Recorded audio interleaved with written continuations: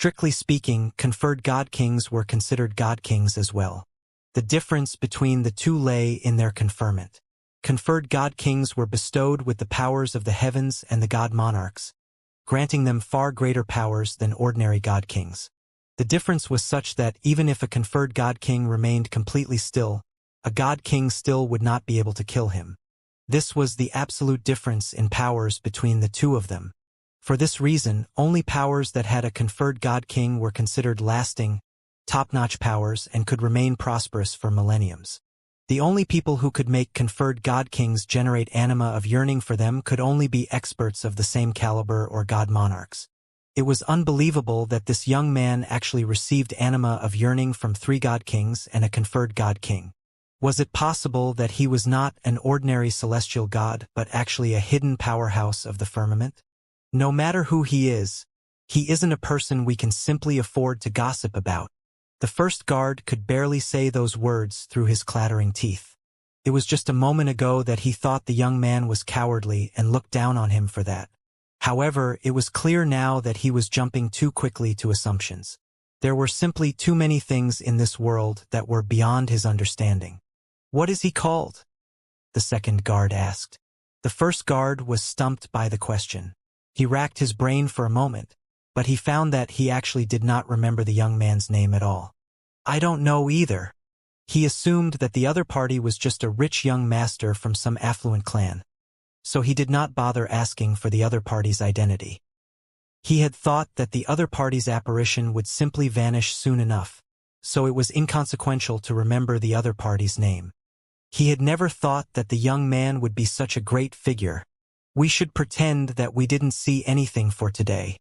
Otherwise, we might risk offending someone if we run our mouth recklessly," the second guard said. "Yes, we should do that." The first guard nodded in agreement. If they were to say something that they should not, they would simply be bringing trouble to themselves.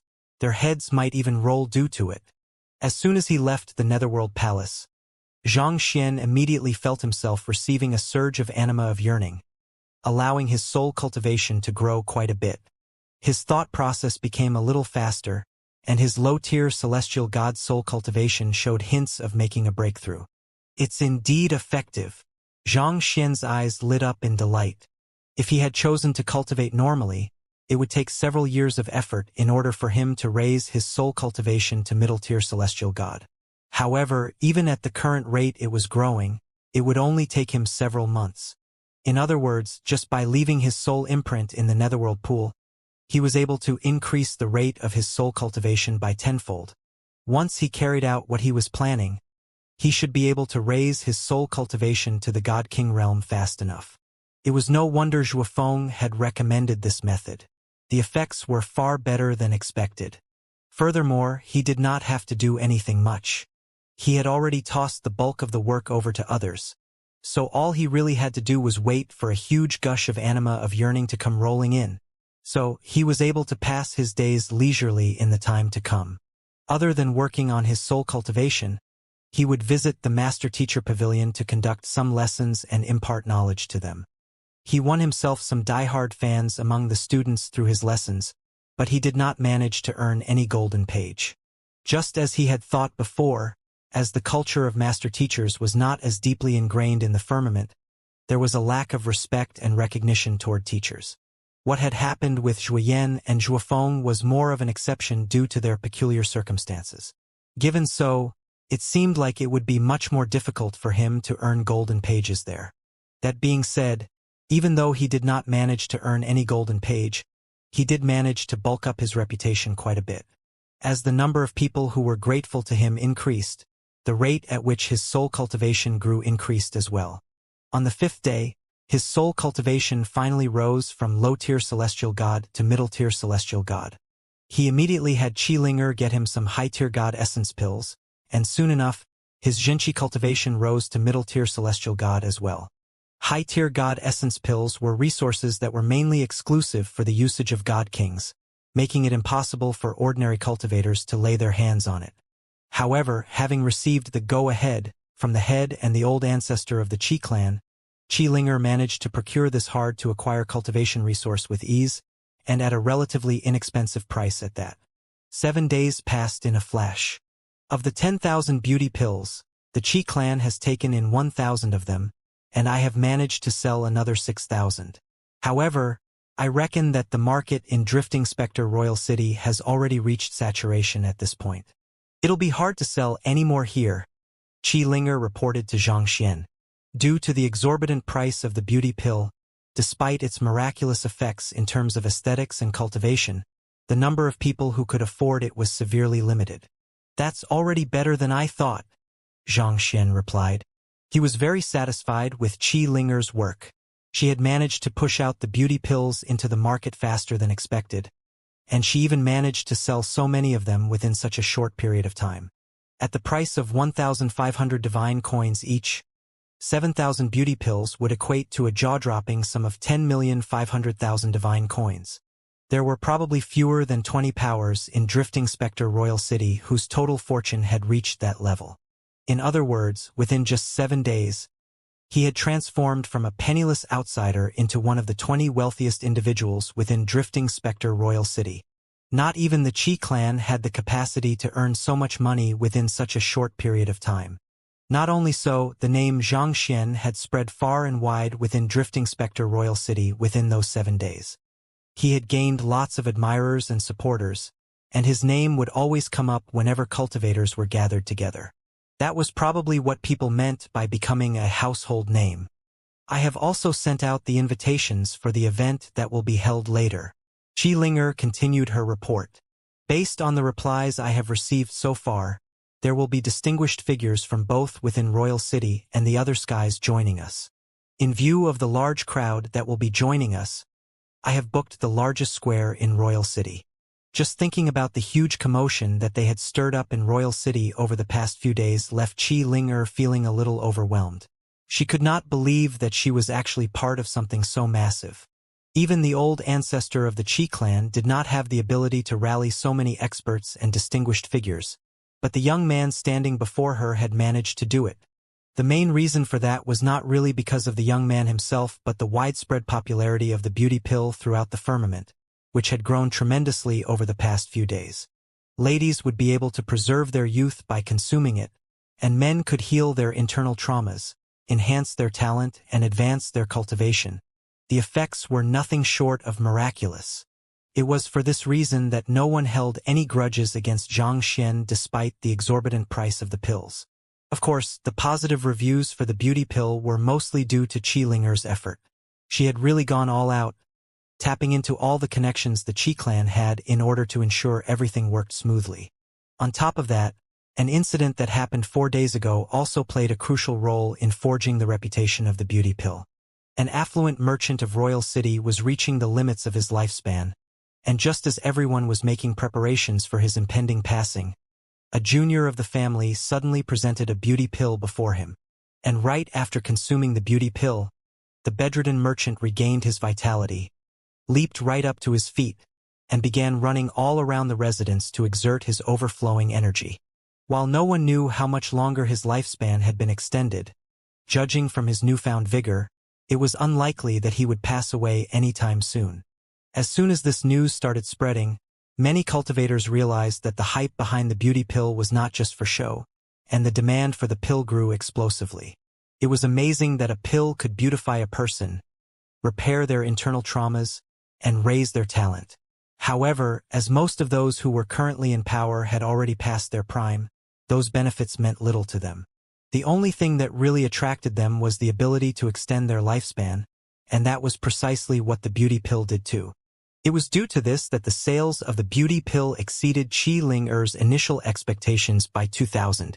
However, what drew so many powerhouses and distinguished figures to gather together in Drifting Spectre Royal City was not just the allure of the beauty pill. More importantly, it had something to do with the news that Xianxia had tasked Qi Linger with releasing to the public.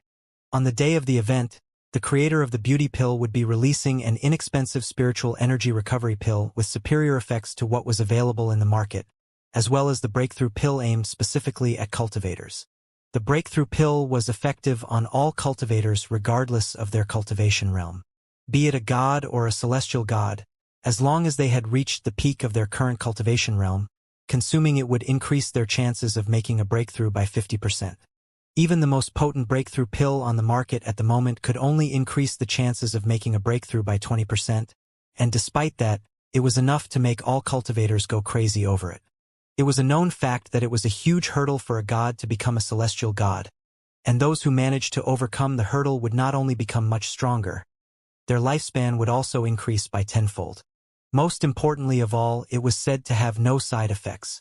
In other words, it would not hinder one's cultivation in the future.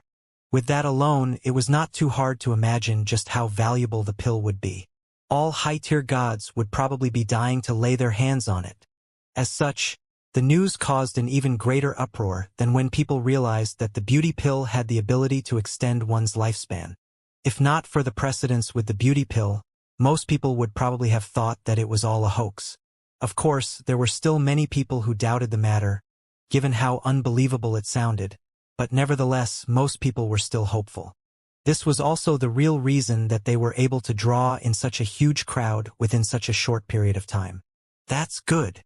Xianxia had been paying close attention on this matter over the last few days, and he knew that Qi had done a good job carrying out the task that he had entrusted to her. With a nod of approval, he turned his gaze to Sun Chong and asked, "How are things going on your side?" "Young master, the renovation of all 100 stores has been completed. General Zhuofeng has also passed the God Essence tablets to me, and there are over 3 million of them at the moment. The jade bottles you requested are also ready," Sun Chong reported proudly. He had slept less than 4 hours over the past 7 days, but even though it was exhausting, he was extremely satisfied with what he had accomplished. As Qi had been constantly selling beauty pills, he did not face any difficulties in financing. This made it much easier for him to acquire the stores that he wanted. Otherwise, it would have been difficult for him to prepare 10 stores, let alone 100 of them. He respectfully presented a storage ring containing the pills and the jade bottles over to Xianxia. Xianxia quickly took a look at the contents in the storage ring before nodding in approval. He was aiming to tackle all segments of the market at once. The breakthrough pill was aimed at high-end customers, whereas the beauty pill was aimed at middle-class customers. Last but not least, the God Essence tablets that he had prepared were for the low-end customers, the ordinary cultivators of the firmament. These cultivators consisted of ordinary gods and semi-divinities, so the amount of anima of yearning each of them generated was severely limited. However, what made them significant was the sheer number of them around. As long as he could open up this market and let everyone know of his name, he was certain that he would receive an endless influx of anima of yearning, allowing him to swiftly raise his soul cultivation to high-tier celestial god and beyond. He reckoned that Kong Shi had probably used such a method to become the heaven subjugation monarch, the 10th god monarch of the firmament. Xianxia continued asking a few questions, but it seemed like the two of them were extremely meticulous in their work, resolving all possible problems without a hitch. With a satisfied nod, he said, "Let's head to the square." Getting on top of an aerial celestial beast, the crowd swiftly made their way over to the square where the event was to be held. They had managed to gather the crowd they wanted, and everything was prepared and ready to go. So, all that was left was for Xianxia to show them his true skills. As long as he could put on a good show. Pooey! How could he call this a show? He was a master teacher, and all of this was real. Anyway, as long as he performed well, he was certain that the name Xianxia would be remembered by everyone in the sky of Drifting Spectre. As time passed, it would slowly spread to every nook and cranny of the firmament, thus allowing him to achieve his goals. "Ruoxin, since I am unable to find you, I will become the brightest star in the firmament so that you can find me instead." It was not time yet, but the largest square of Drifting Spectre Royal City was already filled with a bustling crowd. Xianxia expected to receive around 100,000 people at most, but it was clear with a glance that the scale of the crowd was far higher than that. There were already elevated platforms erected in the square for him to address the crowd. The entire place was jam-packed, such that there were some cultivators who chose to ride on aerial divine beasts in order to avoid being packed like sardines. "There must be at least 500,000 people here, right?" A gray-robed elder sitting on the back of an aerial divine beast looked down at the massive crowd below with a frown on his forehead. I can only say that the allure of the beauty pill is greater than I thought, the black-robed elder beside him replied.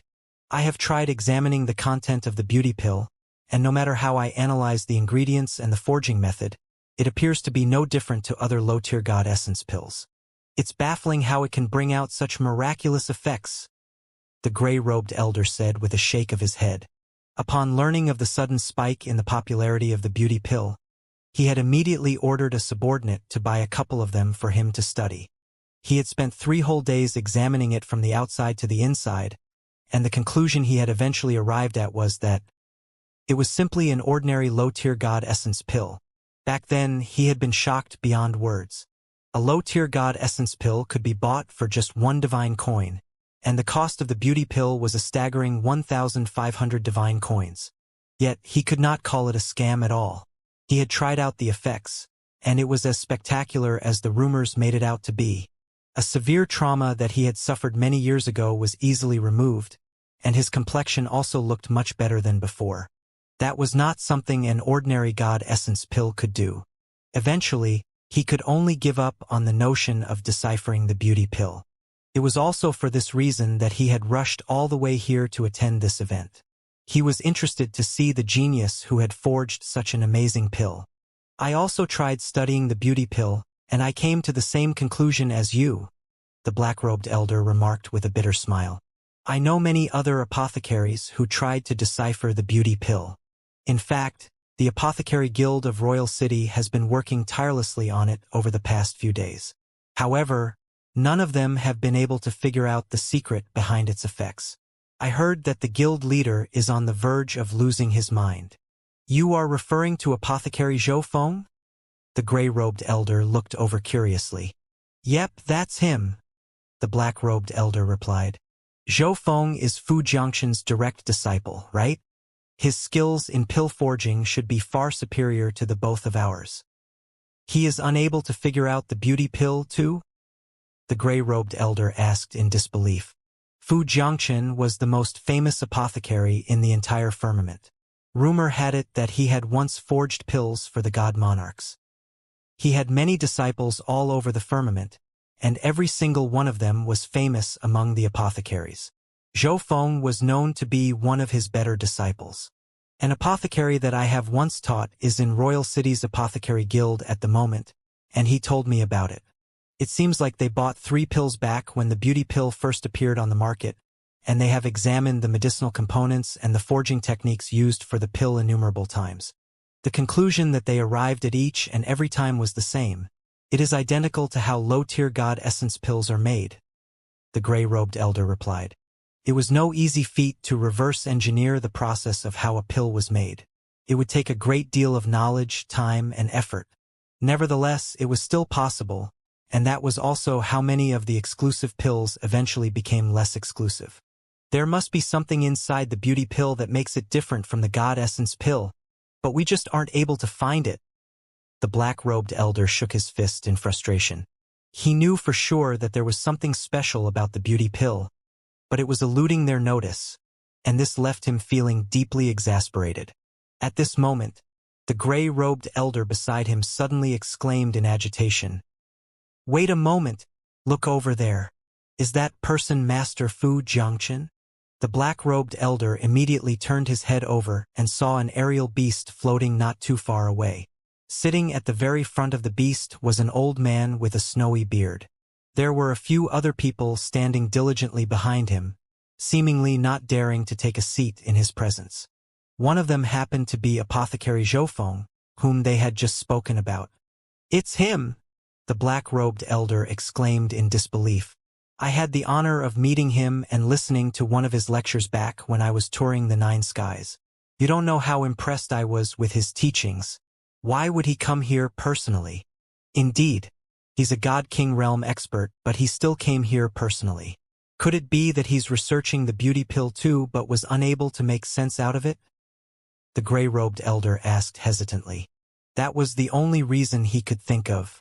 It's possible, but if even the most formidable apothecary in the firmament is unable to decipher the beauty pill, I can't begin to imagine how remarkable the person who forged the beauty pill is. The black-robed elder turned to the stage with an incredulous look in his eyes. That was Fu Jiangqian, a God King realm expert, as well as a person who had once forged pills for the god monarchs. If even he was unable to decipher the secrets of the beauty pill, this might be bigger than they thought. If the beauty pill is that formidable, why don't we just kidnap the apothecary and force him to reveal his pill formula? A middle-aged man amid the crowd asked his companions. Don't tell me that you are afraid of making a move, just because we are in Drifting Spectre Royal City. As the capital of the sky of Drifting Spectre, rules were strictly enforced in Drifting Spectre Royal City. That being said, thievery still occurred from time to time. The beauty pill was obviously a business with tremendous potential for profits. Furthermore, its surfacing in the market had also affected the business of numerous apothecaries within Royal City. Given so, there were bound to be many people who would want to claim his life. Of course not. Do I look like a lawful citizen to you? The companion of the middle-aged man scoffed. Then he shook his head and sighed. I dispatched a team of 3 high-tier celestial gods to kidnap him, but I suddenly lost contact with them in the midst of their mission. I tried looking into it, and it turns out that they were killed. 3 high-tier celestial gods have been killed? Is that apothecary that formidable? The middle-aged man narrowed his eyes in shock. Given the limited number of god kings and conferred god kings in the firmament, a group of 3 high-tier celestial gods could already be considered an elite force. Yet all 3 of them ended up dying in the midst of their mission. Could the apothecary possibly be a god king? It's not that the apothecary is formidable. Rather, it's because of the Qi clan, his companion replied. The Qi clan? That's right. The clan head of the Qi clan has let out word that anyone who dares to touch the apothecary will be an enemy of their Qi clan. There was a god king who opposed the interference of the Qi clan, viewing it as tyranny. However, before he could even finish his words, he was struck with a heavy blow and evicted from Royal City. Rumor has it that it was the old ancestor of the Qi clan who made a move on him, his companion said. The old ancestor of the Qi clan? You are referring to conferred god king Qi Meng. The middle-aged man's face paled in fright. If the medicine was as invaluable as the rumor suggested, it was worth taking the risk to capture the apothecary and coerce the pill formula out of him. However, if the old ancestor of the Qi clan was involved, Qi Meng was a person who had once dominated the world alongside the Chengquan demon monarch. His authority was unrivaled in the sky of Drifting Spectre. Unless the god monarch made a move, no one would be able to bear the burden of his rage. If the apothecary was under the protection of such a person, unless they were tired of living, they had better not lay their hands on the apothecary. You get it, right? I'm only telling you this because of our relationship. I advise you to rein in your thoughts, or else you won't even know what struck you when you die, the companion warned. If the apothecary did not have ways to protect himself after pushing out such a formidable medicine, he would have been killed many times over by now. The firmament, even in the capitals of the 9 skies, was not as peaceful as it seemed on the surface. In a massive floating manor in the sky of Drifting Spectre, a middle-aged man clasped his fist and reported, Old ancestor, I have looked into that matter, and it was indeed the doing of that person from the Qi clan. A slightly bewildered voice echoed from the room. Qi Meng sustained grave injuries in the past, just like me, and his lifespan is already nearing its end. He has been lying low in order to avoid making any more enemies for the Qi clan, so why would he suddenly choose to protect a medicine peddler? Even if the pills sold are incredible, it's unlikely that they have much effect on a conferred god king. He was another conferred god king of the sky of Drifting Spectres, Beitang Shui. Having reached their level of cultivation, there were very few things that could catch their attention anymore. Most of them had retired from the secular world, wishing to live in peace and quiet. It was incomprehensible to him why Qi Meng would suddenly get involved in a matter as minor as this. Not only so, he even made a move on a god king and severely injured him. That was equivalent to offending the power behind the god king, thus creating another potential enemy for the Qi clan. I don't really know the details. So far, I only know that the Qi clan has bought 1,000 beauty pills for their younger generation, causing their potential and fighting prowess to grow significantly. This is especially so for Qi Yu. I heard that he has started to grasp the secrets of a god king, and it's likely that he will make a breakthrough in the near future, the middle-aged man reported. He's already on the verge of a breakthrough? Beitang Shui was taken aback. Is that medicine really that amazing? It is, the middle-aged man replied. He took out a jade container and presented it. Please do take a look. Who? The jade container flew right into the room. Within the room, Beitang Shui picked up the pill and examined in bewilderment. Then he swallowed it. This? Beitang Shui narrowed his eyes in shock. I sensed the aura of a god monarch in the pill. God monarch. The middle-aged man jolted in horror. Indeed, if I'm not mistaken, this pill is indeed nothing more than an ordinary low-tier god essence pill. It's the infusion of a god monarch's Xianxia that resulted in its spectacular effects. Beitang Shui analyzed grimly. This is only my speculation at the moment. Based on what I know, the Xianxia of a real god monarch should be even purer than this, but at the same time it shouldn't have the ability to heal internal traumas. I guess I'll have to meet Qi Meng to understand the situation. Together with Qi Meng, he had fought alongside the Chengquan demon monarch a very long time ago, and they had been privileged to catch a glimpse of the overwhelming power that the god monarchs wielded. The energies that they wielded were extremely pure, and they emanated tremendous pressure that felt almost as if the whole world was crushing down on them. Such was the feeling that he felt from the beauty pill, but the prowess of the energy within had been dampened innumerable times. Old ancestor, are you planning to meet that person from the Qi clan? The middle-aged man asked. It's only right that I should. I thought that old fellow has decided to wash his hands of everything, but it seems like I have misjudged him. Instead, I am the one who is lagging behind. Even if the person who has forged the beauty pill isn't a god monarch, it's likely that he has close ties with one. Lag one step behind, and will always be a step behind them. It's one thing if we didn't know about this matter, but now that we have learned of it, we can't just turn a blind eye to it. Otherwise, our Beitang clan will forever be behind the Qi clan, Beitang Shui said as he rose to his feet. Even though he had no idea how the pill was forged, the fact that it was effective was enough to show that it was authentic. If there was something in the world that even a conferred god king like him was unable to comprehend, chances were high that a god monarch was involved. This was both an opportunity and a threat. If he could get on the bandwagon together with the Qi clan, there were great benefits to be earned. Otherwise, the Beitang clan would only start to lag behind the others. In the depths of the floating mountain on which the Qi clan resided, old ancestor Qi Meng was sitting atop of a boulder with a fishing pole in his hands. In front of him was a small lake, and from time to time one could see fish swimming by.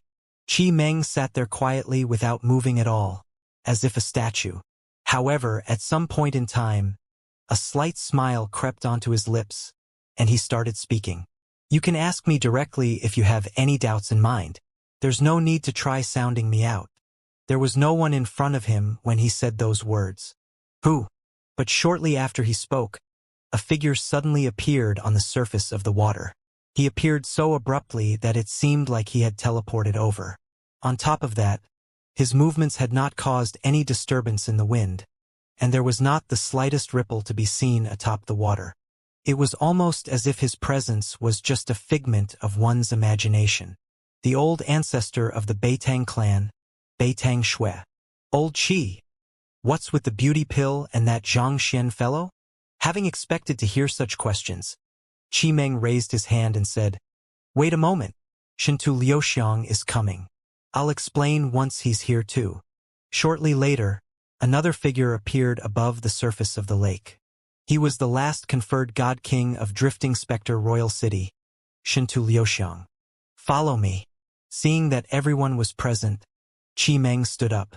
With a slight wave of his robe, a few ripples appeared in the air, and the next moment, he was already standing before the lucid lunar lake. Qi Meng turned to them and asked, Are the two of you able to see the changes in the lake? The changes in the lake.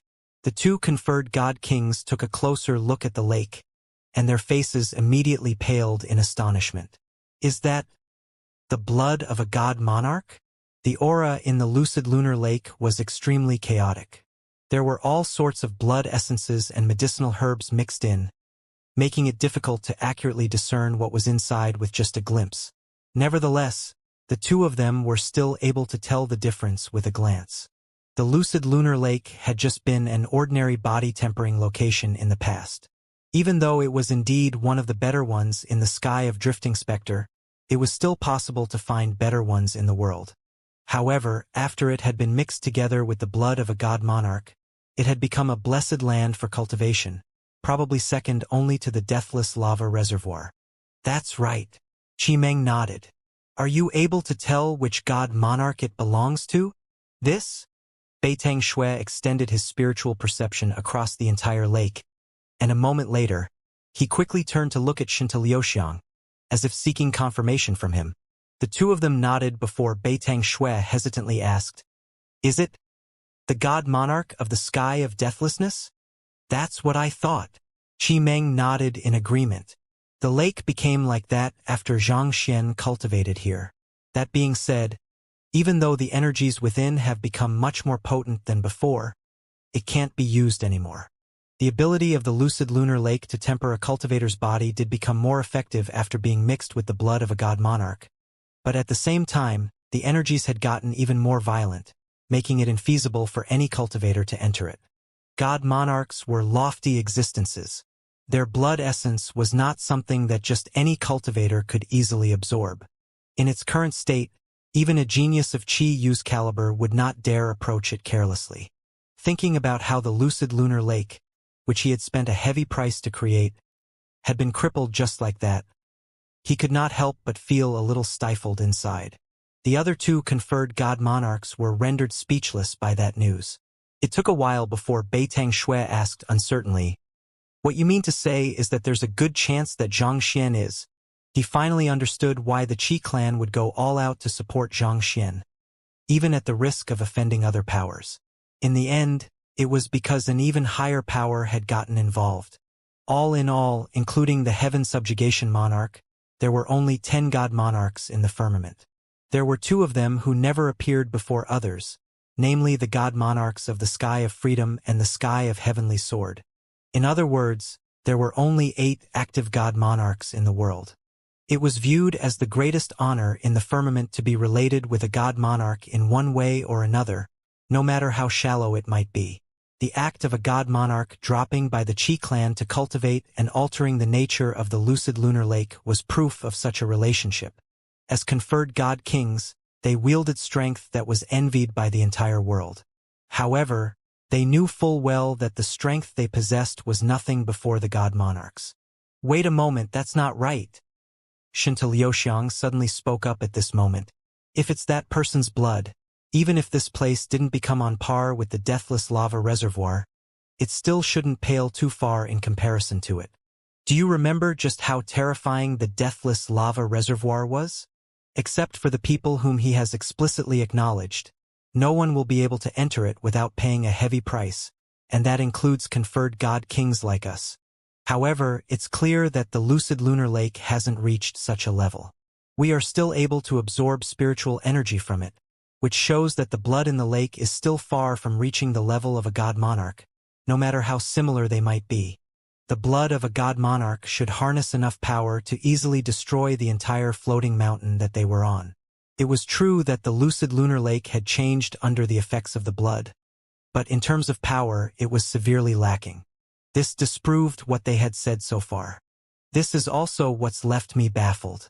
However, you should have also heard of the situation of that person from the Sky of Deathlessness, Qimeng said carefully.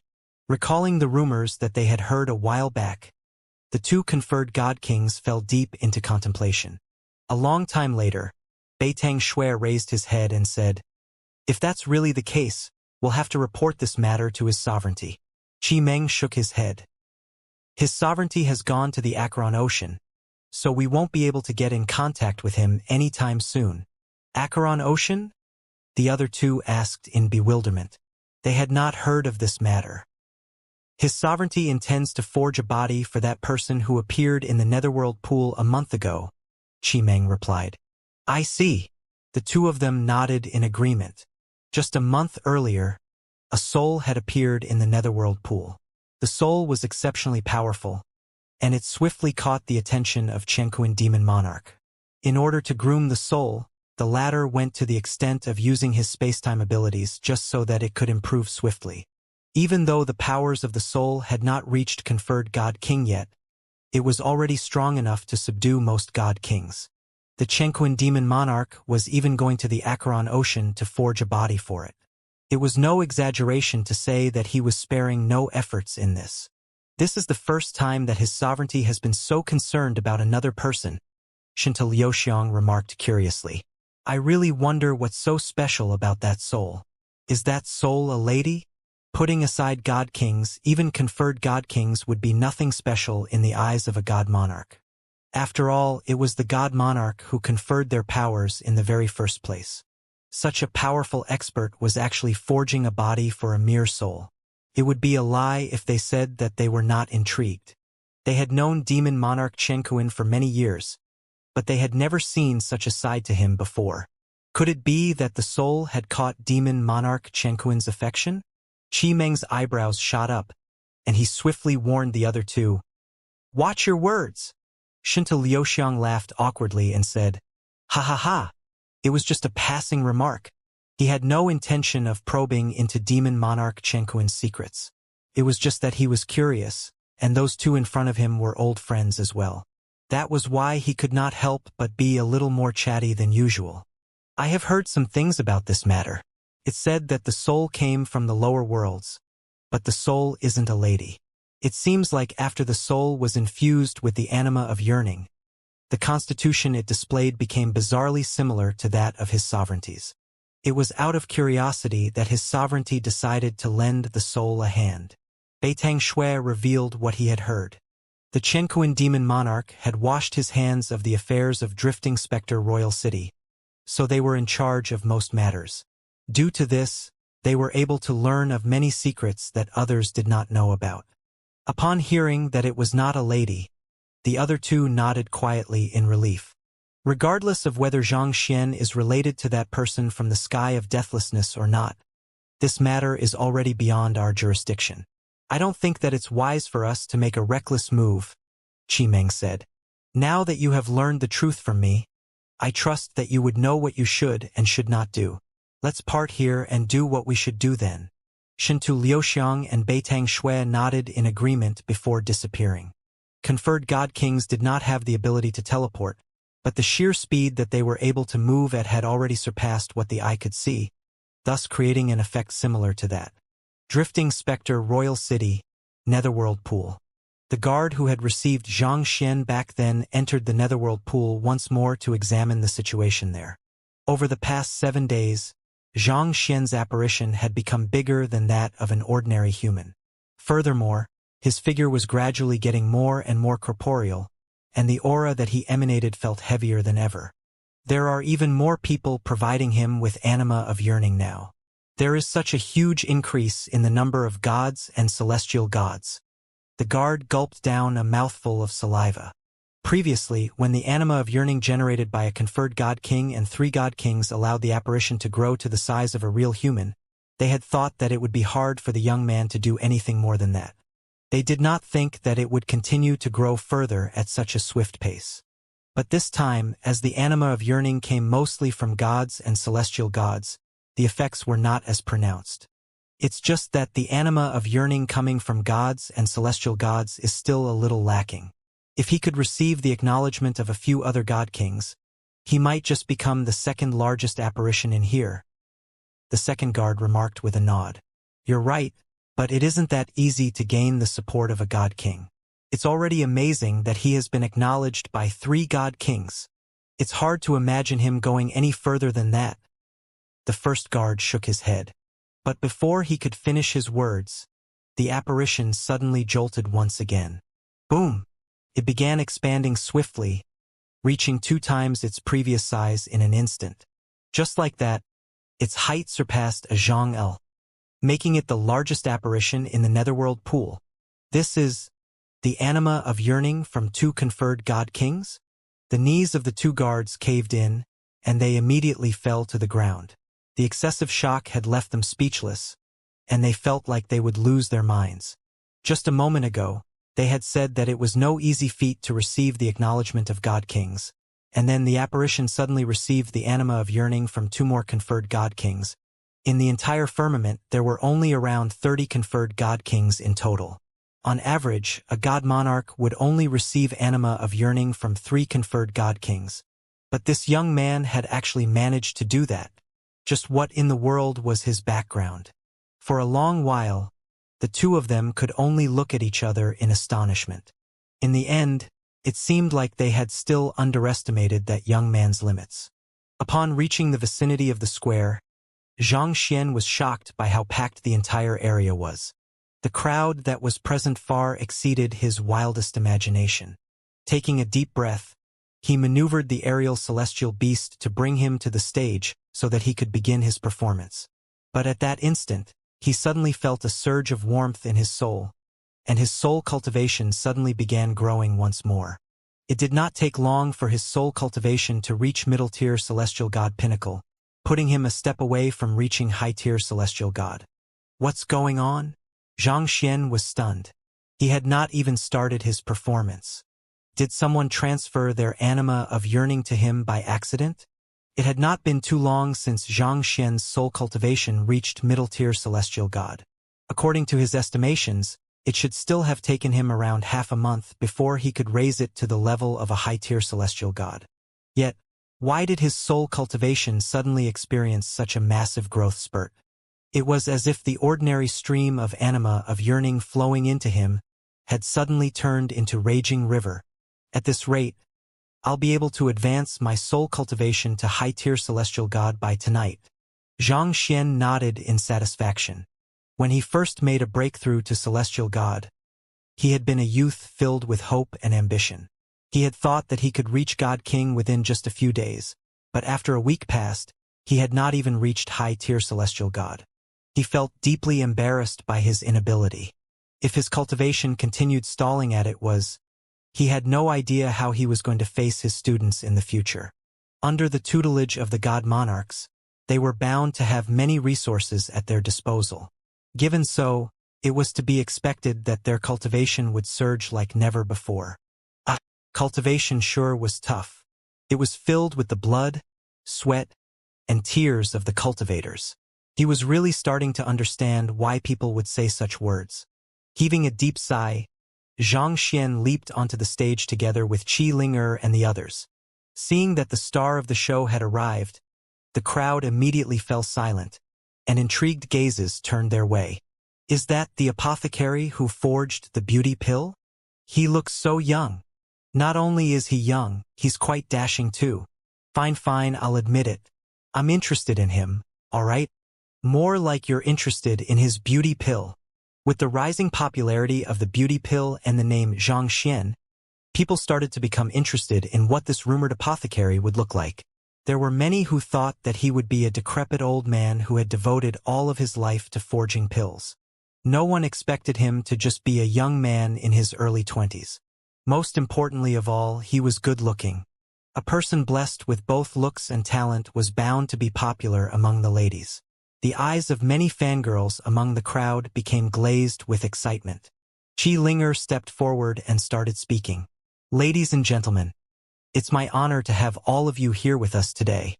I am Qi Ling'er from the Qi clan, and I was the one who extended the invitations to you all. As a low-tier celestial god, she was still unable to project her voice properly to ensure that everyone amid the crowd could hear her. As such, formations were prepared beforehand to ensure that her message reached everyone, regardless of how far they were or the distractions around them.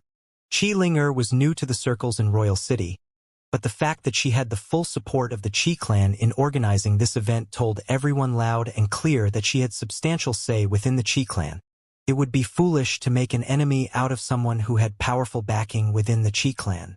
The person standing beside me is Xianxia, the apothecary behind the beauty pill. I invited all of you here not just to talk about the beauty pill, but to introduce all of you to two new pills that Apothecary Zhang has come up with, Qi Linger said before stepping back to pass the stage over to Xianxia. I believe most of you present here should be quite familiar with the effects of the beauty pill, Xianxia said. Most of those who were present had either heard of the effects of the beauty pill or were direct beneficiaries of it. Otherwise, who had the time to participate in a meaningless gathering that they could not get anything out of? The beauty pill can nourish your skin, making it more tender and suppler than before, Xianxia said. Aside from that, it can also heal your internal traumas and even extend your lifespan slightly. There are some among the crowd who have tried the pill out themselves and spoken about it, so I won't talk too much about it. Just as Qi Linger mentioned, the aim of this event is to introduce the two new pills that I have recently perfected. First and foremost, I would like to introduce an upgraded version of the beauty pill, and that is none other than the breakthrough pill. The information I relayed to you previously through the invitations contains no falsehood nor exaggeration. It does have the effect of increasing the chances of a cultivator making a breakthrough by 50%, which means that those who consume this pill is almost guaranteed to be able to overcome the bottleneck they are facing. One thing that concerns most people about such pills is the major side effects they come with, but I can assure you that the breakthrough pill has none. You need not worry about facing any hindrances in your cultivation because you have consumed the breakthrough pill before. On top of that, the breakthrough pill also carries the benefits of the beauty pill as well. It can make your skin more supple, heal your internal traumas, and extend your lifespan. And most importantly of all, it's delicious. Increase the probability of making a breakthrough by 50%? That's almost an assurance of a breakthrough. It also has the effects of the beauty pill too. Most cultivators can increase their chances of making a breakthrough by 20% by reinforcing their cultivation properly. If they consume the breakthrough pill on top of that, the chances will be raised to a mind-boggling 20%. That's insane. What's more, he mentioned that there are no side effects. Isn't that crazy? Such discussions could be heard throughout the crowd. Many of the experts riding on aerial divine beasts were tempted by what Xianxia had said. They might not need the pill themselves, but they could still get one for their offspring. It would allow them to bulk up their forces within a short period of time, and that would be the key for them to expand their influence. Standing on top of an aerial celestial beast, Zhou Feng looked at the elder sitting in front of him and asked in bewilderment, "Teacher, is it really possible for such a pill to exist?" The most famous apothecary of the firmament, Fu Jiangqin. I can't say for sure whether it truly exists or not, but it's best not to make judgments too quickly.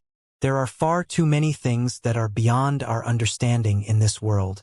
Let's continue watching. We'll be able to tell once the pill appears, Fu Jiangqin replied without tearing his eyes away from the stage. As a god king, he had already lived for several thousand years and encountered many unbelievably talented individuals. Going by his common sense, he thought that a pill that could increase a person's chances of making a breakthrough by 50% was utterly ridiculous, and something as convenient as that could not possibly exist. But nothing was absolute. Just a few decades back, the heaven subjugation monarch had also achieved what most people thought was impossible. It might be the same for this young man. I understand that you may harbor some doubts regarding what I have just said, so I have brought the pill here in order to demonstrate its effects. With a flick of his wrist, Xianxia took out a jade container and opened it. A round pill appeared before everyone's view. There was no amazing pulsation of spiritual energy or incredible emanation of aura. Looking at it from afar, the pill simply looked ordinary. That is a middle-tier god essence pill, right? I have been forging that pill for 100 years now, so there's no way I wouldn't recognize it. The beauty pill looks identical to the low-tier god essence pill, whereas the breakthrough pill looks identical to the middle-tier god essence pill. Can't he choose another look for his pills? The crowd frowned upon seeing the pill. Even Fu Jiangqin was speechless. He had thought that he would at least be able to discern the effectiveness of the pill just by looking at it, but it seemed like he was thinking too much. From the moment he saw the breakthrough pill, he realized that it would be just like the beauty pill. Even if he sliced it apart and analyzed it for days, he still would not be able to figure out the secrets behind it. That person sure is a rare prodigy when it comes to forging pills. Fu Jiangchen sighed deeply. Teacher, what makes you say that? Zhou Feng asked. The young man had not even demonstrated the effects of the pill yet, but his teacher was already complimenting him in advance. No matter what kind of pill it is, there are usually signs that allow us to identify its true nature. Recovery pills are bound to contain the blood agglutination grass or the anti-clotting flower. Breakthrough pills are usually made with the breakthrough flower or the meridian soothing fragrance. However, the beauty pill that the young man has made, despite its amazing effects, appears to be no different from a god essence pill. Do you know the reason behind that? Fu Jiangchen asked. Zhou Feng shook his head. If he knew the truth, he would not have gone to the extent of inviting his teacher there to decipher the young man's secrets. It's simple. The young man used a special forging technique to conceal the secrets behind his pill, Fu Jiangchen replied. Conceal? Is that possible?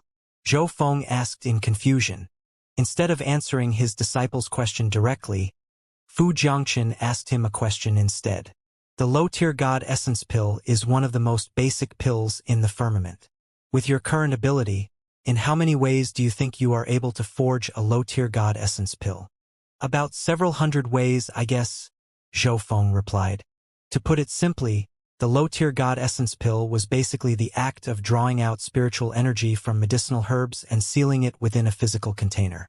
There were many different combinations of medicinal herbs and forging techniques that could achieve the same effect, so the only issue was with finding the most efficient and economical way to do it. The reason you are able to deduce hundreds of ways to forge a low-tier god essence pill is mainly due to your strong foundations as an apothecary. You don't just blindly follow pill formulas. You understand the nature of medicinal herbs well, and you are able to deduce how different medicinal herbs interact with one another under different conditions. That, in turn, allows you to come up with multiple ways to create a certain effect. Fu Jiangchen's gaze moved over to the young man on the stage, and a hint of reverence flickered across his eyes. It's the same for the young man over there.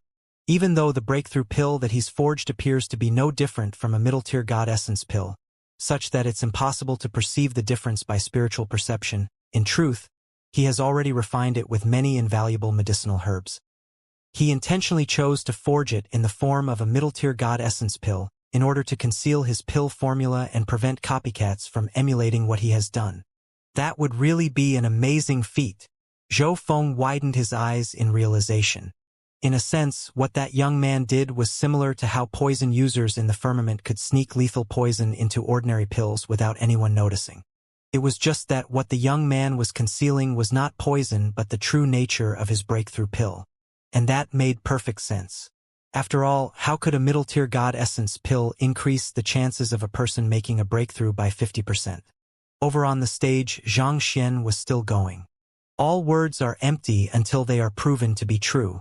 Since I have brought the pill out, it goes without saying that I should demonstrate the effects to assure all of you that this is no sham. Is there anyone who is interested in trying out the breakthrough pill? In order to eliminate speculations that I am putting on an act, I'll need that person to be a distinguished individual who has great credibility in Drifting Spectre Royal City. On top of that, they need to be on the verge of a breakthrough. The purpose of the demonstration was to convince the crowd that the breakthrough pill was truly as effective as he had made it out to be. Thus, it would be meaningless if the person that he selected was not credible enough to convince everyone that they were not conning them. I am Zhang Heng from Drifting Spectre Royal City's City Guards. My cultivation has been stuck at high-tier god pinnacle for more than a decade now, and all of the guards in the city can testify on my behalf. Before anyone could react, an old man had already volunteered himself and leaped onto the stage. What's the use of having the guards testify for you?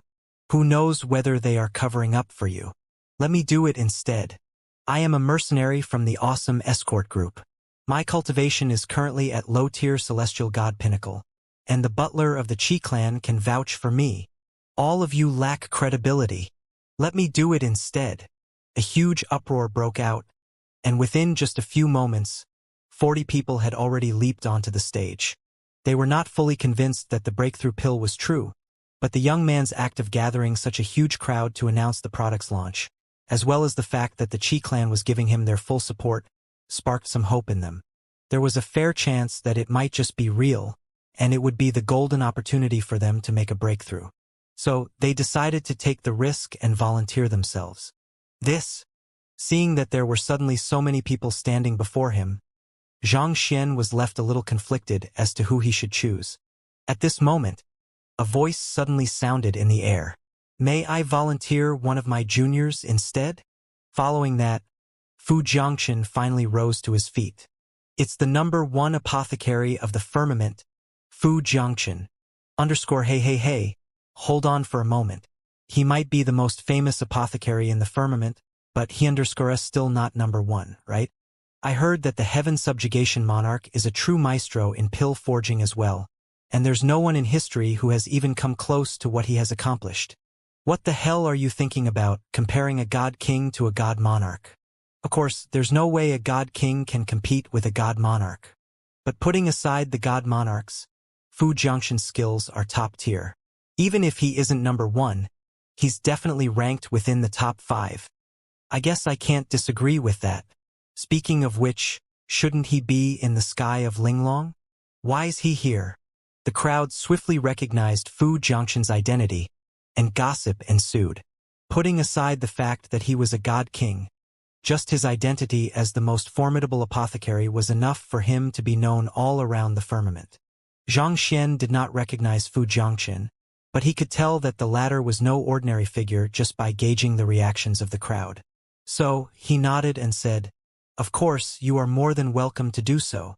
Without standing on ceremony, Fu Jiangxin raised his hand, and a young man behind him leaped down from the celestial beast and landed on the stage. "He's my grand student, Han Qi. He's a high-tier god, and as it hasn't been long since he reached that cultivation realm, I estimate the chances of succeeding if he attempts a breakthrough right now are around 30%, Fu Jiangxin said. Since his grand student was the one chosen to test the breakthrough pill, it was only right for him to explain everything clearly. Otherwise, it would ruin his reputation if others accused him of colluding together with the young man. Right after Fu Jiangxin said those words, on the stage, Han Qi immediately displayed his cultivation to the crowd. He was indeed a high-tier god, but there were hints that his cultivation was still a little loose and had not been reinforced yet. This showed that it had not been long since he made his breakthrough. We trust Apothecary Fu's integrity.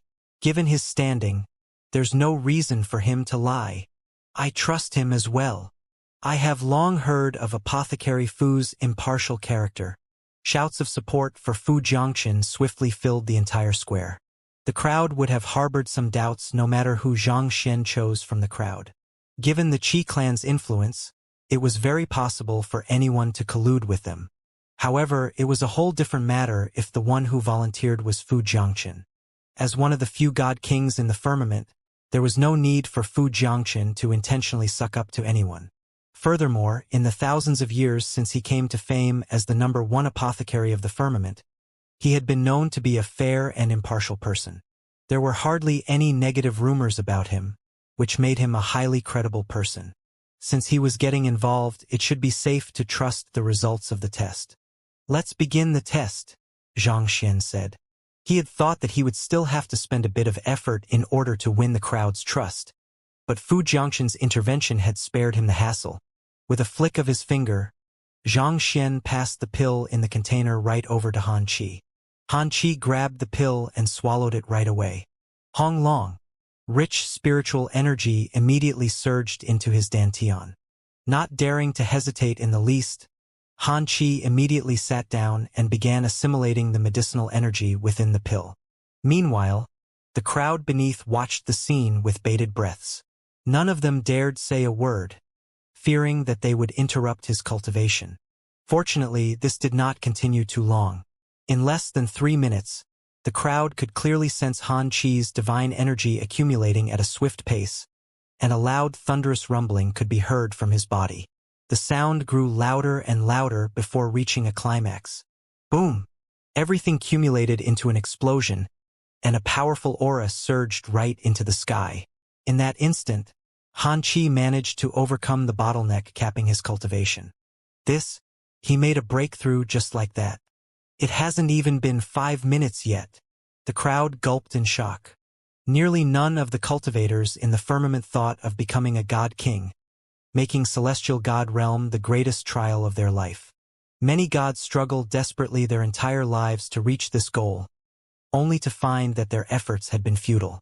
Yet, the young man in front of them had succeeded in less than 5 minutes. Was that breakthrough pill really that remarkable? Fu Jiangchen also narrowed his eyes in disbelief. He was capable of forging pills that increased the chances of a god becoming a celestial god, but the most effective pill that he could make would only increase the chances by 20%, and a person could only afford to consume one in their entire life or risk severe side effects. In fact, even if the other party's pill was capable of increasing the chances of a breakthrough by 50%, the breakthrough should not have come so quickly.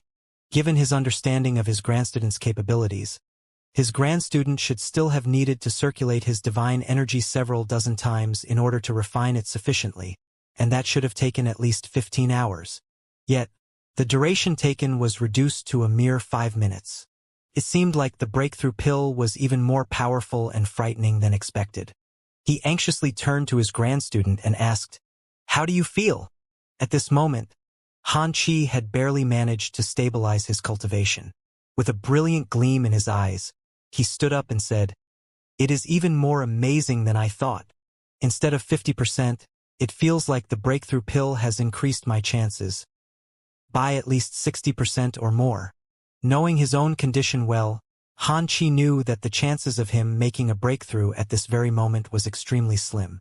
Claiming that his probability of success was 30% was flattering him. Yet, he managed to achieve a breakthrough so easily and so smoothly, as if there was no bottleneck at all. In his opinion, the breakthrough pill was far more effective than what the young apothecary had said. In fact, he was willing to go as far as to say that the breakthrough pill had increased the odds of him making a breakthrough to 100%. Is it really that remarkable? Fu Jiangchen was stunned to hear how high an opinion Han Chi had of the breakthrough pill. "I dare not lie to you, Grand Teacher Fu. I swear on my pride as an apothecary and my own life that there isn't the slightest falsehood in my words," Han Chi replied solemnly. Hearing how Han Chi was willing to even swear on it, the crowd, who were harboring some doubts after hearing his unbelievable claims, fell silent in shock. This was exactly the effect that Zhang Xian wanted to create through the demonstration, and he knew that he should strike while the iron was hot. So he stepped forward and began speaking. "Thank you for your words, Brother Han. I believe that this should be enough to prove that there has been no exaggeration on my part regarding the effects of the breakthrough pill. Right now, I shall announce the price of the pill and the quantity that will be on sale today." Those words immediately snapped the crowd out of their daze, and they hurriedly shifted their attention back to him. This was the main point of the show. No matter how formidable the breakthrough pill was, it would be meaningless if they could not afford it. There was a brief pause at this moment, which caused the crowd to fidget anxiously, before Zhang Xian began speaking. As a pill that allows a cultivator to overcome his bottleneck, the price of the breakthrough pill is naturally even higher than that of the beauty pill. The sales price of the beauty pill is 1,500 divine coins, and the breakthrough pill happens to be 10 times that. In other words, 15,000 divine coins. 15,000 divine coins? Isn't that daylight robbery? That's too expensive. Most cultivators wouldn't be able to buy it, even if they were to save a lifetime's worth of fortune. Even though it's exorbitant, if the effects are really as amazing as we saw, it would indeed be worth that price. Bitter looks emerged on the faces of the crowd upon hearing the price. 15,000 divine coins, that was enough for one to buy a house near the heart of drifting Spectre Royal City, and to dump that humongous wealth on a single pill. Then again, even though it might appear as if there was only the difference of a word between a high-tier god and a low-tier celestial god, it signified a difference in the level of existence. If the breakthrough pill really allowed one to overcome this difference, it would be worth it no matter how much one spent. The difference in terms of lifespan and standing could not be bought with any amount of money, until the launch of the breakthrough pill. "Do you think that it's too expensive?" Zhang Xian asked as he looked at the faces amid the crowd. Then, a smile appeared on his lips as he said, "I think so too. It's the first day I'm unveiling the breakthrough pill, and if I were to go with that pricing, most of you would probably be scared off. For this reason, just for today you won't need 15,000, 12,000, or even 10,000. All you need is 9,980. Yes, you didn't hear wrong. At just 9,980 divine coins, you will be able to buy a breakthrough pill. Make no mistake, what you will be buying here is not just a pill. At a price lower than 10,000 divine coins, you will be able to secure assurance for you or a loved one's brighter future.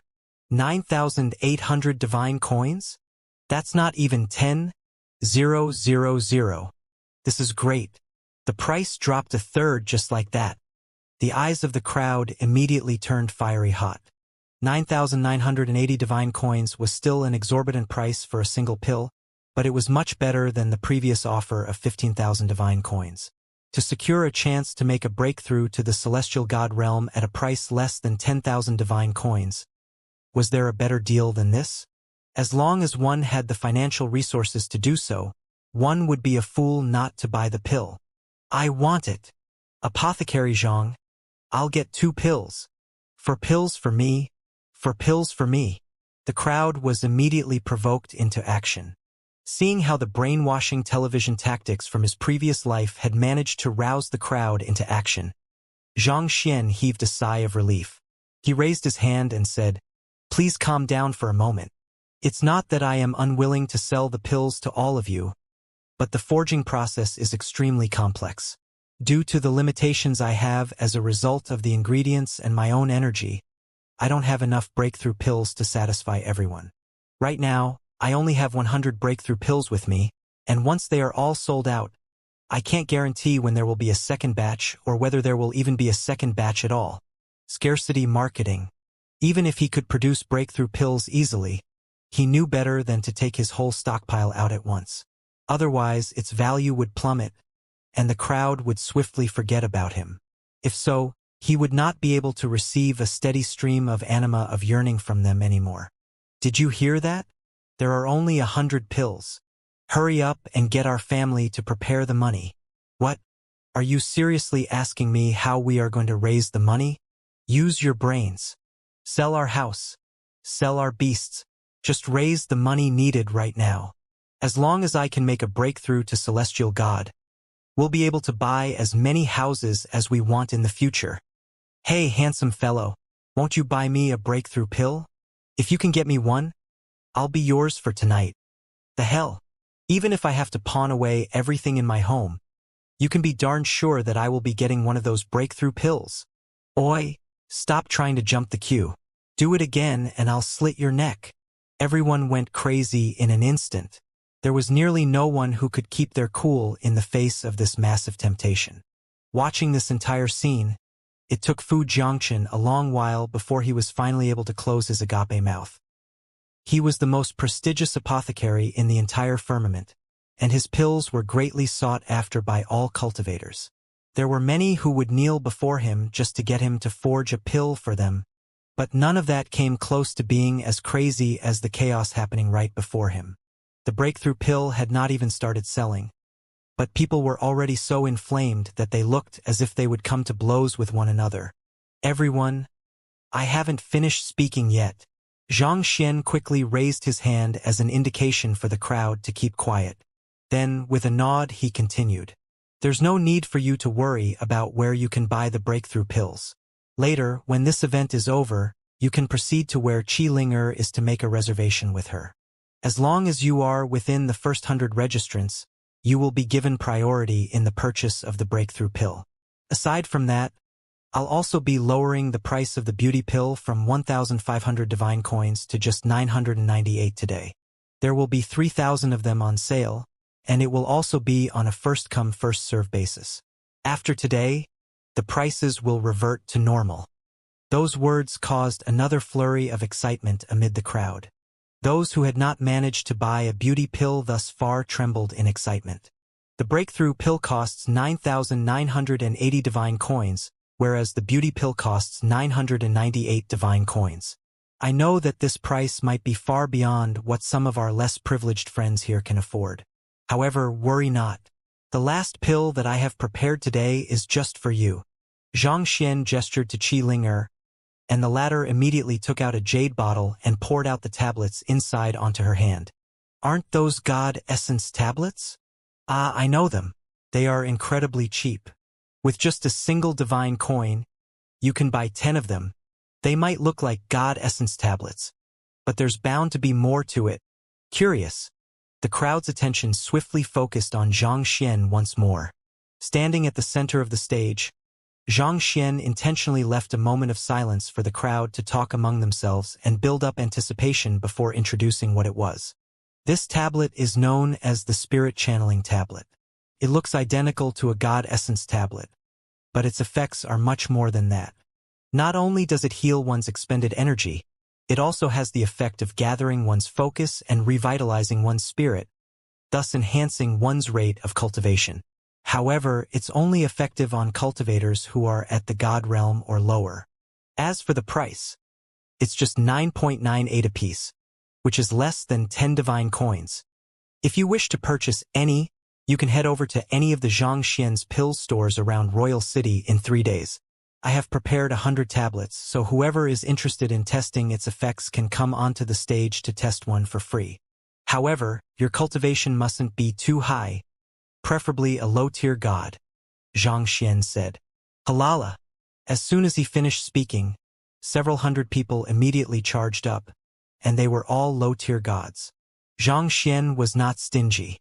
He had Qi Linger take out a few more bottles so that all of them could get a tablet. After consuming the Spirit Channeling Tablet, the cultivators felt their focus sharpening more than ever before. 10 of them were even able to make use of this heightened condition to make a breakthrough to middle-tier god. With that, another wave of excitement swept across the crowd. Even the effects of the cheapest Spirit Channeling Tablet had exceeded their imagination. It turned out to be an incredible medicine for making a breakthrough as well. Furthermore, the price was not even 10 divine coins. It was a sum that most cultivators could afford. In an instant, all 500,000 people in the crowd made sure to jot down the name Xianxia's pills into their minds. Naturally, the image of the young man behind all these pills was also imprinted deeply in their heads.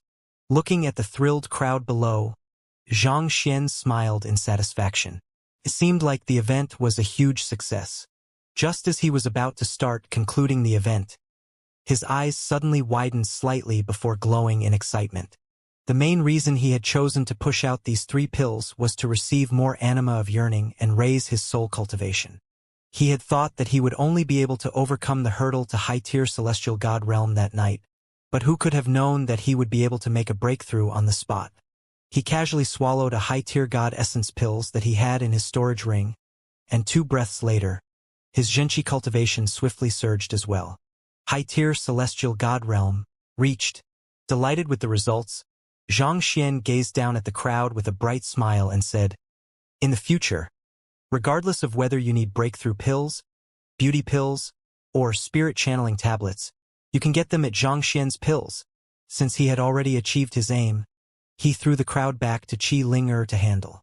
Without any hesitation, he leaped onto the aerial celestial beast that he had arrived on and returned to his residence. Even though he had gone all out, he only did so because the situation necessitated it. On the inside, he was a humble and low-profile person. Since he had already achieved his goal, it was only natural for him to get out of the spotlight as soon as possible. Barely after Xianxia returned to his room and took a seat, Sun Chong suddenly came over and reported, "Young master, a person named Fu Jiangchen is at the entrance, and he has requested to meet you. Invite him in." Xianxia got to his feet and walked to the main hall to meet his guest. He had been able to learn of Fu Jiangchen's identity from the discussions of the crowd earlier. Considering how the latter had helped him, it was only natural for him to welcome him warmly. Without his intervention, there was no way the breakthrough pill would have been able to win widespread recognition so quickly. Apothecary Zhang. Fu Jiangchen greeted Xianxia before settling on a seat. He began observing the young man in front of him curiously. The young man had concealed his cultivation well. While others might not be able to discern it clearly, he could tell that the young man was already a high-tier celestial god. Furthermore, the energy flowing through his body was truly terrifying. In terms of strength, the young man might be comparable to him, a god king. Be it in terms of fighting prowess, ability as an apothecary or business sense, there was no doubt that the young man sitting in front of him was an outstanding individual. "I'm honored by your visit, Apothecary Fu," Xianxia said politely. "We are both apothecaries, so there's no need for you to be so polite with me. I have dropped by in hopes that we could share insights regarding pill forging with one another," Fu Jiangchen said. "I'm more than delighted to chat with you," Xianxia replied with a smile. The art of pill forging was vast and profound. However, Xianxia had already reached the peak of the field back when he was still on Master-Teacher continent. While pill forging in the firmament was slightly different from that of the Master-Teacher continent, the fundamental principles were mostly the same. As such, he was able to converse with Fu Jiangchen about pills without any difficulties. It did not take long for Fu Jiangchen to be colored impressed. There was a brief moment that he was deeply tempted to acknowledge the young man before him as his teacher. He had the reputation of the #1 apothecary in the firmament, but in truth, he knew that he was still far from the peak. He had the honor of meeting the Heaven Subjugation Monarch once, and the two of them had briefly chatted about their insights regarding pill forging. From that conversation, he had realized that the Heaven Subjugation Monarch was actually a true master in pill forging, such that it was no exaggeration to say that his skills were unrivaled. And right now, after having a deep discourse regarding the profoundness of pill forging, he realized that the young man before him did not pale in comparison to the Heaven Subjugation Monarch at all. To think that a young man in his 20s would actually possess skills rivaling those of the Heaven Subjugation Monarch. Just how in the world did he manage to acquire his capabilities? After chatting for a while, Fu Jiangchen awkwardly raised a request. "Apothecary Zhang, if you don't mind, do you have some breakthrough pills here that you could sell to me? I'm willing to buy them at the original price." In truth, this was his main aim. Considering that only 100 breakthrough pills were being sold out there, it did not seem appropriate for a reputable apothecary like him to fight with the crowd over the breakthrough pill. With this consideration in mind, he had decided to pay a visit to Xianxia personally, hoping that he could buy some from the person in question. Of course, his goal was not to use the breakthrough pills to raise his cultivation but to study them. "That's no trouble at all," Xianxia replied heartily. With a wave of his hand, he gestured for Sun Chong to bring a jade bottle over. Fu Jiangchen uncorked the lid and saw 10 breakthrough pills inside. His face immediately reddened in agitation. He quickly took out a card and passed it over. "Here, 150,000 divine coins. Ah, it's fine. There's no need for you to pay me. However, Apothecary Fu, do you have any pinnacle god essence pills with you? I would be really grateful if you could sell some of them to me," Xianxia said. He could feel that the effectiveness of a high-tier god essence pill on him had reduced significantly, such that it was likely that he would need pinnacle god essence pills in order to push for a breakthrough to God King. The only problem was that pinnacle god essence pills were incredibly valuable and were effective even on conferred god kings. Putting aside the exorbitant price tag on them, it was extremely difficult to source them. Considering that Fu Jiangchen was renowned as the #1 apothecary in the firmament, he should be able to forge the hard-to-acquire pinnacle god essence pills. If he could buy more from the other party, he would be spared a great deal of trouble in the future. As long as he could successfully raise his cultivation to the God King realm, he would have sufficient strength to squeeze into the top echelon of the firmament. Pinnacle God Essence pills? Sure, I do have some. Fu Jiangchen was stunned for a moment before nodding in agreement. One could count on one's fingers the number of apothecaries in the firmament who were capable of forging Pinnacle God Essence pills, but he happened to be one of them. Not only so, he was ranked among the top few. With a flick of his wrist, he passed a jade bottle over as he said, "The Pinnacle God Essence pill is a very high-tier pill, and the medicinal herbs that are required for its forging are extremely difficult to source. Even I must spend a great deal of time and effort in order to forge one. Currently, I only have 3 Pinnacle God Essence pills in my possession." "That's enough." Xianxia could hardly hide his disappointment when he heard that Fu Jiangchen only had 3 of them, but he quickly concealed it with a smile. He accepted the jade bottle before beckoning Sun Chong over. Here, 2,900,000 divine coins. Please accept it. Sun Chong humbly passed a card over to Fu Jiangchen. The price of God Essence pills went up 100-fold for each difference in tier. A divine coin for a low-tier God Essence pill, 100 divine coins for a middle-tier God Essence pill, 10,000 divine coins for a high-tier God Essence pill. Naturally, a pinnacle God Essence pill was worth 1 million divine coins, and that was assuming that one had the connections to procure one. In comparison, the breakthrough pill that he was selling really was not expensive at all. Fu Jiangchen had Zhou Feng accept the card before rising to his feet. He had already accomplished his business there, so it was time for him to bid farewell and leave. Apothecary Fu, please hold on a moment, Xianxia said as he stood up as well. Perplexed, Fu Jiangchen turned around and asked, "Do you need anything from me, Apothecary Zhang?" "I'm not really sure how to put it," Xianxia said hesitantly as he quickly prepared his words. "Apothecary Fu, you are a God King expert, as well as a renowned apothecary. I believe that you must have visited many different places in the firmament and know many things. There's something that I would like to ask you about." He was hoping that the old man before him might happen to know something about Luo Ruoxin. An apothecary who was able to forge pinnacle God Essence pills that conferred God Kings needed was bound to be respected and treated like a VIP no matter where he went. Given so, it was likely that he might know of secrets that others were unaware of. "Apothecary Zhang, feel free to ask me anything. I'll answer your question as long as it's something that I know of," Fu Jiangchen said with a smile. He had traveled around the firmament over the past thousands of years, and he prided himself as a person who was very knowledgeable about the affairs concerning the firmament. "I would like to inquire about the status of a person that I know. If I'm not mistaken, she should be a God King at the very least. Her name is Luo Ruoxin," Xianxia said expectantly. "Luo Ruoxin?" Fu Jiangchen frowned slightly. "I have heard of all of the God Kings in the 9 skies, but I don't know anyone who goes by that name. There were only 100 or so God Kings in the firmament, so it was not difficult to remember every single one of them." He was certain that none of them went by the name Luo Ruoxin.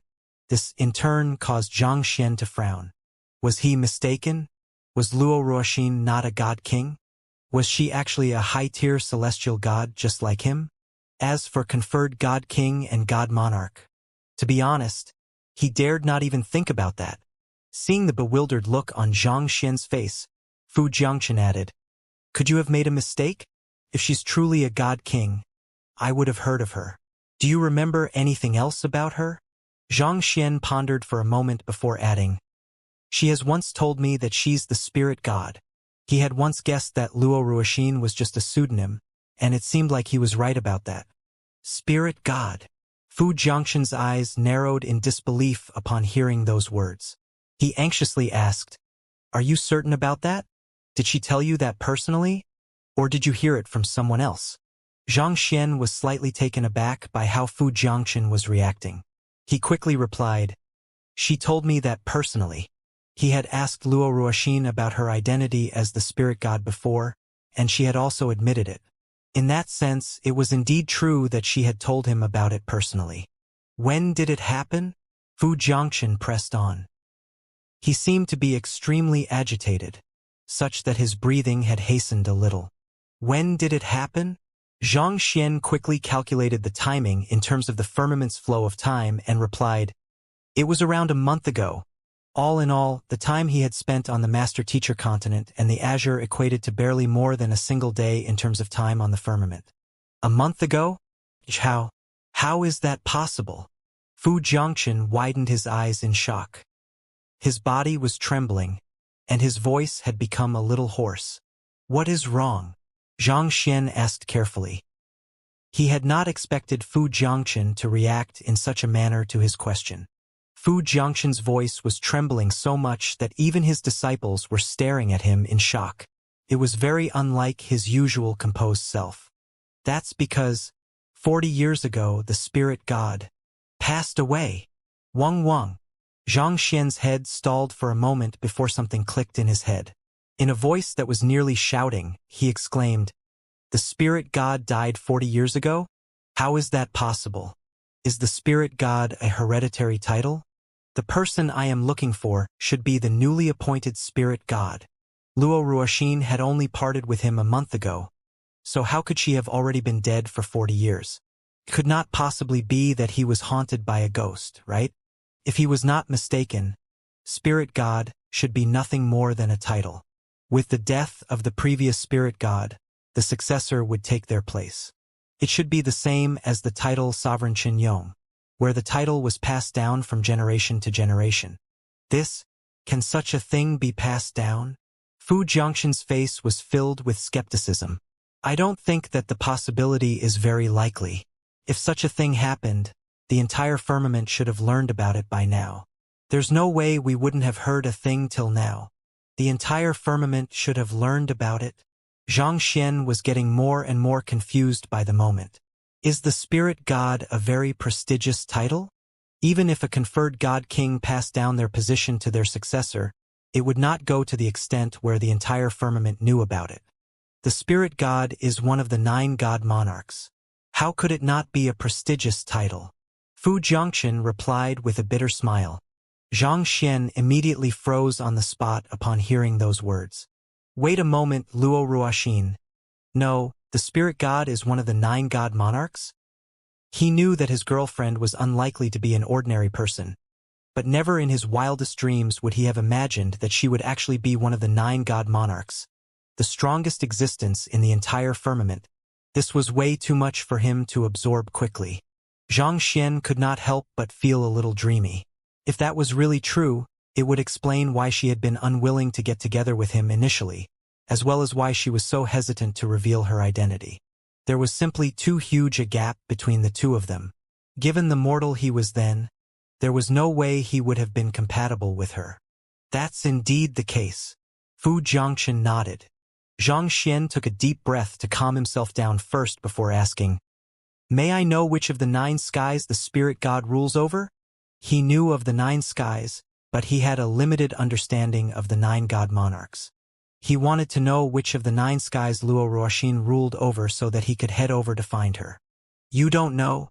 Fu Jiangxin was surprised by Xianxia's question. He stared at the young man for a moment, but it did not seem like the young man was joking with him. So, he shook his head and replied, The spirit god is naturally the monarch of the sky of spirit origin. Sky of spirit origin? Xianxia was stunned as another name for the sky of spirit origin suddenly surfaced in his mind. You are referring to the sky of deathlessness, right? Which means to say that the spirit god is the deathless monarch. Indeed, Fu Jiangxin nodded in response. Xianxia was utterly dumbfounded. The spirit god was actually the deathless monarch. But the deathless monarch was already dead. He even saw the latter's tombstone back at the Azure. Could it be that Ruoxin inherited the position of the previous deathless monarch, thus becoming the spirit god of the new generation? Xianxia swiftly came up with a plausible answer to this bizarre occurrence. This was the only explanation that he could think of that made sense of everything. Well, I'm afraid that I don't really know about that, Fu Jiangxin replied awkwardly. A moment later, he added, It's hard to say when it comes to the god monarchs.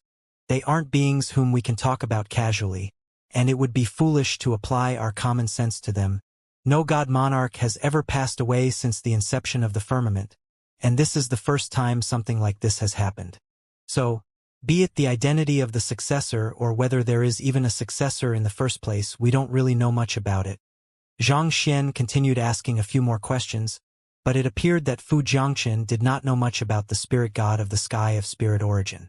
So, he decided not to ask about that anymore. Then, do you know the god monarch for each of the 9 skies? For some reason, the information regarding the 9 god monarchs was not detailed in any of the books at all. Most of what he had knew about the god monarchs had come from Mo Yun, the teacher that he met shortly after he arrived in the firmament. Since Fu Jiangxin appeared to be extremely knowledgeable about the firmament, it would be best to direct these questions to him. Those aren't secrets at all. Anyone who tries to look into it will be able to receive answers quickly, Fu Jiangxin said.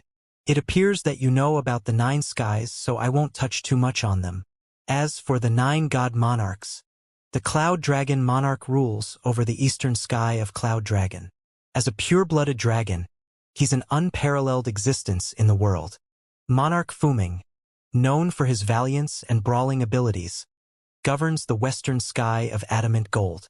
The Sky of Spirit Origin, also known as the Sky of Deathlessness, is located at the south of the firmament, and its ruler is the Deathless Monarch, who is also addressed as the God of Spirit Origin or Spirit God for short.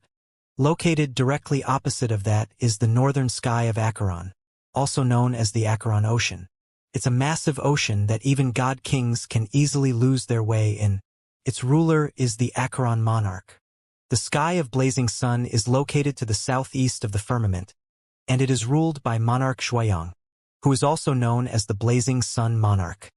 His presence itself casts an inferno over the lands, making him a deeply feared figure. To the northeast is the Sky of Heavenly Sword, one of the most mysterious places in the firmament. It doesn't have much land, but there is no power that dares to trifle with it. There are rumors that the Heavenly Sword Monarch possesses strength that triumphs over the other god monarchs, and only that person of the Sky of Freedom is able to curb him. The southwestern sky of Linglong is where I spend most of my time nowadays. Fairy Linglong is the only female monarch of the 9 god monarchs as far as I know. I have met her a few times, and she doesn't put on airs and is very down to earth. I respect her a lot. Northwest of the firmament where we are at now, the Sky of Drifting Spectre. The monarch of the Sky of Drifting Spectre is the Chenquin Demon Monarch. You should be more familiar with this than me, so I'll just skip him.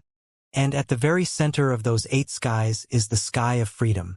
The monarch of the Sky of Freedom is a huge mystery. I have never met them before, so I don't know who they are or what their gender is. In fact, I don't even know what their title is, and I dare not talk too carelessly about them either. All I know is that they possess unfathomable strength, such that the other 8 god monarchs appear to view them as their de facto leader. Fu Jiangchen swiftly went through the details of the 9 god monarchs to Xianxia. Cloud Dragon Monarch, Monarch Fuming, Monarch Shuayang. Xianxia committed the names of the 9 god monarchs to memory before nodding quietly. Given that Luo Ruoxin addressed herself as the spirit god, it was very likely that she was the successor of the Deathless Monarch. He would have headed down to the Sky of Spirit Origin to verify this matter for himself. However, the problem was that the Sky of Spirit Origin was located in the south of the firmament, whereas the Sky of Drifting Spectre was in the northwest. He would probably have to use the teleportation formations. The distance was simply too far for him to traverse through normal means. If you have no other questions, I'll be leaving then. After talking about the 9 god monarchs, Fu Jiangchen filled Xianxia in on a few other secrets that he could afford to talk about before bidding farewell. I am deeply grateful for your honest response to my questions, Apothecary Fu, Xianxia said as he bowed deeply. Most people would avoid talking about the 9 god monarchs for fear that they would draw trouble to themselves. Could be said that Fu Jiangchen had really done him a great favor. Apothecary Zhang, you are too courteous. As someone who is able to become high-tier celestial god and come up with the breakthrough pill and beauty pill at such a young age, I believe that it's only a matter of time before you become a god king. Even if I chose not to speak today, it would only be a matter of time before you learned about these things yourself. So, you need not feel too burdened by this. Fu Jiangchen chuckled softly. He would not have spoken about the 9 god monarchs under normal circumstances, but he saw great potential in the young man before him. In terms of strength, potential, and skills in pill forging, the young man did not pale much in comparison to him. It was very likely that the young man would become his peer or surpass him even in the near future. Since that was the case, it would be better to do him a favor now. Xianxia did not rush into action after Fu Jiangchen left. Instead, he fell into deep thought. There were 2 paths right before him at this very moment. First, he could head to the Sky of Spirit Origin to find Luo Ruoxin and tell her that he was in the firmament and that his cultivation had already reached high-tier celestial god. Even though he was still a long way off from becoming a god monarch, as long as he persevered with the cheat code known as the Library of Heaven's Path, he was confident that he could narrow the gap between the 2 of them. Second, he could stay there and continue selling his breakthrough pills and beauty pills. Through this, he could expand his influence and gather more anima of yearning. In the future, he could push for a breakthrough to God King, conferred God King, and possibly, just like Kong Shi, reach God Monarch too. He could only become worthy of Luo Ruoxin by reaching the same place where she was. Otherwise, with his current cultivation realm, even if he found Luo Ruoxin, they still would not be able to make their relationship public. But there was a problem with that. After the huge event that was just held, it doesn't seem likely that I can spread my name any further anytime soon. The anima of yearning that he received ever since he announced the release of the 3 pills had been increasing nonstop, but the rate of increase was slowly decreasing.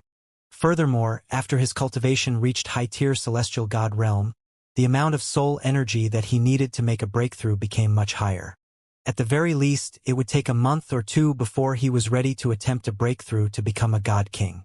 Furthermore, he had not found any inspiration for his advancement to the god king realm yet. All of this meant that it was unlikely for him to make a breakthrough anytime soon. If it was already that difficult for him to become a god king, did that not mean that it would at least take him several years before he could become a god monarch? That was too slow. Xianxia sighed once more. It was one thing when he did not know where Luo Ruoxin was, but now that he knew where he could find her, there was no way he could hold himself back. Forget it, I'll head to the sky of spirit origin first.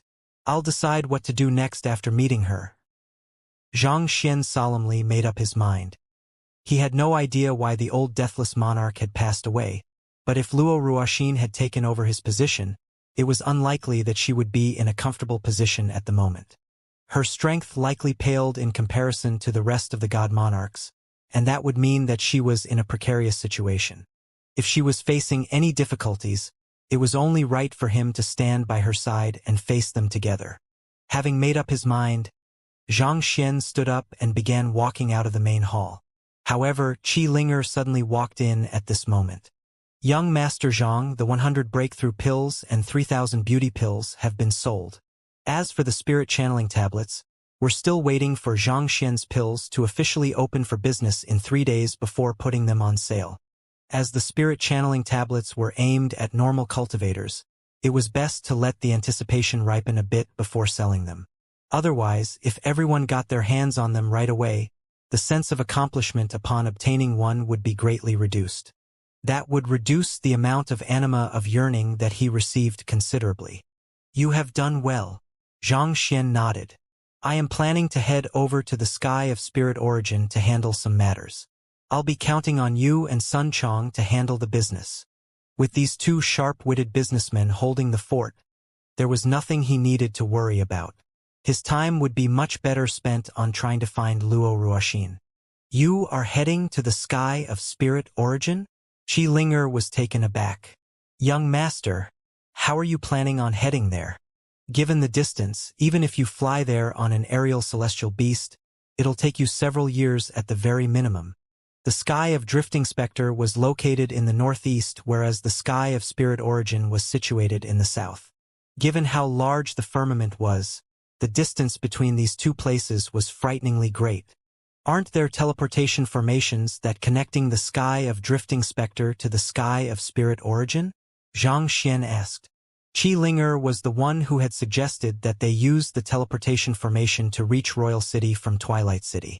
Why would she suddenly ask such an obvious question? That teleportation formation, also known as the minor displacement teleportation formation, only allows you to teleport within the boundaries of the sky of Drifting Spectre. If you wish to transcend boundaries and teleport straight to the sky of Spirit Origin, you'll need the Great Displacement Teleportation Formation.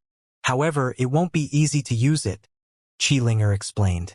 Great Displacement Teleportation Formation? This time, Xianxia was the one who was confused. Qi Linger shook her head helplessly at Xianxia's incomprehension. It was really amazing how the young man was so knowledgeable about all sorts of stuff, only to be utterly ignorant about some of the most basic things. The 9 Skies 9 monarchs are basically 9 different countries.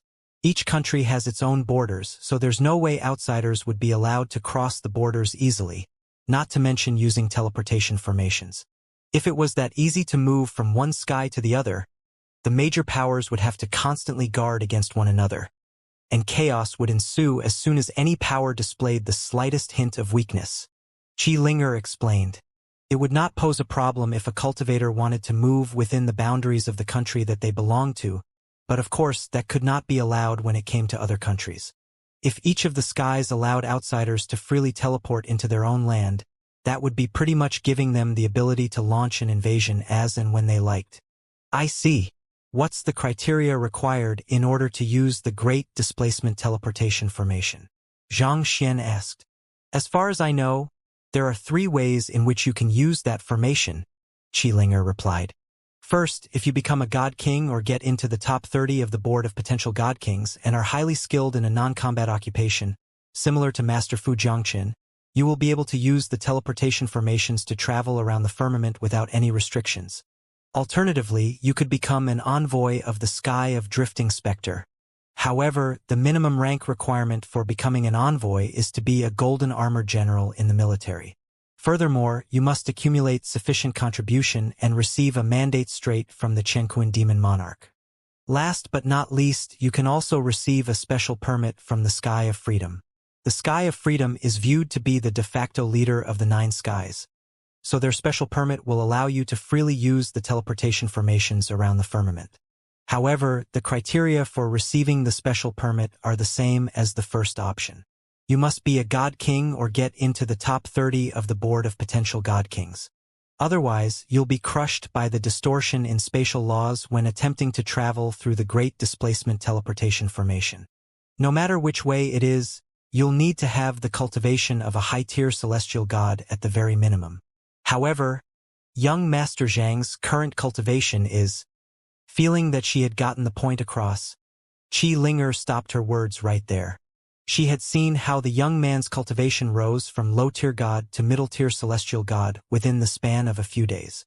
There was no way she would not have been triggered after seeing something like this. So, she had begun to focus her effort on cultivating as well. Fortunately, with the rise in her standing in the Qi clan, she was provided with everything she needed in her cultivation. But even with ample resources and unyielding diligence, she had only managed to reinforce her low-tier celestial god realm cultivation over the past week. It would still be a long time before she could make a breakthrough to middle-tier celestial god realm. Since this was the case for her, surely it would be the same for the young man. The advancement in every single cultivation stage for a celestial god was many times harder than that of a god. Given so, there was no way Xianxia would be able to withstand the pressure on his body from going through the Great Displacement Teleportation Formation.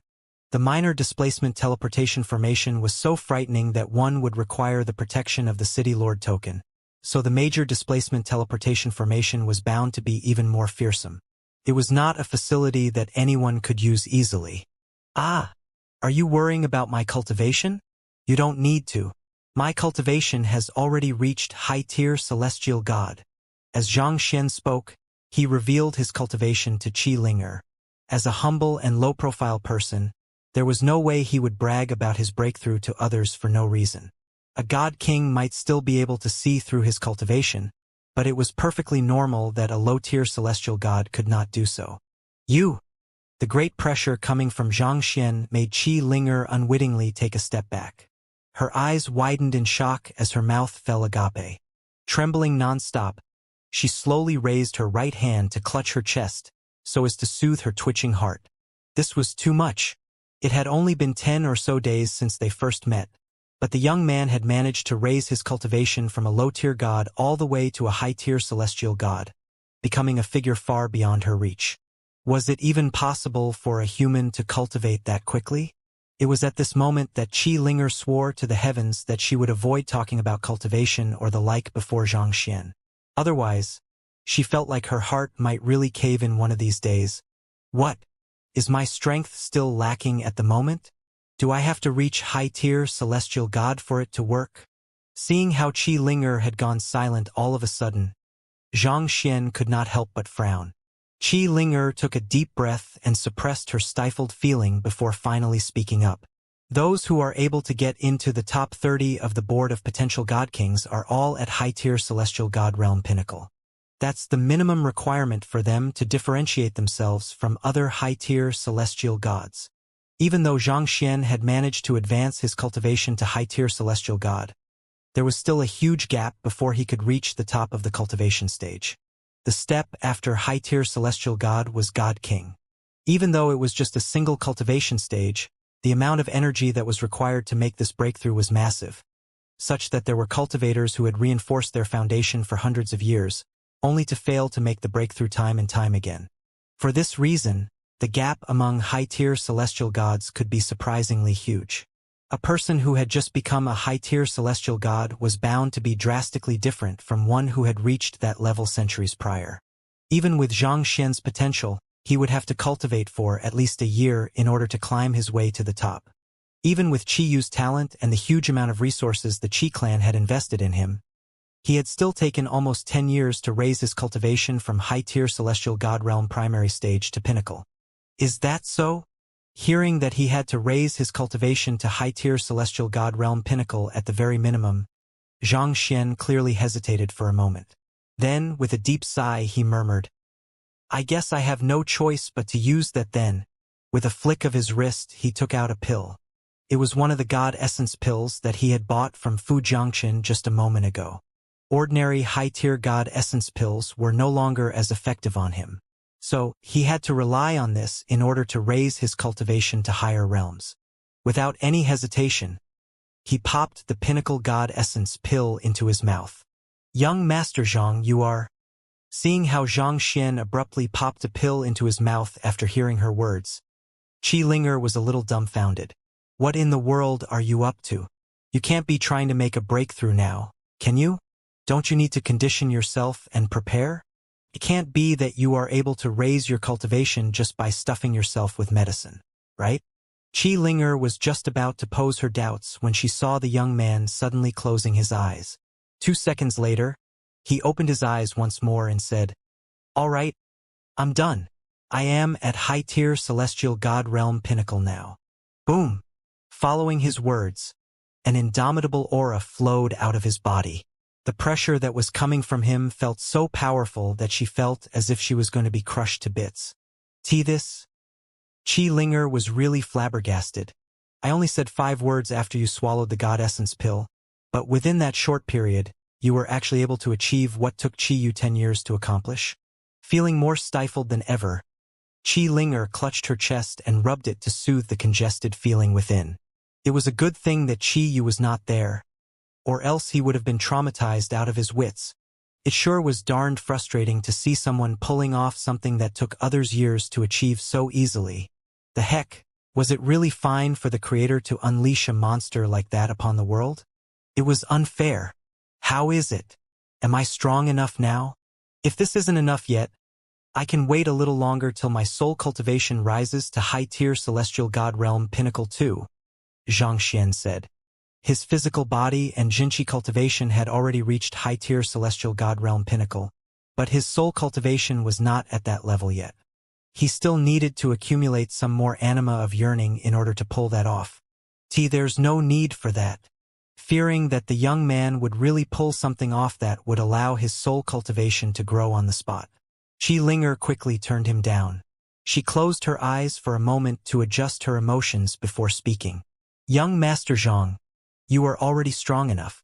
It's just that the 3 ways which I have listed out aren't easy to accomplish. Putting aside the ones that require you to become a god king or reach the top of an occupation, even becoming a golden armored general of the sky of drifting specters isn't easy. And when it comes to the elusive sky of freedom, receiving a special permit is as difficult as trying to scale the heavens." "You're right." Xianxia nodded in agreement. The 3 ways that Qi Linger had stated were indeed not easy at all. If that was the case, should he spend another month or 2 there to reinforce his cultivation and become a god king first? But that would take way too much time. It was his last option at the moment. Was there a way for him to make a breakthrough that night or within the next 2 days? That did not seem too likely either, especially since he did not have a clue which direction he should develop the pathos of heaven in.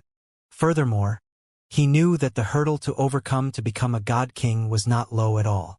He would surely face plenty of trouble doing so. You mentioned earlier that those who have reached the top of their occupation and are within the top 30 of the board of potential god kings can use the Great Displacement Teleportation formation. What occupations are considered under this? Xianxia asked.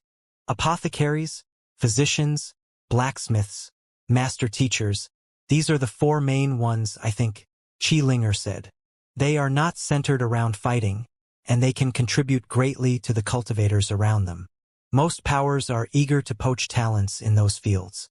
The fact that you are able to create the breakthrough pill goes to show that your proficiency in pill forging is extraordinary.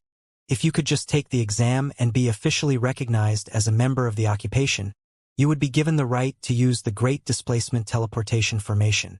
How does the exam work? The exam for Drifting Spectre Royal City's Apothecary Guild requires its examinees to forge a pill on the spot.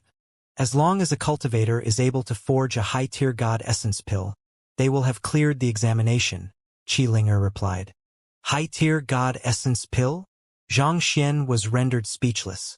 While he was the man who had created the extraordinary breakthrough pill and beauty pill, his true skills in pill forging were disastrous. Putting aside a high-tier god essence pill, it was a huge question whether he could forge even a low-tier god essence pill at all. He would be immediately exposed as a fraud if he attempted to forge a pill before another apothecary. As for smithing, it seemed like he was not capable of forging anything other than bricks. So, after much thought, the only viable option left for him was to focus on the path of a master teacher or a physician. If I were to seek the path of a physician, how high must my mastery be in order to use the Great Displacement Teleportation formation? Also, how does the examination work? Xianxia asked. If he walked the path of a master teacher, he would inevitably get tied up together with Kong Shi. At least till he was sufficiently strong to stand his ground. He did not wish to catch Kong Shi's eye. The affairs of the Azure had taught him to be wary. Physician. Xianxia frowned contemplatively. I'm afraid that I don't really know. I'll have to head to the Physician Guild to ask them about it. Aren't you an apothecary? Why are you taking the physician examination instead? Or are you telling me that you are skilled in medicine as well? Let's head there together, Xianxia said. It was just a matter of time before he took the examination anyway, so he might as well make his way there and clear it as soon as possible. It would save him some time. All right, Xianxia nodded. There were organizations representing all sorts of occupations in the firmament. It was just that they were not as influential as they were on the Master Teacher continent. In the firmament, what people valued most was still strength. As long as one displayed sufficient strength, all sorts of talented people would congregate around one. For this reason, while apothecaries, physicians, and blacksmiths were viewed in high regard by others, their standing was not as high as on the Master Teacher continent. The Master Teachers in the firmament aren't as organized and disciplined as those on the Master Teacher continent either. Xianxia sighed deeply as he recalled Fan Zhi's doing. On the Master Teacher continent, the expectations of a Master Teacher were very extreme. Not only did they have to be knowledgeable about cultivation, they had to be skilled in multiple occupations as well. Every 9-star Master Teacher would have to be a master in 9 different occupations. As for the firmament, it seemed like Master Teachers just had to be decently good at teaching, and it did not seem like there were strict rules on their ethics. Perhaps Kong Shi was in a rush to initiate the system of Master Teachers all over the world so as to obtain more anima of yearning. He did not have the luxury of time to take a step at a time to develop the occupation properly. Given how quickly he had risen through the ranks, challenging the 9 god monarchs one after another, if he had really taken his time, the Master Teacher Pavilion would have been crushed by other powers in the initial phase of its establishment. Xianxia's residence was quite far away from the Physician Guild. Even while riding on an aerial celestial beast, they took more than an hour before they arrived at their destination. Just like the Master Teacher Pavilion, the building of the Physician Guild did not look particularly grand. If Xianxia had to describe it, it seemed like a private medical clinic instead. The Physician Guild was filled with people. Most of them were dressed in robes, and they had anxious looks on their faces. Physician Wang Qing, Physician Yu Quan, Physician Shan Zimu. Looking at the crowd in the hall, Qi Linger swiftly recognized them and frowned in bewilderment. Are they very famous? Xianxia asked. They are the most formidable physicians in the drifting specter royal city. Usually, most of them are so busy that they wouldn't meet one another even though all of them live in royal city. It's weird how all of them are gathered together in the physician guild today. Qi Linger replied. Physician Wang Qing was the principal physician of their Qi clan, and the health problems faced by the upper echelons of the Qi clan were all entrusted to him. Similarly, Physician Yuquan was the principal physician of the Beitang clan, and Physician Shen Zimu was the principal physician of the Shintu clan. While the three clans appeared to be peaceful on the surface, there was a great deal of rivalry happening in the shadows. As such, even during the usual meetings held by the Physician Guild, those three physicians tried to avoid one another as much as possible. It was bizarre to see the three of them appearing together in one place. We just have to ask someone to find out what's going on, Xianxia said with a smile. He stopped a young physician that was passing by and handed him 10 divine coins. May I know what's going on here at the moment? The young physician accepted the money and replied, It's the physician tournament. Physician tournament? Xianxia frowned doubtfully. He had heard of people competing in their proficiency in pill forging and smithing.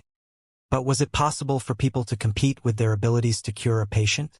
The apothecary that was able to best extract the medicinal energy from the medicinal herbs and maximize the potency of the forged pill would be the most skilled of all. The blacksmith who was able to create the most resilient and sharpest weapon would be the most proficient of all. But how were physicians supposed to compete with their skills? The way of medicine was vast and broad, and each physician had their own specialty. Furthermore, was it safe for them to test out their cures on their patients to see which was more efficient? A life was at stake. That would be making light of their patients. I guess it's normal that you outsiders wouldn't know about it. The evaluation method of the physician tournament is not perfect, but it's the most direct way to gauge a physician's skills. It is basically a simulation of the treatment process, where the physicians will diagnose the patient and treat him. Based on a set of assessment criteria, we will be able to determine which physician is more skilled, the young physician explained. The physician tournament was currently the most official way used to set skilled physicians apart from the weaker ones. It was not every day that a difficult patient would come by, so the chances that physicians had to prove themselves were extremely limited. As such, most physicians joined the physician tournament in order to prove their skills. As long as one was able to emerge victorious in the tournament, everyone would recognize one's skills. But to simulate the whole treatment process, you need to have patience, right? It can't be that the physician guild is keeping a stockpile of patients with difficult symptoms just to conduct the physician tournament, can it? He agreed that a simulation of the treatment process was the best way to evaluate a physician's skills. However, without patients to treat, any simulation would be meaningless. And if they really prepared patients beforehand just to hold this tournament, that would really besmirch the reputation of the physician guild. As people who held power over the lives of their patients, it would be unacceptable for them to take life lightly. Of course not. Depending on the nature of the physician tournament, there are some tournaments that require live patients, and there are some that don't need patients. After all, it would be highly ineffective if a physician tournament could only be held when there are certain patients, the young physician replied. Time was of the utmost importance in most medical treatments. By the time all the participating physicians were present, the patient would likely have died or become untreatable by then. Therefore, changes had to be made to the format of the physician tournament accordingly.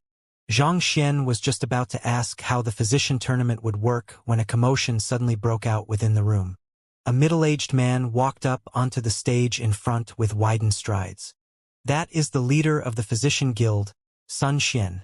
Qi Linger whispered to Xianxia. Xianxia glanced over to take a closer look. The guild leader had the appearance of a 40-year-old middle-aged man, and his presence felt firm and reliable. His cultivation had also reached high-tier celestial god. Everyone, the sky of Cloud Dragon has challenged our sky of drifting specter to a battle of medicine. They demand that we recognize their superiority and dispatch the top 10 physicians of our physician guild to work for free in the sky of Cloud Dragon for 100 years if we lose. As you all should know, I don't like to get involved in unnecessary trouble, but this is intolerable. I can't accept this humiliation. What do the rest of you say? Guild leader Sun Xian declared furiously. We won't tolerate such humiliation either. That bunch from the sky of Cloud Dragon are only good for their bloodline. What medicine can they possibly know? What gives them the guts to challenge us to a battle? Ha! They want us to serve them for 100 years? If we don't teach them a lesson, we'll become the laughingstock of the world. Burning fury could be felt in the atmosphere as everyone's complexion turned ugly. Since that's the case, let's accept their challenge and pound them to the ground. The honor of the Sky of Drifting Spectre is at stake. We can't afford to lose this fight, Sun Xian declared imposingly. Right now, I shall declare the names of those who are going to face the physicians of the Sky of Cloud Dragon. There are 5 candidates in total, and they are the most esteemed physicians of our Sky of Drifting Spectres. Speak up if you have any disagreements, but make sure that you have the capability to back up your words. The crowd nodded in agreement. Similar to how there was no concept of first when it came to literature, it was hard to determine the best physician. Nevertheless, everyone still had some gauge as to who was more skilled out of those around them. As someone who has been elected to become the leader of the Physician Guild, it would be a huge disgrace if I remained unmoved when our Physician Guild has been insulted by an outsider. So, I'll be volunteering myself as one of the candidates who will be facing the Sky of Cloud Dragon. Are there anyone who has any objections? Sun Xian asked. We have no problem with Guild Leader Sun facing the challenge from the Sky of Cloud Dragon, the crowd replied resoundingly. Moving on, Wang Qing, Yu Quan, and Shun Zimu are the physicians serving the 3 great clans of Royal City, responsible for treating the ailments of their conferred god kings. There's no doubt that their medical skills are exceptional. So, I'll be nominating them as our candidates too, Sun Xian announced. The crowd nodded in agreement. The fact that those 3 were chosen as the principal physicians of the 3 great clans was testimony to their skills. Given so, they were qualified to represent the Sky of Drifting Spectres in the battle ahead. After confirming the 4 candidates, Sun Xian looked at the crowd and said, As for the last candidate, I don't have anyone particular in mind, so I would like to leave the choice to the rest of you. Is there anyone who has a candidate in mind that can represent us? I would like to nominate Physician Chan Chao as our representative. 8 years ago, when the chaos pandemic struck, he was the one who came up with a cost-effective cure that could be pushed out to the masses, thus saving thousands of experts from the clutches of death. In terms of accomplishment and skills, he would be more worthy than any of us. I'll nominate Physician Zhao Chong. Everyone here has seen with their own eyes what he has done for our Physician Guild over the years. He has solved all sorts of difficult illnesses with ease, and over the past 10 years, he has saved at least several hundred lives. The populace in Drifting Spectre Royal City all address him as the Divine Doctor. I believe that he is the most appropriate candidate to represent us in the battle against the Sky of Cloud Dragon. But in terms of experience, Physician Chen Hai is the most appropriate.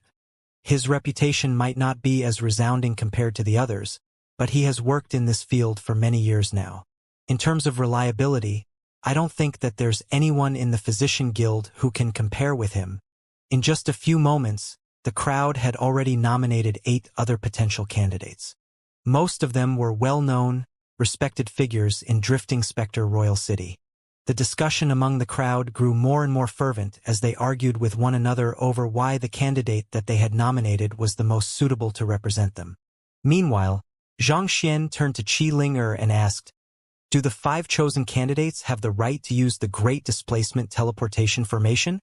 He had gone in hopes of receiving the right to use the Great Displacement Teleportation Formation, but looking at the current circumstances, there was probably no one who was in the mood to test him. Since that was the case, it might be better if he competed for the final slot instead. As far as I know, Wang Qing, Yu Quan, and Shinzimu don't have the right to use the Great Displacement Teleportation Formation. Of all physicians in the Sky of Drifting Spectres, only Guild Leader Sun Xian has the right to use it. If you wish to prove yourself worthy, on top of being chosen as one of the 5 candidates, You'll probably have to defeat the opponents from the sky of Cloud Dragon and achieve victory in the physician tournament as well, Xianxia said. What? The requirement to use the Great Displacement Teleportation formation is so strict. Zhang Xian was slightly taken aback. If that's the case, doesn't it mean that the 9 skies don't really have much interaction with one another? If only the person at the top of each occupation could use the Great Displacement Teleportation formation, the number of people who could use that facility would really be pathetically low. If it was that difficult for each sky to access one another, how did they do business with one another? Did they even do business with one another? Were they actually isolated entities who barely interacted with one another, like a puddle of dead water? You're thinking too much. Xianxia shook her head. What you are competing for is the right to use the Great Displacement Teleportation formation, not the right to enter the other skies. The boundaries to the other skies are practically open, so you can enter and leave freely. Given the long lifespan of cultivators, most people can afford to spend a few years traveling to get to the other skies, so they simply travel on aerial divine beasts or celestial beasts. Ah, this is really a huge pain to deal with. Zhang Xian struck his head helplessly. Xianxia was right. The right to use the Great Displacement Teleportation formation should be viewed as a privilege.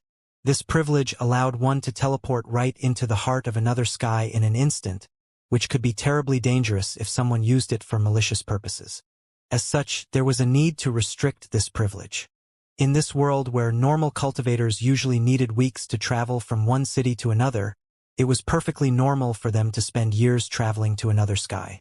For ordinary gods, spending years traveling felt like a huge luxury due to their short lifespan, but it was a different case for celestial gods, who could easily live up to 1,000 years. They could easily spend months in isolation anyway, so it was not a big deal for them to spend years traveling from one sky to the other. While Zhang Xian was still communicating with Xianxia, Sun Xian finally interjected into the commotion. Since we aren't able to come to an agreement, why don't we have these physicians compete with one another? Whoever proves to be the most competent of all will represent our sky of drifting specters in the battle. Sounds fine. The crowd nodded in agreement.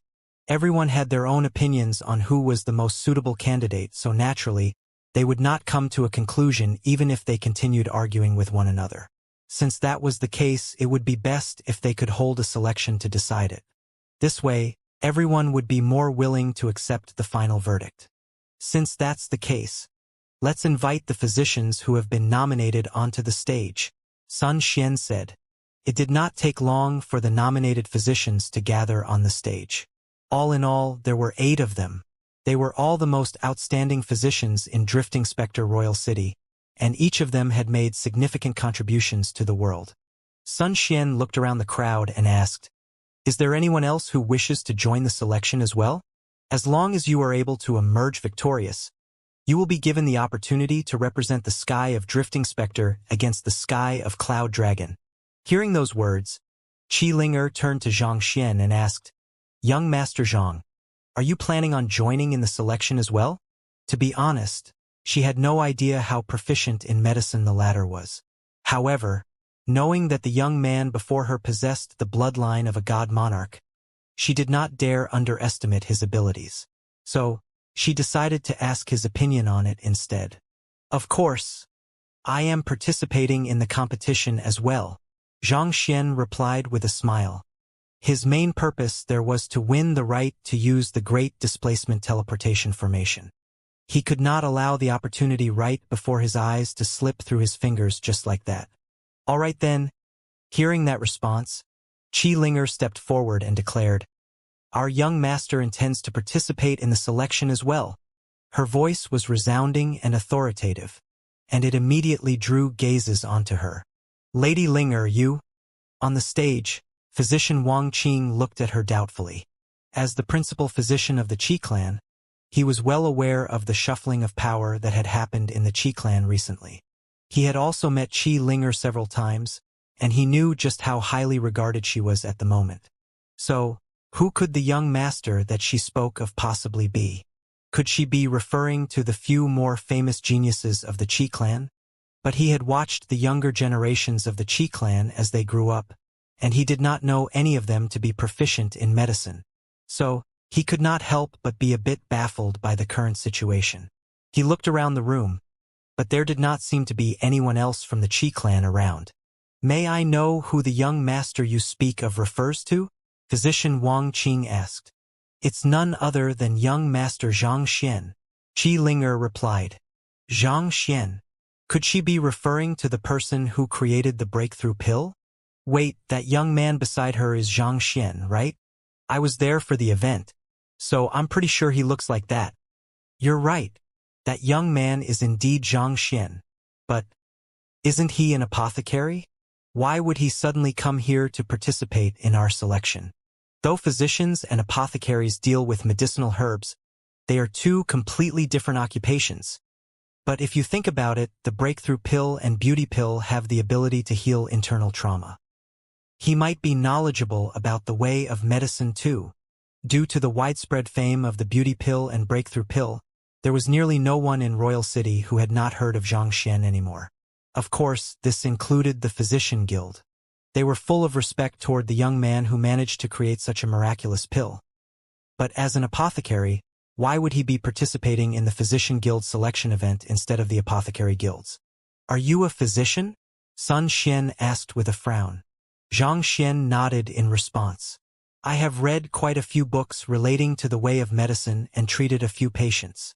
Do you have a physician qualification? Sun Xian asked. I haven't had chance to take the examination yet, Zhang Xian replied. He was a 9-star physician back at the Master Teacher Pavilion, but of course such an identity would not be recognized in the firmament. Young Master Zhang, I am in awe of your abilities as an apothecary, but I feel like you might be looking down on our physician guild. How can someone who doesn't even have a physician license represent us? Are you mocking our physician guild for being inept, such that we need an apothecary to face our battles for us? Sun Xian swung his hand backward in displeasure. Guild leader Sun, that's not my intention, Zhang Xian replied with a frown. I know that my words lack credibility as I don't have a physician license at the moment, but I am confident in my skills as a physician. If that's the issue, I am fine with taking the examination for the license right now. I believe that it won't take too long for me. You want to take the examination right now? I know that I might sound a little harsh when I say this, but do you think that I'll trust someone who has just obtained the physician license to represent our physician guild? Sun Xian's face was livid. Most of our physicians here have been in practice for decades now, and from their record thus far, we know that we can trust in their skills. They are prepared for this fight. Even if you are skilled in the way of medicine as you claim, I'm afraid that I can't allow you to participate on the spur of a moment. Please try again next time. Apothecary Zhang, we respect you for bringing the beauty pill and the breakthrough pill to this world. But being a physician is very different from being an apothecary. The knowledge between the two occupations isn't fully transferable. If you make a mistake in forging a pill, you can still try again with a new set of medicinal herbs. However, if you make a mistake with a patient, that's a life potentially lost. You can't simply hit the reset button and try again. We appreciate your eagerness in helping us defeat those from the sky of Cloud Dragon, but you aren't the person we are looking for. Just concentrate on your pill forging, alright? Don't come to our physician guild to cause a mess. Physician Wang Qing and a few others also stepped forward to dissuade Zhang Xian from his decision. Zhang Xian was at a loss for words. What guild leader Sun Xian said made perfect sense. This battle concerned the reputation of the Sky of Drifting Specters. Even if he cleared the physician examination and proved his capabilities, it would still be hard for him to build up credence among the other physicians. The other physicians had a huge track record behind them, whereas he had nearly nothing. From their perspective, they would be taking a huge risk by nominating him. Pardon me for interrupting you. I'll take my leave. Zhang Xian shook his head and walked out. Qi Linger was left dumbfounded for a moment before she quickly left the physician guild as well to catch up with Zhang Xian. With an incredulous voice, she asked, Young Master Zhang, do you really not have a physician license? It was ridiculous that he would go all the way to the physician guild in hopes of earning the rights to use the great displacement teleportation formation when he did not even have a physician license. Just how much confidence did he have in himself to attempt something like that? Zhang Xian shook his head in response. Qi Linger closed her eyes and exhaled deeply before asking, "What do you intend to do now?" Physicians were not like any other occupation. They dealt with lives. Even if he wanted to participate in the physician tournament, it was doubtful if the patient would allow someone who did not have a physician license to treat him. With these considerations in mind, he decided that it was impossible for him to get permission to use the Great Displacement Teleportation formation from the Physician Guild, which was also why he had left without saying too much. Let's put that aside for the time being. You mentioned that on top of reaching the top of an occupation, I must get into the top 30 on the board of potential God Kings, right? Given the current circumstances surrounding the Physician Guild, it was likely that he would be disallowed from attending the physician tournament. As a humble, low-profile person, he would not do something as atrocious as challenging an entire guild. Of course, if he had done anything similar to that in the past, it was due to the folly of his youth. He was a different man now. Anyway, he had no intention of making the Physician Guild his enemy. Since that was the case, he might as well focus on the other requirement first. Yes, each of the 9 skies has its individual board of potential God Kings. You just have to get into the top 30 for one of them, Qi Linger explained. The procedures for getting onto the board aren't too complicated. You just have to find someone within the top 30, challenge them to a battle, and defeat them in an open battle. Of course, the rules of the duel have to be supervised by the overseers of the board, the Free Knights of the Sky of Freedom. The Free Knights. That's right. The boards of potential God Kings of the 9 skies are moderated by the Free Knights of the Sky of Freedom.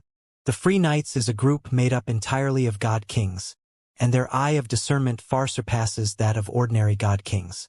It's said that they are able to accurately gauge a person's ranking on the board through the strength they display in a duel. Xianxia nodded in response. Was that not the same as the Guinness World Records in his previous world? The key to becoming a record holder was not about one's capabilities, but the extent to which one was able to display one's capabilities before the judge. In any case, it was unlikely for anyone to object to the fairness of the board of potential God Kings when it was moderated by a neutral group of God Kings. Where can I find the Free Knights? Are they around Drifting Spectre Royal City? Xianxia asked. It would really be a load of trouble if he had to go all the way to the Sky of Freedom just to get his strength assessed. They should be in the Netherworld Palace right now. Qi Yu is currently getting tested by them, Qi Linger said. Is that so? Let's head over to take a look then, Zhang Xian said. Young Master Zhang, which rank are you aiming for? Shall I compile the information of the current top 30 rankers for you? Seeing how quickly Zhang Xian had come to a decision, Qi Linger felt a little speechless.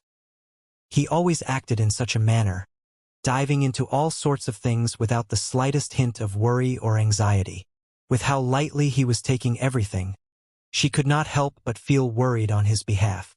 The opponent that you are going to face isn't going to be any ordinary cultivator.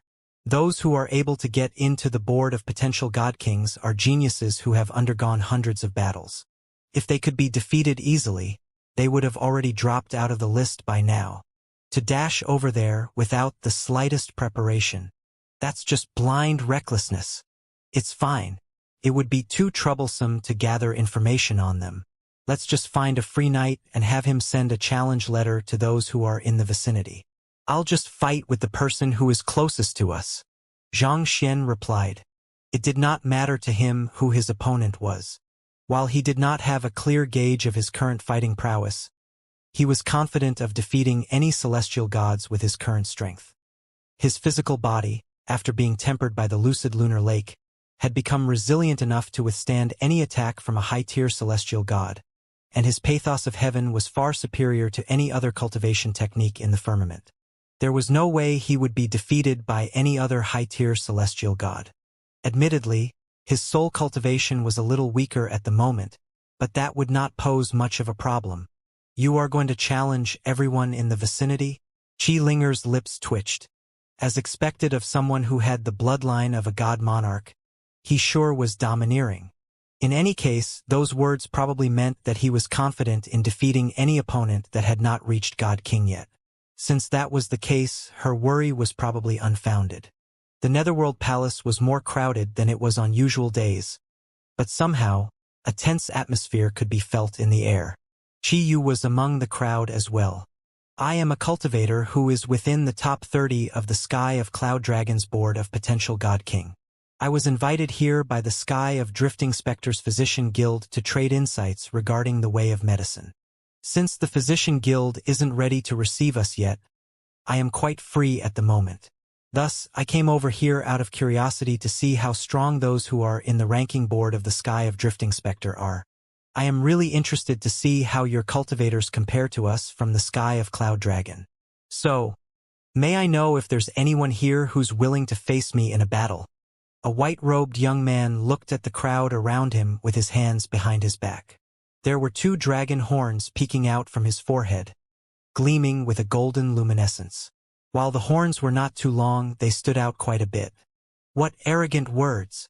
In the past, we would always send invitation letters in order to interact with those from the other skies. It's preposterous that a physician like you actually dares to talk to us in such a manner. Everyone, calm down. The fact that he has a pair of golden dragon horns shows that he possesses the bloodline of the Cloud Dragon Monarch, making him the descendant of a god monarch. Things probably aren't as simple as they seem. He's just a person who relies on his bloodline.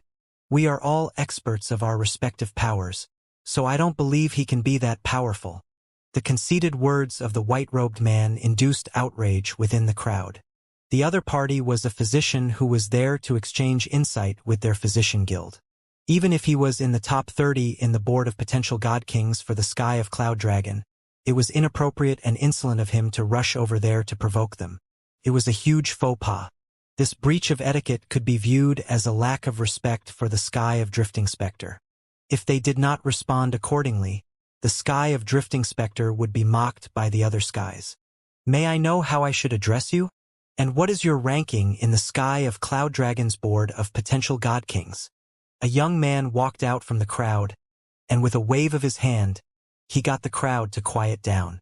With narrowed eyes, he assessed the white-robed man.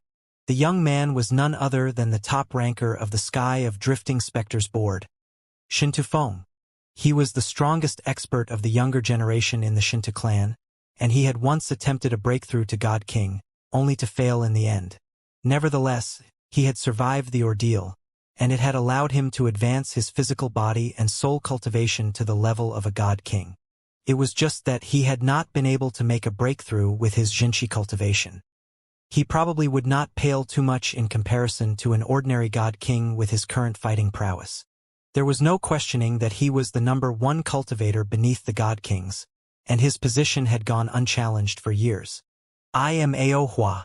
I am honored to be able to get into the 9th place in the Sky of Cloud Dragon's board.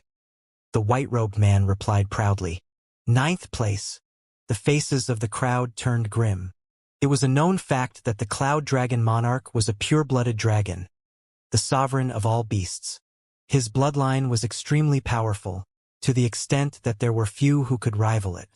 Those who possessed his bloodline, once they morphed into a pure-blooded dragon, would be invincible in their power class. Before the receding of spiritual energy, the 9 skies had once conducted a tournament among celestial gods. Aside from the Sky of Freedom and Sky of Heavenly Sword, the cultivators of the Sky of Cloud Dragon had the highest win ratio. This was especially so once their cultivators morphed into pure-blooded dragons. With a body that extended for hundreds of meters and scales that provided them with absolute protection, human cultivators had no way of dealing with them at all. For this reason, the ranking board in the Sky of Cloud Dragon carried much more weight. It was also due to this that Ao Hua dared to challenge them so arrogantly. To be ranked in 9th place, Ao Hua's strength was likely frighteningly powerful. Since you have issued the challenge, it would be unseemly if we turned you down. Allow me to face you. I'm interested to see if the experts of the Sky of Cloud Dragon are really powerful enough for you to speak so haughtily.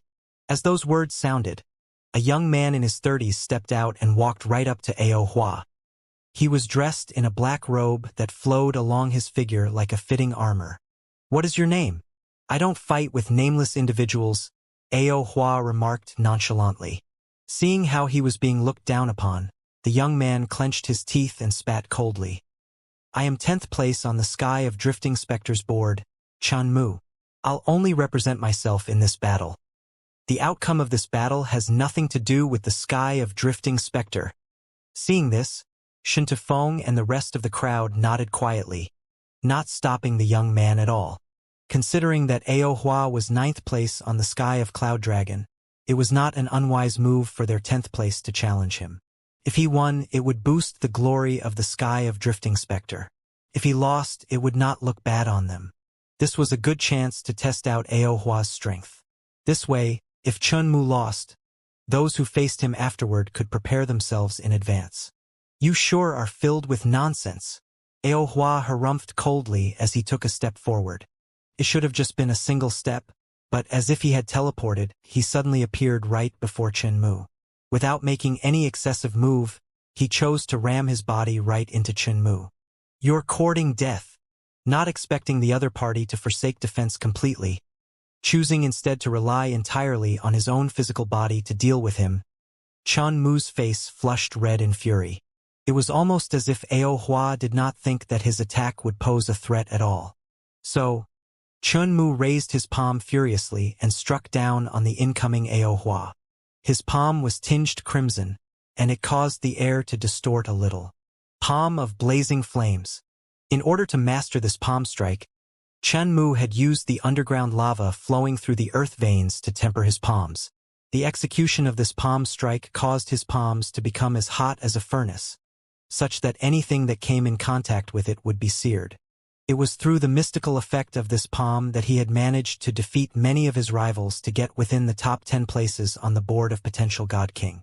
As infuriated he was by Ao Hua's underestimation, he knew that the latter was likely a formidable foe, so he chose to use his strongest strike right from the start. Pong! The white-robed man did not bother dodging Chenmu's attack at all, allowing the palm of blazing flames to land right on his body. Seeing this, Chenmu's face lit up in delight. But just as he thought that victory was within grasp, he noticed a hint of ridicule on the opponent's face. Shit, is this a trap? The look sent chills down his spine, and the warning bells in his head began ringing incessantly. Realizing that Ao Hua was up to something, Chenmu quickly retracted his palm and retreated. As someone who was able into the top 10 in the board of potential God Kings, his battle sense was not ordinary. However, as fast as he reacted, Ao Hua was even faster than him. The latter increased the speed of his ram, determined to knock Chenmu down. Kacha!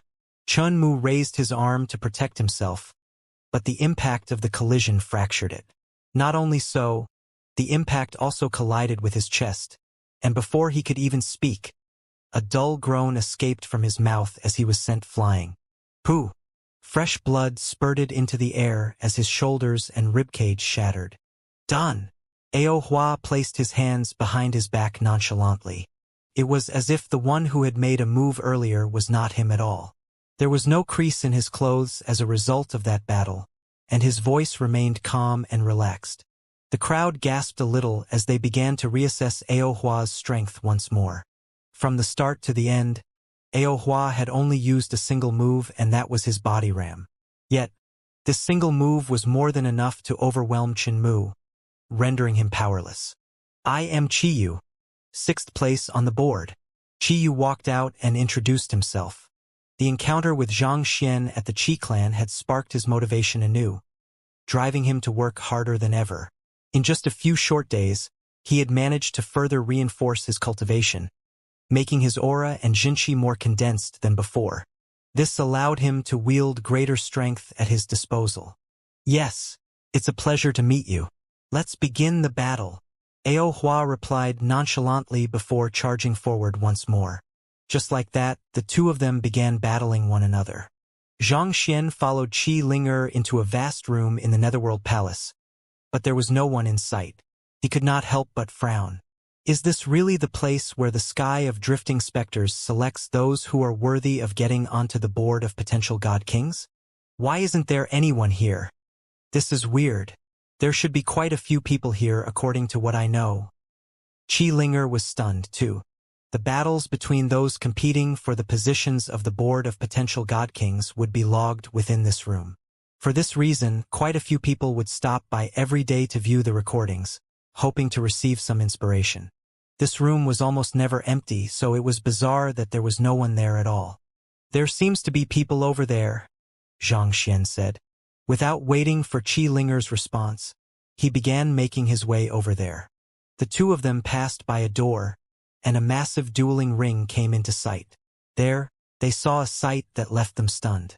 There were more than a dozen people lying weakly in the dueling ring with pale faces. Among them stood a white-robed man who revealed a hint of haughtiness. Half a minute ago, after all the battles that had happened, only Shintufeng was left. Is this the Sky of Drifting Specters Board of Potential God Kings? I don't know if there is any reason for it to continue existing if such is the quality of its rankers. Aohua's voice did not carry any disdain at all. It was nonchalant, almost as if he was just stating a fact. He did not think that the top 10 experts of the Board of Potential God Kings would actually be so weak. If so, it seemed like the board did not hold much purpose. "Aren't you speaking a little too early? Why don't you speak after defeating me?" Shintufeng spat coldly. In just a few short minutes, Aohua had defeated not just Qiyu but also the other 7 people in the top 10. He did not use any battle techniques in the battle at all, relying solely on his physical body to beat his enemies. Regardless of the strength of his opponent, he was able to defeat the latter in a single move. This showed that Aohua's physical body had already reached an extremely frightening level.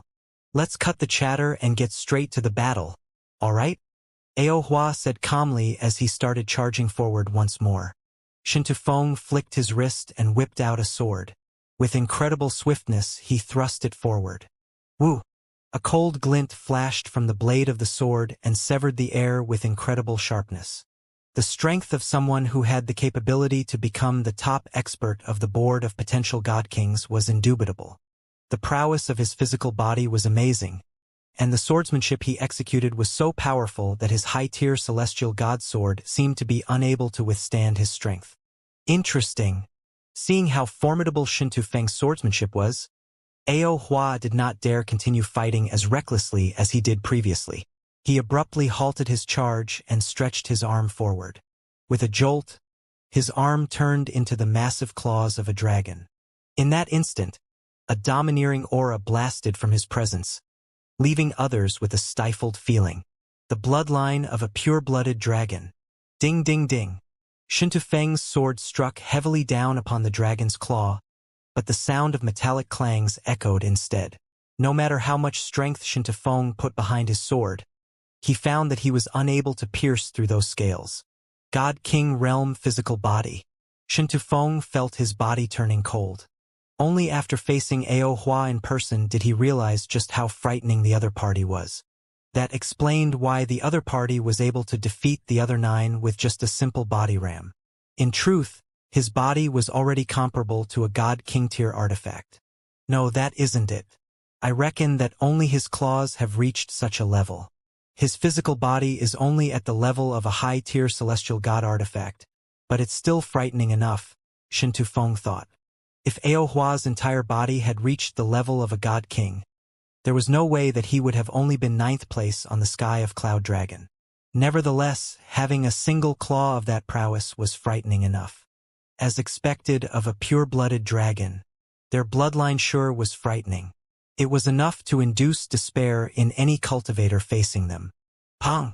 After several strikes, the sword in Shintufeng's hands shattered before he was struck square in the chest. Just like those before him, he was struck heavily to the ground. Clutching onto his heart tightly, he panted raggedly, unable to speak a word at all. Despite being the #1 expert on the Board of Potential God Kings, he was still no match for Aohua. Is that all to the Sky of Drifting Specters Board of Potential God Kings? Aohua shook his head in disappointment. At this moment, 2 figures suddenly walked in. Xianxia and Qi Linger. Oh, we seem to have come at a good time. They are competing for the ranking right now. Xianxia's eyes lit up in delight. He had been worried that he would have to wait for quite long before someone would accept the duel. But who could have known that he would see someone in the dueling ring right away? From the looks of it, it seemed like they had just concluded the duel. Since that was the case, He just had to challenge the person who was still standing at the moment in order to replace him in the ranking. How convenient. His luck was not too bad after all. I see that you have defeated quite a few opponents. You must be pretty strong, Xianxia said as he glanced at the injured cultivators sprawled all over the dueling ring. If even the 6th-rank Qi Yu was defeated, it meant that the white-robed man on the stage was of an even higher rank, right?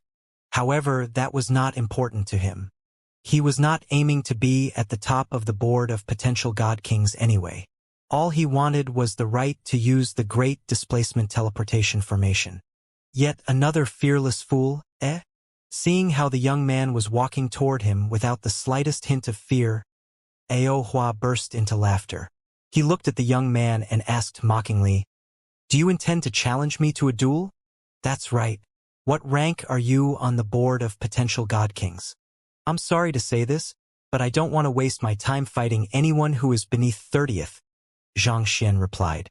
Even though the 6th-rank Qi Yu was lying on the ground, he had no way of knowing if it was the doing of the white-robed man. Furthermore, he did not see any god kings in the area to judge the duel, so he was not too sure whether the battle had caused a reshuffling in ranks. Thus, it was better for him to verify if the white-robed man on the stage fit the criterion first. Ao Hua did not expect the newly arrived young man to be even more arrogant than him.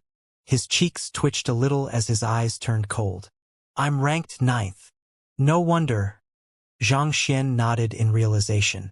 Most likely, this 9th rank must have stumbled upon some sort of fortuitous encounter that resulted in his fighting prowess becoming far stronger than before, such that even the 6th-rank Qi Yu was no match at all. Seeing how the young man was absorbed in his own thoughts, not paying any heed to him at all, Ao Hua felt a little displeased. "Do you know who I am?" "I am." It's fine. There's no need for you to go through the trouble of introducing yourself. As long as you are within the top 30, it makes no difference to me," Xianxia said with a smile.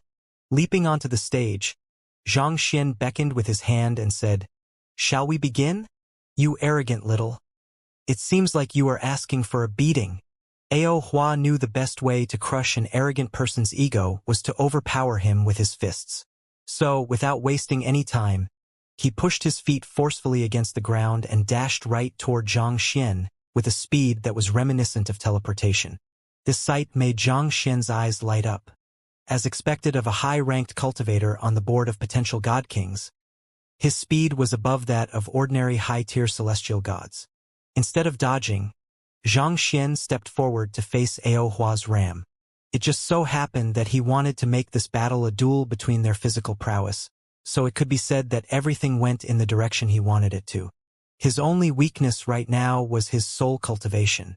On the ground, Shintufeng was shocked to see this young man recklessly facing Ao Hua's ram directly. Enduring the excruciating pain of his body, he shouted out to warn the young man, "Don't face his attack straight on." Ao Hua was an expert of the sky of Cloud Dragon, and he specialized in his physical prowess. Facing him in a physical fight was as good as courting death.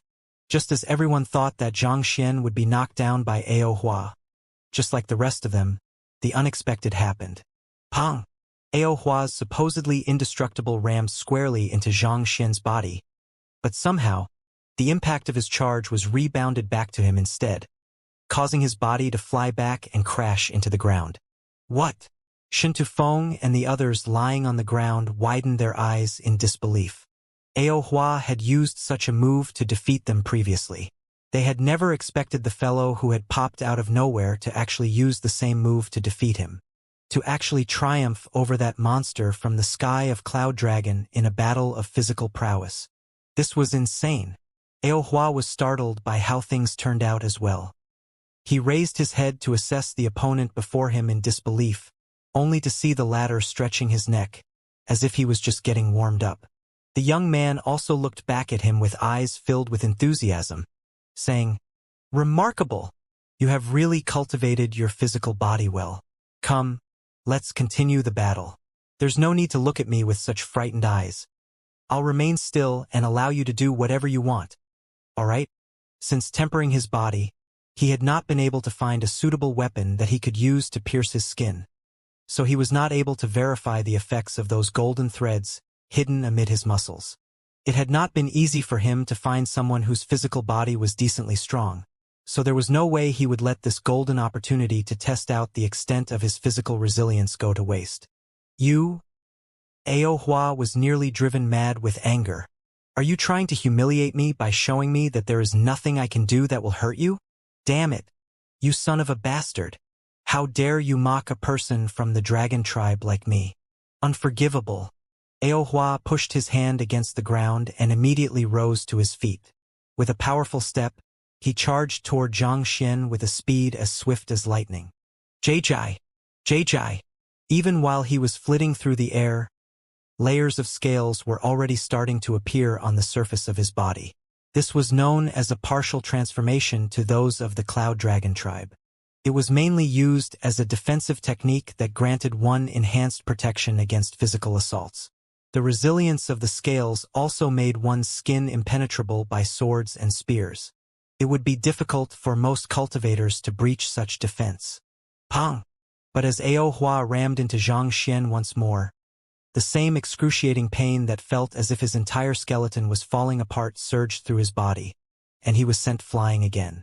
Oh, that was much better than before. Not bad.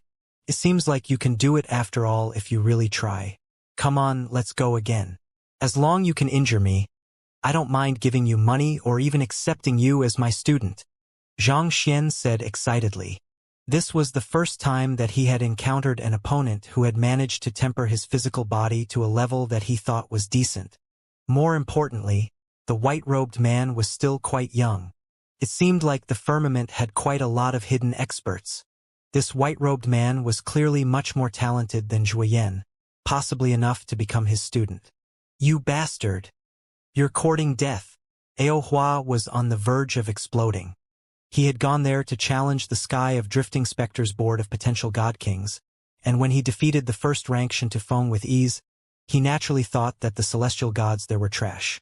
Yet, who could have known that he would encounter such a monster right after? Not only was his physical body so powerful that it felt like there was no way to overcome it, his arrogance was also one of a kind, too. To say that he would take his opponent in as his student if his opponent could injure him. The heck? Who in the world do you think you are to say such words? Get your head out of the clouds. This? Shentufeng and the others felt frenzied as well. They had thought that Aohua was already very conceited, but there was still someone who could top his act. It's him. Among the injured cultivators lying all around the dueling ring, there was one person who recognized Xianxia Qiyu. He clenched his fists tightly and held his breath, not daring to even breathe loudly in his presence. While everyone in Royal City might have heard of Xianxia's name, very few knew of Xianxia's true identity. However, he was one of the few people who had seen with his own eyes how the old ancestor kneeled in Xianxia's presence and addressed him as God Monarch. How could such a person possibly be defeated by a mere celestial god from the sky of Cloud Dragon? I'll kill you. This time, Aohua decided to go all out. His palm morphed into the claw of a dragon once more as he swiped it down right toward Xianxia. You are a transmogrified celestial beast. Xianxia frowned. As it was just an ordinary duel, he did not bother using his Eye of Insight and the Library of Heaven's Path. So, only at this moment did he realize that his opponent's true form was actually a celestial beast. What about it? It's too late for you to beg for mercy now.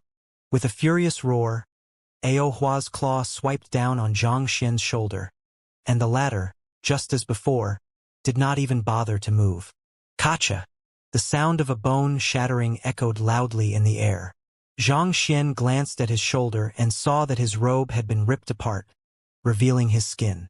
There was a long white mark on his skin, and it looked like he was just a little bit away from bleeding. Wonderful! Xianxia exclaimed excitedly. But barely after he said those words, the white mark suddenly vanished, as if it had never appeared before. It seemed like his regenerative ability was simply too strong. The white mark that was imprinted on his skin was not deep enough to last even a split second, such that he did not have time to test out the effects of the golden threads. So he anxiously raised his head and urged Ao Hua to continue. You did well with your previous attack. Come on, let's continue. I'll stand on the spot and allow you to hit me as you please. If I dodge, you can consider it my loss. Arg! I'll kill you. Ao Hua clutched his head in madness. So. Two claws struck Xianxia relentlessly with a nice rhythm. Every strike he threw out harnessed his full strength, causing Xianxia's clothes to be ripped to shreds. White marks appeared one after another on his body, but he still did not bleed. Furthermore, those white marks disappeared moments after they appeared, almost as if Ao Hua was scratching his itch. Kacha! Kacha! A few moments later, Ao Hua finally stopped in despair. He looked at Xianxia's completely unharmed body before examining his own claws, and he began wailing sorrowfully. Xianxia's body was like a freakishly hard stone that simply would not dent no matter how hard he struck it. Swiping his claws relentlessly on such a surface had caused his nails to tear off and his scales to drop off. It looked as if he was the one who had been ravaged. And when he raised his head to look at the young man before him once more, the latter looked more excited than ever. Hurry up, let's continue. You just need to put in a little bit more force. You nearly got me bleeding, you know? Ao Hua staggered. Can't you tell that I'm trying to kill you? Can you stop saying such suggestive words that make it seem as if we are flirting with one another? Even dragons have our pride. You have truly angered me this time around. With an imposing roar that caused the whole dueling ring to tremor, Ao Hua's clothes ripped apart as his body morphed instantaneously into a massive dragon of several hundred meters long. He coiled around the sky of the Netherworld Palace, almost as if a deity gazing down on the world. Wait a moment. You are a pure-blooded dragon? Xianxia was stunned. He had honestly thought that the other party was just an ordinary celestial beast, making him slightly stronger than the average cultivator. It did not even cross his mind for a moment that the other party was a member of the dragon tribe. He had heard about the dragon tribe ever since his time on the Master-Teacher continent, but most of those that he encountered were just crossbreeds with impure bloodlines. Even in the Azure, he had only encountered a pseudo-dragon. Given how the opponent was able to transmogrify into such a powerful and imposing beast, it was clear that he was a pure-blooded dragon. Indeed, do you understand what you have done? You have humiliated a pure-blooded dragon today. Prepare to face the rage of the dragon tribe. Ao Hua bellowed furiously as he unleashed his flame breath upon the Netherworld Palace. An inferno swiftly spread all over the room, causing everything to be set alight. We're doomed. Shintafeng, Chiyu, and the others paled in fright. Dragon Breath was the strongest defensive move of the dragon tribe, its might surpassing even that of their claws. The dragon breath of a high-tier celestial god pure-blooded dragon held sufficient might to even overpower a god-king temporarily. Xianxia had really gone too far taunting Ao Hua. He should have shown some restraint, but he ended up provoking Ao Hua to reveal his true form and trump card. How were they supposed to face something like that? Even the strongest celestial god could not possibly stand against something of this caliber.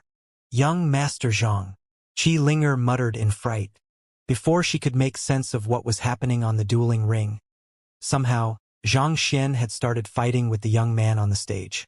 She had been a little apprehensive at first, but seeing how Xianxia had managed to claim the upper hand, she had decided to leave things be. But the instant that the white-robed man morphed into a dragon, she had realized that they were in deep shit. Pure-blooded dragons were known to be the strongest life forms in the world, and Ao Hua was a pure-blooded dragon who managed to be ranked in the 9th place among all his peers, making him a truly fearsome force to behold. Everyone was shocked beyond words, but Xianxia did not show the slightest nervousness when faced with such an overpowering existence. Instead, he stroked his chin contemplatively as an idea emerged in his head. It is said that the 8 notes of Heavenly Dragon are effective on all beings possessing the dragon bloodline. I wonder if it'll be effective on a pure-blooded dragon too. Well, I should probably just give it a try. It won't take too much of my time. With this thought in mind, Xianxia raised his head and Mao! Moo! Boom! The massive dragon in the sky, who was busy unleashing his breath to kill everyone, suddenly seemed to have been struck by something, causing his face to pale. He crashed helplessly to the ground, and his long body twitched non-stop. He looked like a reptile that had just been electrocuted. Ha! The surroundings suddenly fell utterly silent. Shen Tufeng, Qiyu, and the others were stupefied. They did not even realize that they were tearing out clumps of their hair. It was no wonder they reacted in such a manner. The long reptile convulsing on the floor was the 9th rank on the Sky of Cloud Dragon's board of potential god kings. Even the 1st rank Shen Tufeng was far from a match for him. They had thought that the Sky of Drifting Specters would be humiliated after this incident, becoming the joke of the 9 skies. But who would have thought that a savior would appear at this moment? Not only did he manage to defeat Aohua in a physical brawl, he even managed to jolt the latter to the ground with a roar even after he had morphed into his dragon form. How in the world did he manage to do that? It's the 8 notes of heavenly dragons. I thought that all pure-blooded dragons are able to make those sounds? Why would Aohua be jolted to such a state? You're right to say that all pure-blooded dragons are able to voice the 8 notes of heavenly dragons, but it seems like the language can be classified into various tiers. There's a legend concerning that, but I don't really know how true it is. A legend. It's said that many years ago, when the heaven and earth had just parted and the world was in great chaos, the eastern land was susceptible to the pull of gravity caused by the rising sun in the east.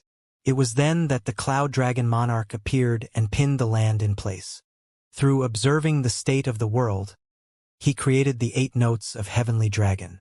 These 8 notes can be voiced by any pure-blooded dragons, but the prowess of them is dependent on how harmonious one's voice is with nature, and that is affected by the purity of one's bloodline.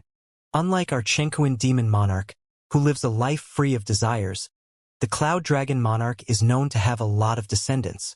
He has 9 sons in total, and that's also where the saying, the 9 sons of the dragon, comes from. Indeed, over the years, his family tree has expanded to encompass countless generations. Even though those in the current generation are still considered pure-blooded dragons, their bloodline is unbelievably thin. As a result, if they encountered a pure-blooded dragon whose bloodline was even purer than them voicing the 8 notes of heavenly dragon, they would feel an innate suppression resulting from the hierarchy in bloodline. I see. If that's the case, does it mean that the young man over there is an expert of the dragon tribe as well and likely possesses a bloodline even purer than that of Aohua? With hushed voices, Shen Tufeng and the others lying on the ground began discussing the situation with one another discreetly. By the side, Qiyu and Qilinger were looking at the situation before them with widened eyes. They felt so incredulous that they could not help but wonder if they were really in reality. Did the old ancestor not say that he was the spirit god? Why would he suddenly be affiliated with the Sky of Cloud Dragon? Just how many identities did that fellow have?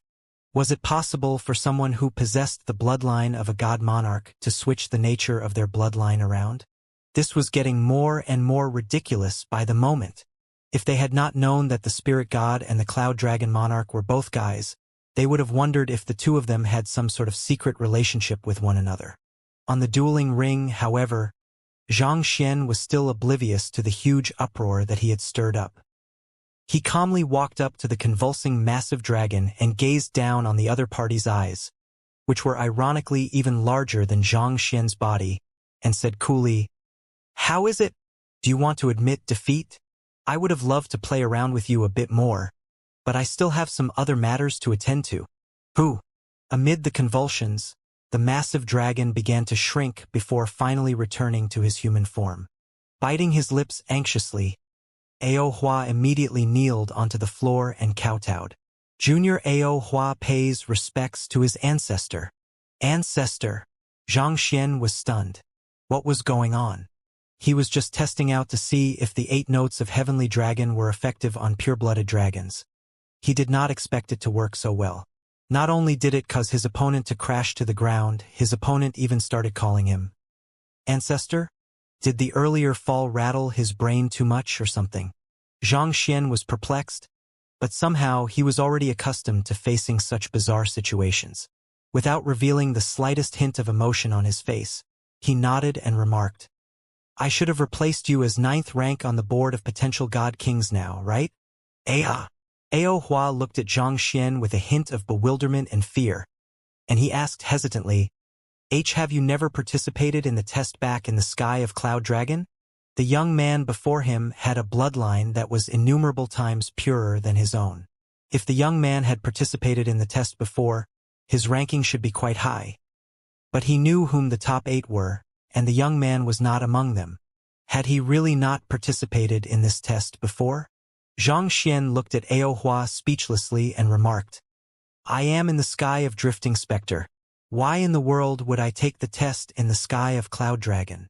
The earlier impact must have struck the intelligence out of his opponent as well. Why would the other party ask such an obvious question? Ao Hua was surprised by Xianxia's response once more. Could it be that the young man before was an ancestor who had been left behind in the sky of Drifting Spectre? Thinking about it, their sky of Cloud Dragon did indeed find quite a few people with their bloodline from the other skies every year. It was just that most of their bloodline would have already thinned out by then. This was his first time encountering someone outside whose bloodline was even purer than his. Ao Hua wanted to ask more about the matter, but when he saw the young man looking at him impatiently, as if he was a scammer who was going to deny his loss, he sighed deeply and replied, I am 9th rank in the sky of Cloud Dragon, so our duel won't affect the sky of Drifting Spectre's board. The 1st rank of the sky of Drifting Spectre, Shintufeng, is the guy over there whom I have just beaten up. Yes, you are pointing at the right guy. The one with dried blood on his mouth. Yep. Seeing how the attention of the crowd had suddenly turned to him, Shintufeng tried to put on his coolest smile and said, Indeed, I'm the 1st rank in the sky of Drifting Spectre. It might have looked cool if his mouth was not leaking air due to the swelling of his face. Xianxia's lips twitched. That fellow was actually 1st rank? So, in other words, before he even got there, that fellow had already been downed by someone else? That explained why the other fellow was able to turn into a pure-blooded dragon. After all the confusion, it turned out that he was from the sky of Cloud Dragon. Qi Linger was also dumbstruck. It had not been long since she returned to Royal City, so she had not managed to strike up connections with the figures on the board of potential god kings yet. As such, she did not notice that the 1st rank was also present. She had thought that the others lying on the ground were weaker than Qiyu, but who could have known that even the 1st rank was there? So, the person whose eyes were swollen and nose was broken was actually the number 1 expert beneath the god kings in the sky of Drifting Spectre. The person whom countless women viewed to be their ideal type? Weak. It was no wonder young Master Zhang had said that it did not matter who he challenged. It turned out that he really had the strength to back up his words. Despite only taking 2 breaths to make a breakthrough, he was still able to easily defeat someone who had cultivated for centuries to get to 1st place. The bloodline of a god monarch sure was scary. Qi Linger could not help but sigh at how different people could be just on the basis of their birth. It seemed like it was time for her to change her train of thought. She should stop trying to interpret Xianxia with her common sense. The very existence of the god monarchs was an aberration of nature. It was because they could achieve what others deemed impossible that others had no choice but to revere them. If you defeated the 1st rank, and I defeated you right after, shouldn't that count as well? After all the effort that he had put into the fight, Xianxia did not think that his opponent turned out to be nothing more than an extra. With a troubled look, he glanced at the cultivators lying on the ground and murmured, Should I just challenge these fellows just to be safe? The so-called free knights were not there to supervise the duel, so he was not sure if his earlier fight was valid. In any case, there was no harm in getting a guarantee. Otherwise, it would be troublesome if he had to return there to fight again. What? Let's not do that. Shintufeng quickly spoke up. I'll report this matter honestly to the Free Knights and surrender my spot to you.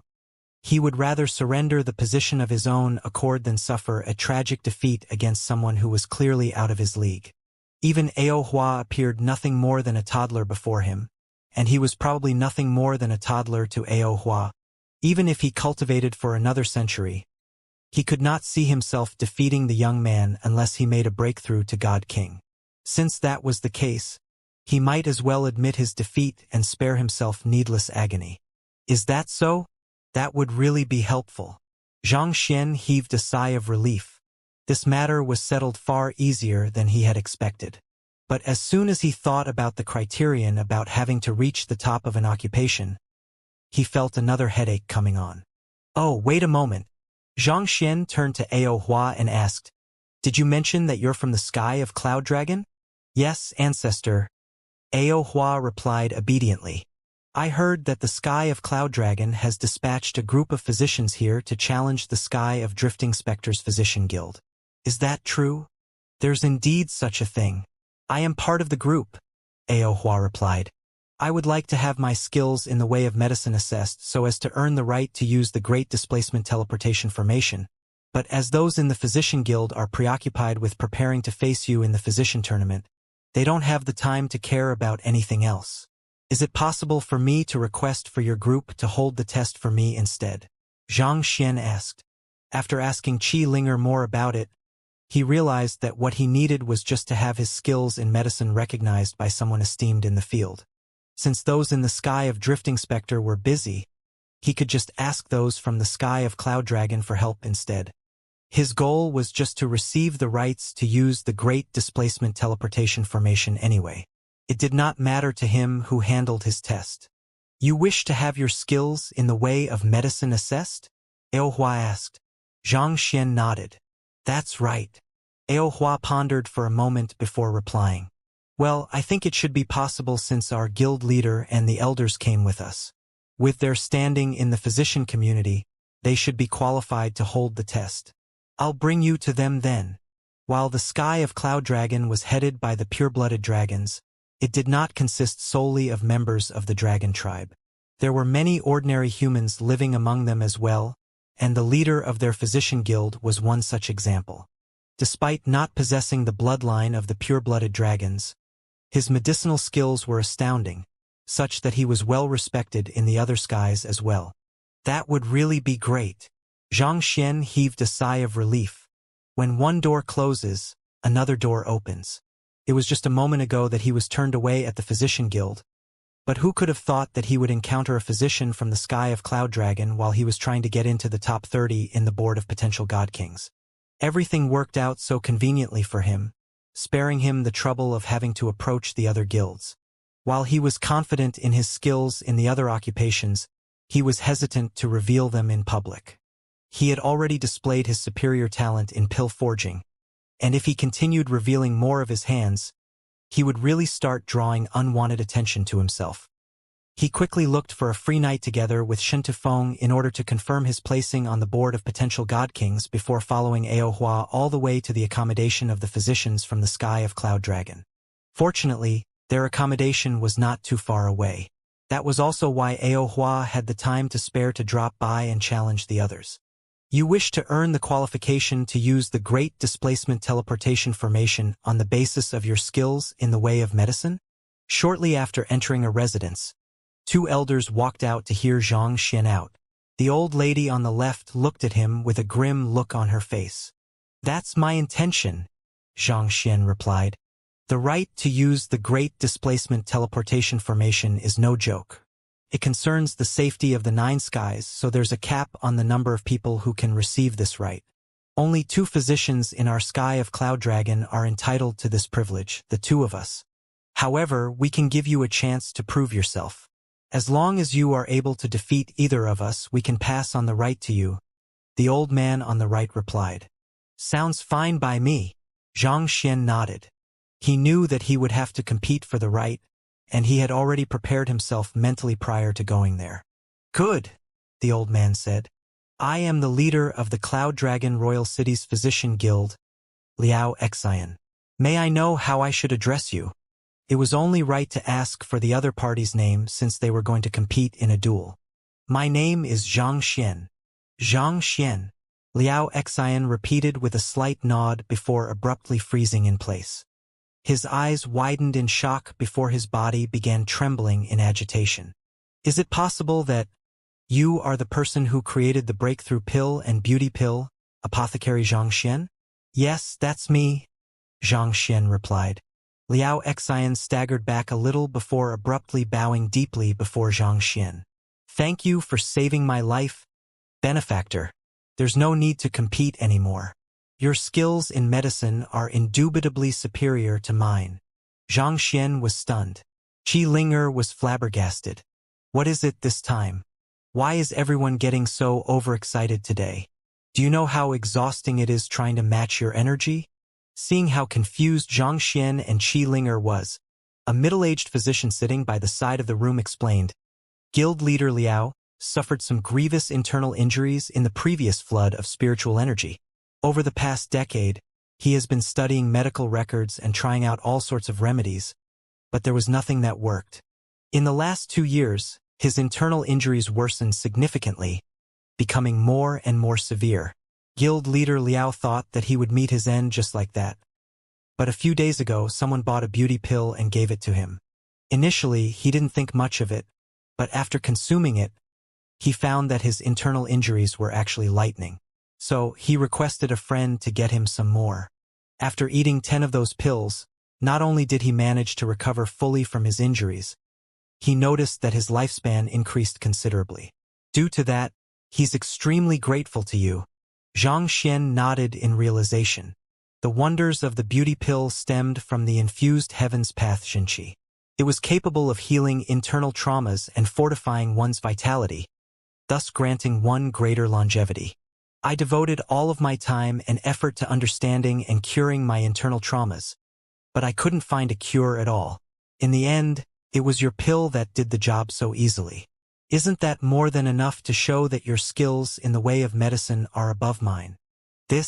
Well, I guess it's not entirely wrong if you interpret it that way. Xianxia was planning to turn down the compliment humbly, but when he thought about it, there was some truth in what guild leader Liao said. He would be humble bragging if he refused a compliment that was true, so he could only reluctantly accept those words. The Heaven's Path Xinqi was capable of healing most afflictions, and in the cases where the Heaven's Path Xinqi did not work, the patients were more or less doomed. Besides, his knowledge in the way of medicine went beyond just using the Heaven's Path Xinqi. The fact that he was a 9-star physician back on the master-teacher continent was evidence of his skills. He would be going against his conscience if he said that his medical skills were beneath those of guild leader Liao. All right, I'll send a message back right now to handle the processes. I'll pass you the token required to use the Great Displacement Teleportation Formation once it's done, Liao Xian replied. In truth, there was no need for him to go all the way there to partake in the physician tournament. He was esteemed enough in the physician community to not have to prove himself. The main reason he had gone there was to meet his benefactor and thank him in person. Since his benefactor had a request, it was only right for him to fulfill his request so as to repay the favor. Just as guild leader Liao was about to take out a special communication token to pass down the order, another old man rushed into the room and exclaimed, "Guild leader Liao, you mustn't do that." Vice guild leader Wang, is there a problem? Guild leader Liao asked with a frown. The person who barged into the room was the vice leader of Cloud Dragon Royal City's Physician Guild, Wang Fei. Apothecary and physician are 2 separate occupations. It isn't right to mix them together just because there are some similarities between the two. It is inappropriate, Wang Fei argued.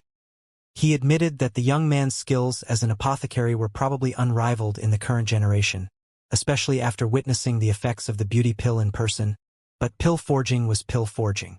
No matter how formidable one's pills were, that would not make an apothecary a physician. The role of a physician was to diagnose a patient and come up with the best treatment method to cure the patient. On the other hand, apothecaries forge pills out of medicinal herbs in order to elevate their medicinal properties. There was a vast difference in their specialties. By giving the right to use the Great Displacement Teleportation Formation over to this young man, guild leader Liao was indirectly admitting that his skills in the way of medicine were beneath those of the young man. If the latter showed a lack of capability afterward, that could possibly tarnish the reputation that guild leader Liao had painstakingly built. Guild leader Liao, please reconsider your decision. The other physicians in the group entered the room and bowed deeply. I am indebted to Apothecary Zhang. and I wish to repay his favor. Besides, it's about time for me to retire. All right, there's no need to say any more. My mind is made up. Guild leader Liao waved his hand. In truth, he shared the same assessment as the other physicians. He felt that while Xianxia was able to forge incredible pills, his medical skills were likely lacking in comparison. The main reason he had accepted the request was to repay Xianxia's favor. Compared to his life, he felt that a small stain on his reputation did not mean much. Understanding the worries of the other physicians, Xianxia did not lose his temper. If that's the case, shall we follow the proper process instead? The usual way to do it is through the physician tournament, right? Since everyone is here, shall we do that?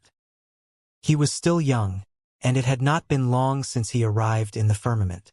It was normal for others to doubt his capability. You wish to challenge us in a physician tournament? Guild leader Liao asked. I'm already here anyway, Xianxia replied with a smile. Guild leader Liao was a little hesitant, but seeing that Xianxia had made up his mind, he eventually nodded in agreement. There are 4 main segments to the physician tournament, namely observation, scent, inquiry, and contact. In each step, you must jot down your diagnosis, determine the illness, write down a cure, and verify whether the cure is effective or not. Xianxia nodded. He had been wondering how the physician tournament would work, but from the looks of it, it appeared to be no different from how physicians usually diagnose their patients. It was just that, what about the patients? Do we involve patients in the duel? Xianxia asked with a frown. It did not seem right to him to make a tournament with the life of the patients at stake. That infringed on the ethics that a physician should have. Of course not, Guild leader Liao replied. Then, he looked at Xianxia doubtfully as he asked, could it be that you don't know what the physician tournament is? The young man was the one who proposed having a physician tournament, but based on what he was saying, it seemed like he knew nothing about it. He had thought that he could just admit defeat to the young man in order to return the favor. Even though he did not think that the young man would actually be more skilled than him when it came to the way of medicine, as someone who was able to create the beauty pill, he thought that the young man still would not be too bad. But based on what he had seen thus far, that did not seem to be the case. A physician who did not even know what the physician tournament was he even a physician at all? The top physicians of the 9 skies have worked together to create an artifact known as the Stone of Symptoms, and it's through this that we hold the physician tournament. Seeing that Xianxia was really ignorant of it, Guild leader Liao shook his head and explained the matter. It seemed like Vice Guild leader Wang's worries were not unfounded. From the current looks of it, it appeared that the young man's medical skills were not too amazing. There was no way a skilled physician would not know about the physician duel. Stone of Symptoms? Yes. It's a unique treasure that is able to record a patient's physical condition with great precision. Through the data stored in it, it's able to generate a projection of the patient in real time to provide the physician with information. If you can provide it with a feasible cure, the projected patient will be able to recover from their ailment. As Liao Xian spoke, he took out a stone and tapped lightly on it. The stone released a light buzz before generating 10 human projections. These projections were created through a formation inscribed on the stone. Every single one of these projected humans appeared sickly, as if they had been afflicted with some sort of lethal disease. It looked like they would not live much longer without treatment. These 10 people are afflicted with diseases that have been discovered and treated from several hundred years to several millenniums ago. Through a special procedure, their conditions are logged in the Stone of Symptoms, allowing us to recreate a lifelike projection of them. Just like real patients, we can observe their symptoms, smell their scent, ask about their status, and feel their pulse. Through these 4 methods, we can determine the cause of their affliction and devise a treatment method for them. Seeing how Xianxia was still looking at the projected patients with an uncertain look on his face, Liao Xian added, "Don't worry. The illnesses faced by these patients are not entirely obsolete. Most of these ailments are around today, even though they have been altered in one way or another through interactions with different environments. Furthermore, as the records go many years back, it's impossible for a person to memorize every case. Also, The patient's projected change randomly each time the stone of symptoms is activated. So you can rest assured that there's no way one can cheat. Hearing those words, Xianxia nodded in relief. Treating a patient was much more than memory work. The same disease could have vastly different symptoms depending on a person's constitution. Based on these conditions, the treatment method devised and medicine dispensed by the physician must adapt accordingly. So, if the projected patients were the same each time, one could simply memorize the specific symptoms of the patients in advance and treat them impeccably with ease. That would render the test utterly meaningless. However, it seemed like he had underestimated the physician tournament. While the cultivators of the firmament had exceptionally good memory, there was no way they could remember all of the ailments from the current date to over tens of thousands of years back. And that was assuming that they could even find the medical records of all the patients stored within the stone of symptoms. This made cheating nigh impossible. After every step of the diagnosis, you are to write down your deductions. Once the observation, scent, inquiry, and contact procedures are over, you have to jot down a medical treatment and hand it over to the patient. If the medical treatment you proposed is in line with the one that cured the patient, the projected patient will be cured of his suffering. On the other hand, if you make a mistake, it'll show the corresponding results. Xianxia nodded in response. He tapped his finger on the stone of symptom once more, and just as guild leader Liao said, all 10 projections changed immediately. Now that you know of the rules, let's begin. Guild leader Liao raised his hand, and 2 physicians quickly passed a few pieces of paper and a brush to them. As physicians, observing one's patient was the first step for a diagnosis. Through taking in the patient's expression, color, state, and form, one would be able to make a preliminary assessment of the symptoms he was facing. Seeing that guild leader Liao had headed toward the leftmost patient, Xianxia quickly walked over to the rightmost patient. With one swift glance at all the projected patients, he was already able to deduce their symptoms with 80 to 90% confidence. Nevertheless, he still decided to mutter flaws beneath his breath. Hoo. 10 books immediately materialized in the library of Heaven's Path. While he was quite confident of his analysis, he wanted to have an absolute guarantee for this. So, he tapped into the powers of the library of Heaven's Path to double-check his diagnosis. The result of this physician tournament would determine how long it would take him to get to the sky of spirit origin and find Luo Ruoxin. He did not want to risk losing the duel and waste precious time. Even though the patients before him were only projections, he was still able to compile the analysis of their conditions through the formation that projected them. After quickly browsing through it, he heaved a sigh of relief after seeing that his diagnoses were spot on. He had not really come into contact with medicine ever since he arrived in the firmament, but back when he was still on the master-teacher continent, he had encountered all sorts of bizarre afflictions and resolved all of them with ease. His understanding of the human body and medicinal herbs had already reached a level unthinkable to most physicians. Right now, the only thing that was hindering him was the difference in constitution between gods and ordinary cultivators. As long as he could work that out, he should be able to tap into the vast knowledge in his head to cure these patients. He sat down on the floor and spent a few moments organizing his thoughts to deduce the best treatment method. Then, he swiftly wrote down the treatment methods. "All right, I'm done," Xianxia said with a smile. "What? You are done? Really? It hasn't even been 10 minutes since the physician tournament started, right? Furthermore, you didn't even conduct the other steps of the diagnosis before going right into jotting down the medical treatment. You must be joking. How can someone diagnose all of these patients and come up with corresponding solutions so quickly?" Everyone was stunned. There was a saying that physicians were constantly wrestling with time to save their patients from the clutches of death.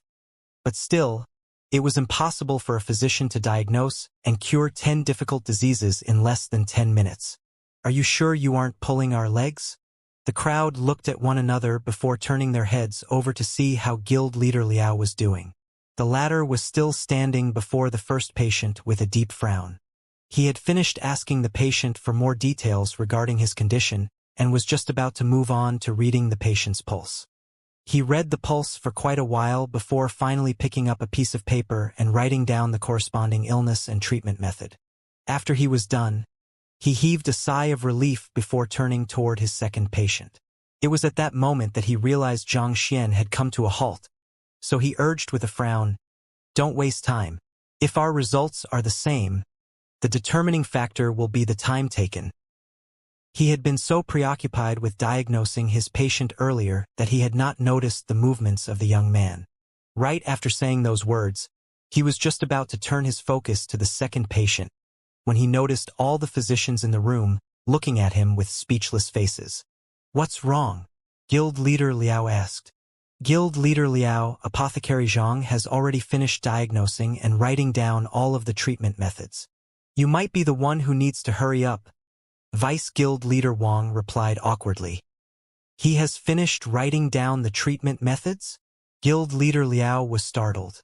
He was barely done with the first patient, but his opponent was already done devising the treatment methods for all 10 of them. Guild leader Liao shook his head as his opinion of the young man fell a little further. Diagnosing a patient was not just about acquiring information. It was about piecing all the details together, be it the patient's age, strength, health history, or drug allergies, and creating a complete picture out of them. If one neglected even one of these factors, it could cause the situation to run out of control, thus placing the patient's life at risk. In his view, it was utterly ridiculous for someone to formulate a treatment without going through the 4 key steps of diagnosis. It was such arrogance that would eventually cost a patient's life. Sighing deeply, Guild leader Liao made a mental note in his mind to talk to the young man about this later before moving on to his next patient. All in all, it took Guild leader Liao 2 hours in order to finish diagnosing all 10 of the patients and devising their treatment methods. A little exhausted, he rubbed his glabella before turning in the papers with his answers. "Let's check the results." With the answers of both participants in hand, Vice Guild leader Wang took the first paper from Guild leader Liao's stack and flipped it over. Everyone else in the room craned their necks over to see what was written on it. Likely to be Ephialtes' Bane symptom. This was the first conclusion that he came to after observing the first patient. Vice Guild leader Wang moved on to flip the second and third pieces, which reflected his diagnoses from the scent and inquiry, and the answer was the same. However, on the fourth piece of paper, which he wrote after feeling the patient's pulse, he overthrew his previous diagnosis, writing, "Not Ephialtes' Bane symptom but night terror affliction. Treatment method." The Ephialtes' Bane symptom was a symptom that tortured one's spirit. The patient would suffer from constant nightmares during their sleep, as if they were haunted by a devil. Their spirit would continue to wither as time went by, causing their great distress. In truth, it was just the side effect from a deficiency in a cultivator's spirit resulting from the damage caused by one's cultivation going berserk. As long as the cultivator cultivated their spirit and avoided putting stress on themselves, the symptom would eventually disappear. This symptom was almost identical to what a patient plagued by the night terror affliction would face. The only difference was that the former would only appear during any types of sleep and was not lethal, whereas the latter would only occur during deep sleep, and once the symptom struck, there was a chance that the cultivator would never wake up again. Through just observation, scent, and inquiry, the information one would receive from patients suffering from those 2 diseases would be nearly identical. Unless one felt the pulse and sensed the differences in the fluctuation of energy, it would be impossible to discern the 2. A perfect answer. Vice Guild leader Wang nodded. In the diagnosis procedure, the first step, observation, would only suffice for a preliminary assessment. It did not provide enough information for one to fully ascertain the illness. For most physicians, it was only at the 4th step that they were able to eliminate other possibilities and decide on one. Guild leader Liao used this method to determine the cause of the illness and identify the root factor that he had to resolve. Taking the sheet of paper detailing the treatment method, Vice Guild leader Wang walked up to the first patient and placed it in his hand. Wang. The next moment, as if having eaten medicine, the complexion and spirit of the projected patient began to recover gradually. There was only one scenario in which such a situation would happen. The medicine was effective. Guild leader Liao stroked his beard in satisfaction. It had been many years since he had participated in a physician tournament, but it seemed like he had not grown rusty yet. He had treated the first patient impeccably. With this, he turned to Xianxia. He wanted to see what kind of answers the young man could come up with in less than 10 minutes. With a smile, Xianxia passed over the treatment method he had jotted down. Vice Guild leader Wang took the piece of paper, but upon seeing the content, he frowned. The crowd also glanced over, only to frown in bewilderment. There isn't any illness jotted down here? Did he fail to diagnose anything from the patient? But why would he write down a treatment method if he failed to diagnose anything from the patient? I have no idea. On the paper was a list of medicinal herbs, but there was nothing that indicated what kind of illness the first patient was suffering from. Furthermore, it seems like the prescription he wrote down is a little different from that of Guild leader Liao. A little different? They are two completely different sets of herbs. But Guild leader Liao's prescription is correct, right? Given that Apothecary Zhang's prescription is entirely different, doesn't that mean that he has already failed? At this point, everyone in the room had already come to a conclusion about Xianxia. The young man was really just an apothecary. He knew nothing about diagnosing and treating a patient at all. It was one thing for him to fail to diagnose a patient's condition accurately, but he even boldly came up with an incorrect prescription. It was fortunate that it was just a projected patient. If it had been a real patient, the consequences would have been dire. Is there even a need to continue this? Vice Guild leader Wang remarked in disappointment. In his opinion, Xianxia was no physician at all. It was pointless to continue the physician tournament like that. Are you suggesting that I have already lost without even testing my treatment method? Xianxia asked with a frown. Isn't it already obvious from this? Why don't you try placing my treatment method on the projected patient and see what happens? You are only humiliating yourself at this rate, but since you insist, Vice Guild leader muttered in exasperation as he walked up to the projected patient and took away Guild leader Liao's treatment method. As soon as the paper left the projected patient's hand, the latter immediately reverted to his sickly state. Vice Guild leader Wang then placed Xianxia's treatment method in the projected patient's hand. Wang. As soon as the projected patient came into contact with the paper, his sickly yellowish face immediately turned pale. Just as everyone thought that the patient was going to pass away from the wrong prescription, a minor explosion suddenly sounded, and the aura of the projected patient abruptly surged. It took a while before the surge finally came to a halt, and the fluctuations in energy calmed down. Taking another look at the projected patient, the physicians in the room realized that not only did the patient manage to recover from his illness, his complexion also looked redder from before. In fact, he seemed to have grown stronger. Did he make a breakthrough in his soul cultivation? Hang on a moment. Are you saying that Apothecary Zhang's prescription has not only cured the patient, but even helped him make a breakthrough? Silence. Even Guild leader Liao's eyes had widened in shock. His treatment had only alleviated the patient's condition. On the other hand, the young man before him had not only cured the patient from the root cause, he had even turned this crisis into an opportunity to make a breakthrough. In other words, the young man's proposed treatment method was not just on the level of perfect. It had surpassed perfect to reach an even higher level. That's not all. The medicinal herbs in Apothecary Zhang's prescription are quite common. They can be found in most dispensaries in town, and they aren't too expensive, Ao Hua pointed out excitedly. On the way there, he had received strict instructions from Xianxia not to address him as ancestor but Apothecary Zhang.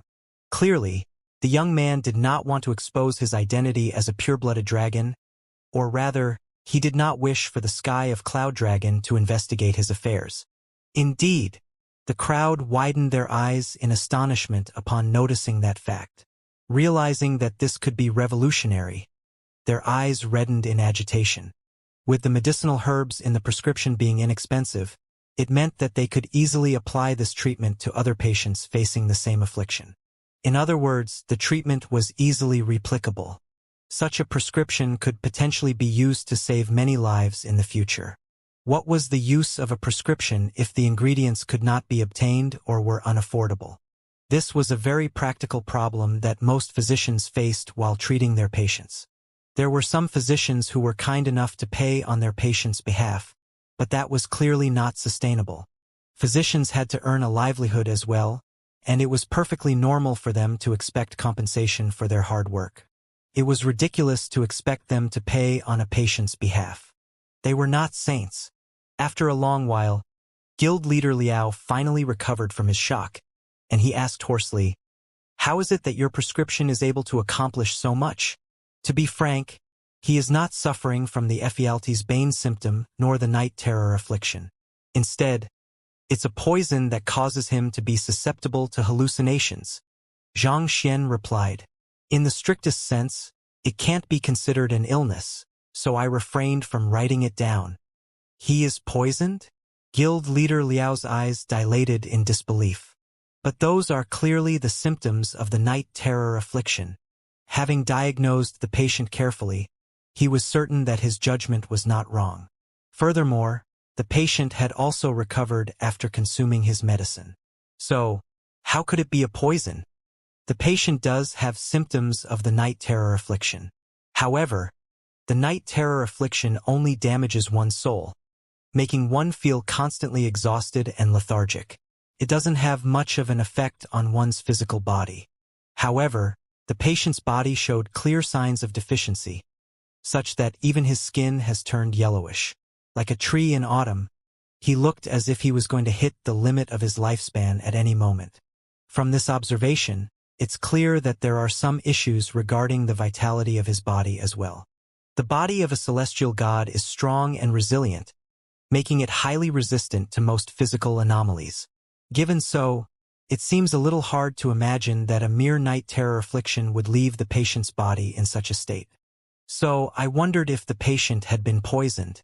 Through my careful observation, I realized that the patient is actually from the sky of deathlessness Wuxia mountain, which is known to be the habitat where night terror cobras thrive in. So, I deduced that the patient might have encountered a night terror cobra there and ended up getting bitten, resulting in his current state. While most prescriptions dealing with the night terror affliction alleviate the effects caused by the venom of the night terror cobra, they are unable to neutralize the venom itself. Short-term, the patient will appear to have been cured. However, the venom will act up once every 2 years, and on the 5th time that the condition relapses, the venom will have already circulated throughout the patient's body. By then, there'll be nothing that can be done to save the patient anymore. The crowd in the surroundings blinked blankly. They were having trouble trying to process what they had just heard. Are you sure you are a physician and not a prophet? The person in the projection has been dead for innumerable years, and his corpse has already been reduced to dust. How in the world did you manage to tell that he is from the sky of deathlessness mountain Wuxia? From what I remember, you only looked at the patient and didn't ask any questions, right? Guild leader Liao quickly turned to the projected patient and asked, "Where do you live?" As the environment where a cultivator lived could potentially reveal the cause of the illness, the projected patients were allowed to answer this question. "Sky of deathlessness, mountain Wuxia," the projected patient replied. Hearing the response, everyone staggered a little from shock. Perhaps calling it shock was an understatement. Things were starting to develop in a creepy direction. With just a single look, the young man had not only been able to diagnose the patients accurately but also figured out where the patients were from. It was almost as if the young man was BOM with an innate talent to become a stalker. Terrifying. The sky of deathlessness is located at the south of the firmament, and the climate is hot and humid. Through his clothes, it's possible to deduce as much. Xianxia could see through the doubts the physicians had in mind, so he explained his thought process to them. Hearing those words, the crowd quickly turned their gazes over, and indeed, the patient was wearing light, cooling clothes. Nourished by the moist atmosphere, Southerners tended to have paler and suppler skin. In comparison, Northerners tend to have drier and rougher skin. It's possible to discern the region that one originates from through such physical traits, Xianxia said. That is not the conclusive evidence, though. Regardless of whether he was afflicted with the night terror affliction or venom, his soul would have been injured. However, the condition of the injury would have been different. If it was the former, it would have been an overall deterioration of his soul. If it was the latter, his injuries would have been more severe at the location where the poison first seeped in. Through careful observation, I was able to sense that the deterioration of his soul was uneven, and that proved that he had been poisoned. I see. The crowd nodded in realization as they looked at the young man in awe and admiration. They had thought that the latter was an inept physician wannabe, but who could have known that he was actually a grandmaster way beyond their league? Let's continue. Vice Guild Leader Wang continued to verify the remaining 9 patients. Guild Leader Liao's treatment methods were all correct, but they paled far in comparison to what Xianxia had come up with. All of the prescriptions that Xianxia suggested allowed the patient to achieve some sort of breakthrough after they were cured, making it clear which method was superior. Of the 10 patients, all his treatment methods were beyond perfect. I have lost, Guild Leader Liao remarked with a bitter smile. It was a great battle. I have learned a lot from it. Guild Leader Liao was initially certain that Zhang Xian's medical skills would be way beneath his. But at this moment, he realized that he was nothing more than a firefly standing before the radiant sun. Their skills were not even in the same league. Does this mean that I have earned the right to use the Great Displacement Teleportation formation now? Zhang Xian asked. Of course.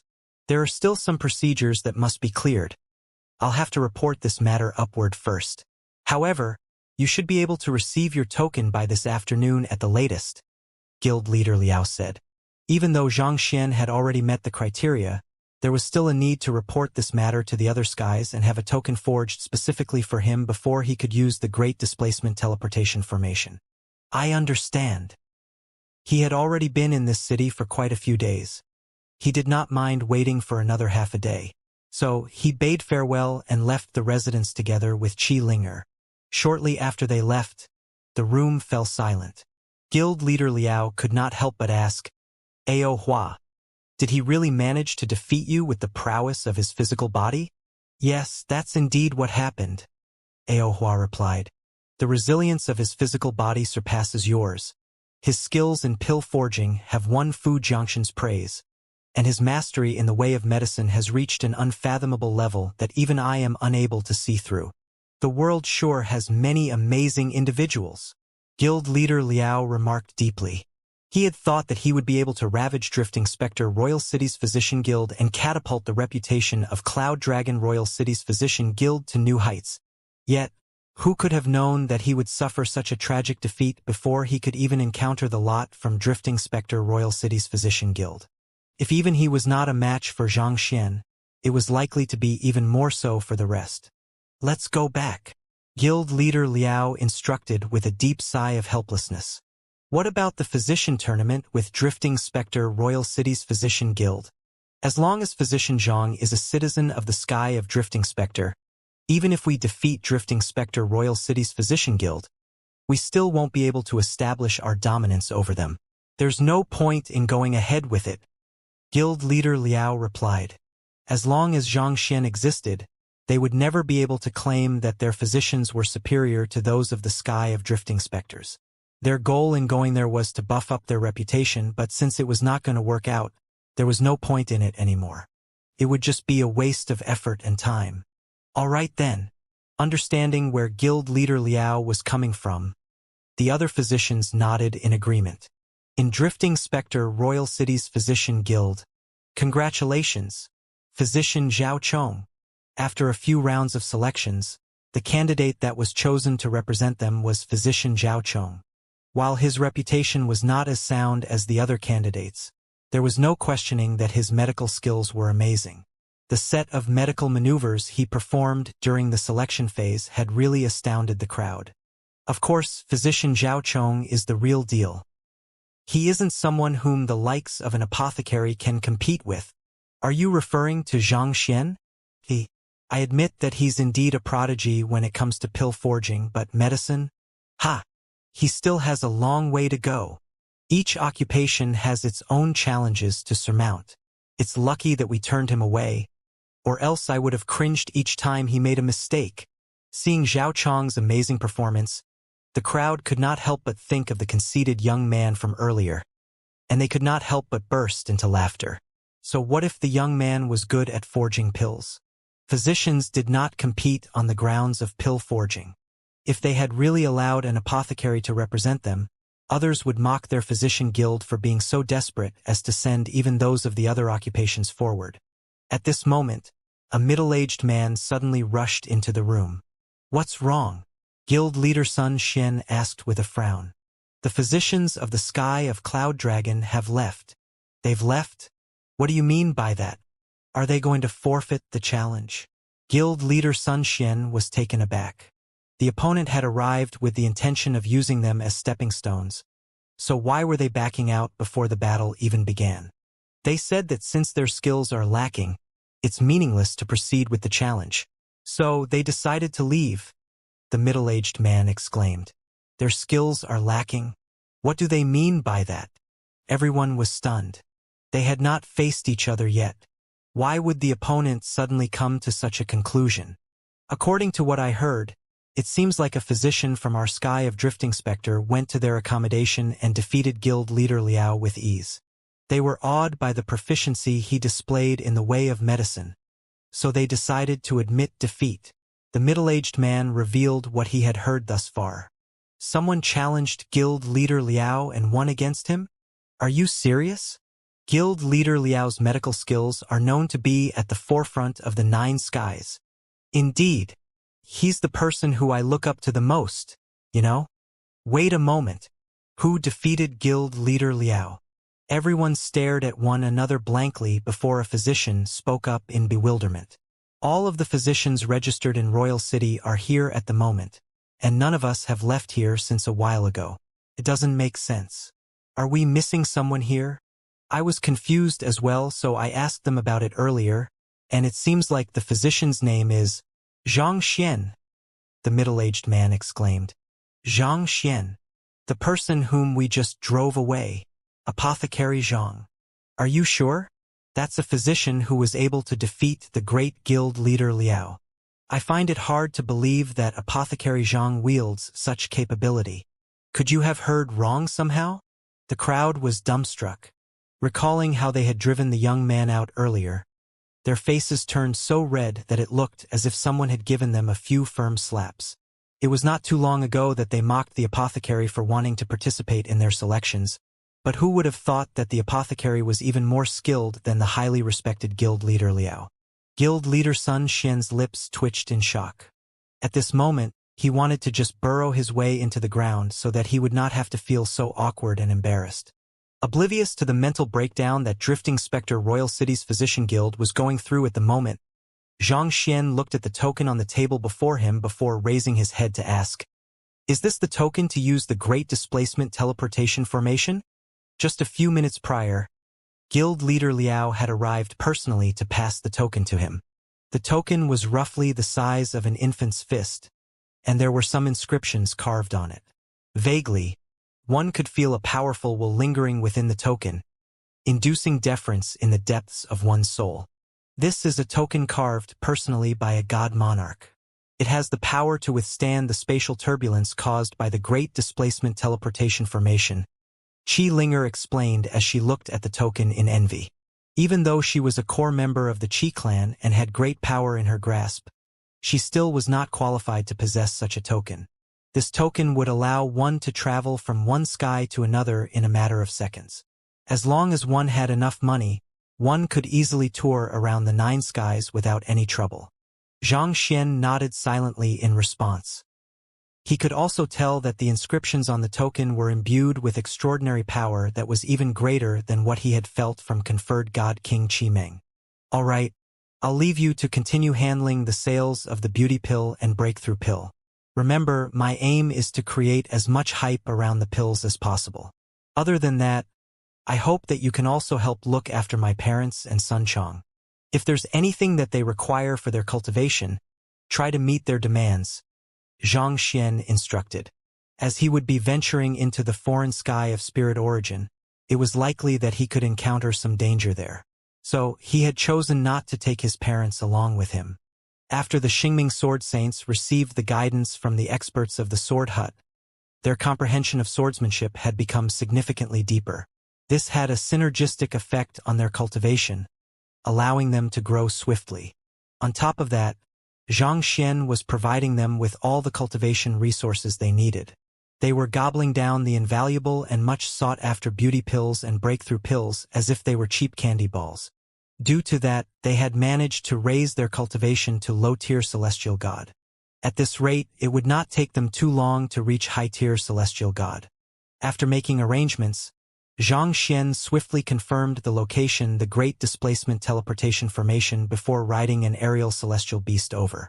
As long as the Qi clan thought that he was a god monarch, they would surely do everything within their means to protect his parents and son Chong. So they should be relatively safe in Drifting Spectre Royal City. But their safety would no longer be guaranteed once they ventured beyond the city walls. The lucrative market created by the arrival of the breakthrough pill and beauty pill had stirred the greed in the hearts of many powers. Most of these powers did not dare make a move in Drifting Spectre Royal City out of fear of the Qi clan, but once they left the protection of the Qi clan, there was no doubt that those powers would make use of the opportunity to strike. In fact, he felt that his journey to the Great Displacement Teleportation Formation and teleporting straight over to the sky of spirit origin might not be as smooth as he would like. Sitting on the aerial celestial beast, Xianxia closed his eyes and began conditioning his current state. As a symbol of neutrality, the Great Displacement Teleportation Formation was not located within Royal City but at the top of a mountain several hundred li away. So, if one wanted to use the teleportation formation, one had to leave Royal City. This meant that there was a good chance that Xianxia could be assaulted by another person while traveling to the teleportation formation. As the person who knew the pill formulas of the breakthrough pill and beauty pill, there were probably many who viewed him as a fountain of wealth. Anyone who could capture him would gain the key to endless fortune. There are still 15 minutes before I finally leave the city, Xianxia thought. I guess I should use this time to work on my celestial god realm sword art. It had not been too long since he became a celestial god, and all this while, he had been too preoccupied with other matters and ended up neglecting his sword art. Since he had some time on hand, it would be good for him to work on it. He noticed that in order to grasp the sword art of the pathos of heaven, he would have to immerse himself in the environment of the firmament. If he channeled his consciousness into the isolated great codex of spring and autumn, even though he would be able to enjoy the benefits of a time acceleration of 10,000 times, it would not help him in his comprehension at all. The first level of the pathos of heaven is bond of allegiance, and the sword art is a heart of intertwined threads. The second level of the pathos of heaven is camaraderie of brothers, and the sword art is unyielding loyalty. The third level is ties of teacher and student. The cultivation techniques and sword arts that Xianxia had comprehended from the pathos of heaven revolved in his mind, drifting quietly. Like a painting, they slowly unfurled to reveal a grand picture that depicted his journey thus far. Some of the times were exciting and some of the times were sweet. Some of the times were horrifying, and some of the times were heart-wrenching. It was a picture filled with all sorts of flavors and sentiments, and these were what made him what he was. Passion and affection, these were emotions. Hatred and abhorrence, these were also emotions. Happiness and pain, these were emotions, too. There were no sentient beings in the world that could escape their emotions, and if the world was devoid of sentience, the heavens would have no reason to exist. It was as if emotions were the bane of the heavens. They hindered the rationality of the heavens, but they were a natural part of the world as well. Perhaps emotions could be viewed as an even higher force. The heavens could be destroyed, but emotions would continue to exist as long as life persisted. A teacher and a student were two people who would be otherwise strangers if not for the bond of mentorship. This bond signified the continuation of one's knowledge, wisdom, and values, binding the two people tightly together. It appeared to be a transient relationship bound by nothing more than societal values, but it could become strong enough to rival the bond of kinship. I see. Xianxia's heart quivered as an emotion surged. Just as he was about to execute the sword art, he felt goosebumps rising all over his body. Without any hesitation, he leaped off his aerial celestial beast. Pong! The next instant, the aerial celestial beast that he had been riding on suddenly burst apart, and Xianxia was left plummeting from the sky. An assault. Lowering his head, Xianxia saw a lush forest beneath him. The massive buildings of Drifting Spectre Royal City were no more than 5 meters behind him. In other words, as soon as he left Royal City, there was already someone who could not hold himself back from making a move on him. He had not told anyone about his intention to use the Great Displacement Teleportation formation today except for Sun Chong, Qi Ling and his parents. Yet, they were still able to lay an ambush for him there in advance. It seemed like someone had been keeping tabs on his movements. He had underestimated the temptation of the breakthrough pill and the beauty pill. The ground was moving toward Xianxia at an accelerating pace. It would not be long before he finally crashed into the ground. However, what he really had to be wary of were the ones above him. There were 6 aerial celestial beasts charging toward him from above. Each beast had a black-robed person standing above them with a spear in hand. One of them had killed his celestial aerial beast. In the firmament, only god kings possessed the ability to fly. Even though Xianxia's cultivation had already reached high-tier celestial god, it was still impossible for him to maneuver in the sky without the help of an aerial beast. It seems like I'll have to learn how to fly before I perfect my sword art, Xianxia thought. With his current strength and his experiences from the Master-Teacher continent and the Azure, it should not be too difficult for him to figure out how to fly. It was just that it had not been long since his cultivation reached high-tier celestial god, and there had been no time for him to spend on it. Given his current plight, if he did not learn how to fly within the next few seconds, even though he would not lose his life from falling from such a high altitude, he would have still lost half of his fighting prowess as a result of that. It would be difficult for him to deal with the encirclement of enemies in a weakened state. Boom! The 6 people in the sky brandished their spears and pierced them right toward Xianxia, causing a gust of cold air to be blasted in his direction. They were all high-tier celestial gods. Furthermore, they had chosen to use their full strength right from the start. With the resilience of Xianxia's body, he was not too bothered by the assault of the 6. Not even the claw swipe of a pure-blooded dragon could make him bleed. So what could the spear thrust of those 6 possibly do? The only issue was that if he faced the spear thrusts directly, the impact of the collision would further accelerate the speed of his fall. If so, the fall might prove dangerous even for him. While his physical body was much tougher than before, he did not want to gamble on something that he was not certain about, especially not in the face of his enemies. I guess I have no choice. I can only do this. As the spears came closer and closer to him, Xianxia closed his eyes. Question marks popped out on the heads of the charging 6. Was their target giving up just like that? Why don't you at least try to struggle a little? Do you know how many strategies we have prepared beforehand to deal with you?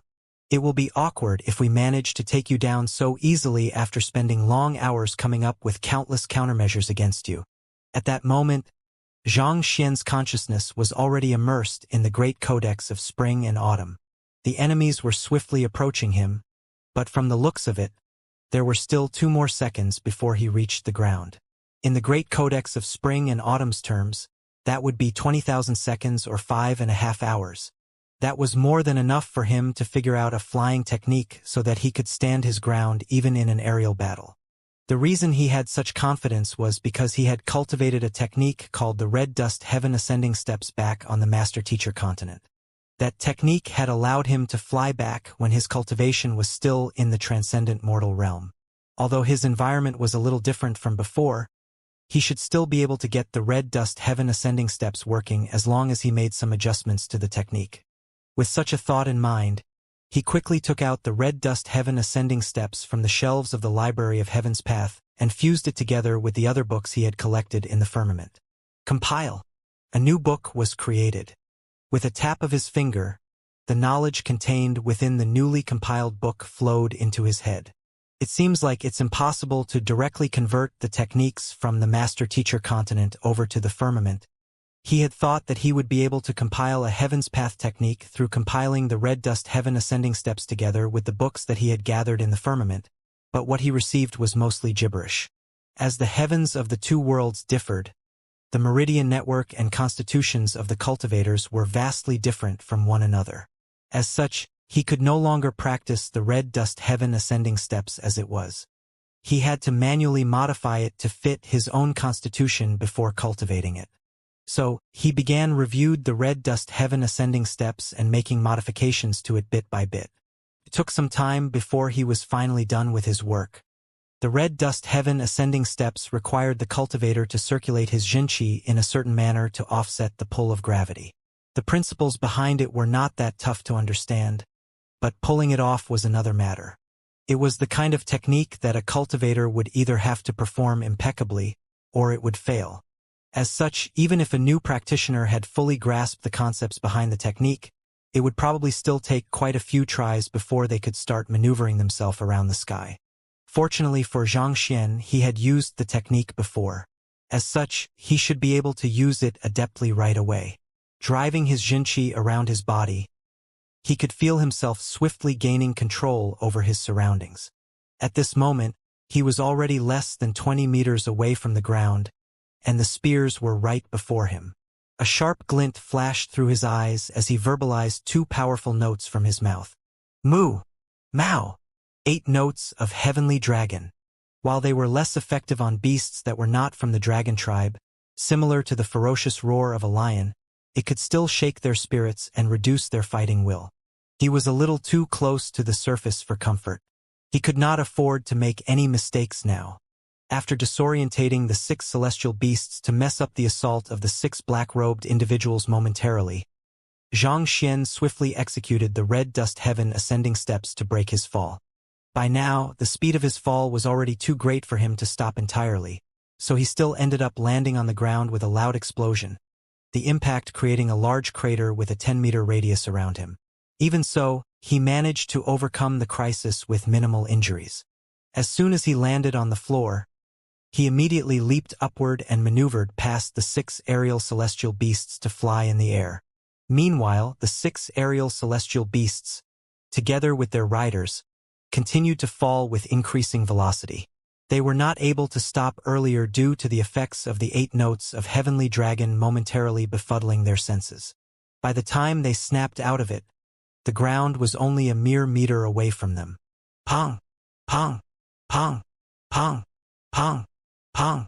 6 resounding explosions ensued as the 6 celestial beasts and their 6 riders charged right into the ground one after another, causing massive craters that spanned several hundred meters in their wake. Xianxia had been flying at an altitude of more than 2,000 meters earlier, and under the effects of gravity, the speed that he was moving at was already scary enough. On the other hand, those 6 assailants were dashing right toward him in order to catch up with him. As one could expect, the fall had nearly cost them their lives. This was especially so for the 6 celestial beasts, who bore the brunt of the impact. Their organs had ruptured. If they were not treated in time, they might pass away. Looking at the mess beneath him, Xianxia snorted coldly. He had no sympathy for those who went after him in order to fulfill their greed. With a flick of his finger, he sent 6 surges of sword chi toward the 6 assailants below. Puha! The sword chi passed through their glabelli without any resistance. Before they could even say a word, they had already breathed their last breath. After killing them, Xianxia swiftly collected their storage rings and spears with a wave of his hand. Those spears were high-tier celestial god artifacts, so they were still rather useful to him. As for the storage rings, there was quite a bit of money inside, but other than that, there was nothing worthy of note. After looting everything of value, Xianxia walked up to one of the aerial celestial beasts. He was intending to heal it to continue on his way, but all of a sudden, his temples started pulsating. It was the feeling of danger encroaching on him. Alarmed, he immediately darted to the side. Voila!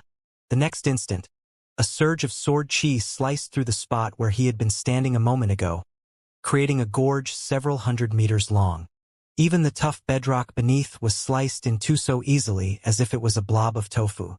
Despite his powerful body, he would have sustained severe injuries if he had taken that attack head-on. With a grim look on his face, Xianxia turned to look in the direction where the attack came from. There, he saw a middle-aged man making his way toward him one step at a time from the sky. Flight? He's a god king? Xianxia clenched his fists tightly together. It seemed like the true mastermind who wanted his pill formulas had finally made an appearance. To think that a god king would actually be behind this. Every single god king was highly respected in the firmament, But this one was so eager to claim his possessions that he made a move on him as soon as he was out of the protection of Royal City. I'm surprised. You are able to fly despite not being a god king, and you were able to kill 6 of my strongest subordinates without a hitch. I should have expected as much of the person behind the beauty pill and the breakthrough pill. I must say that this is quite an eye-opener for me, the middle-aged man said as he stopped around 30 meters away from Xianxia.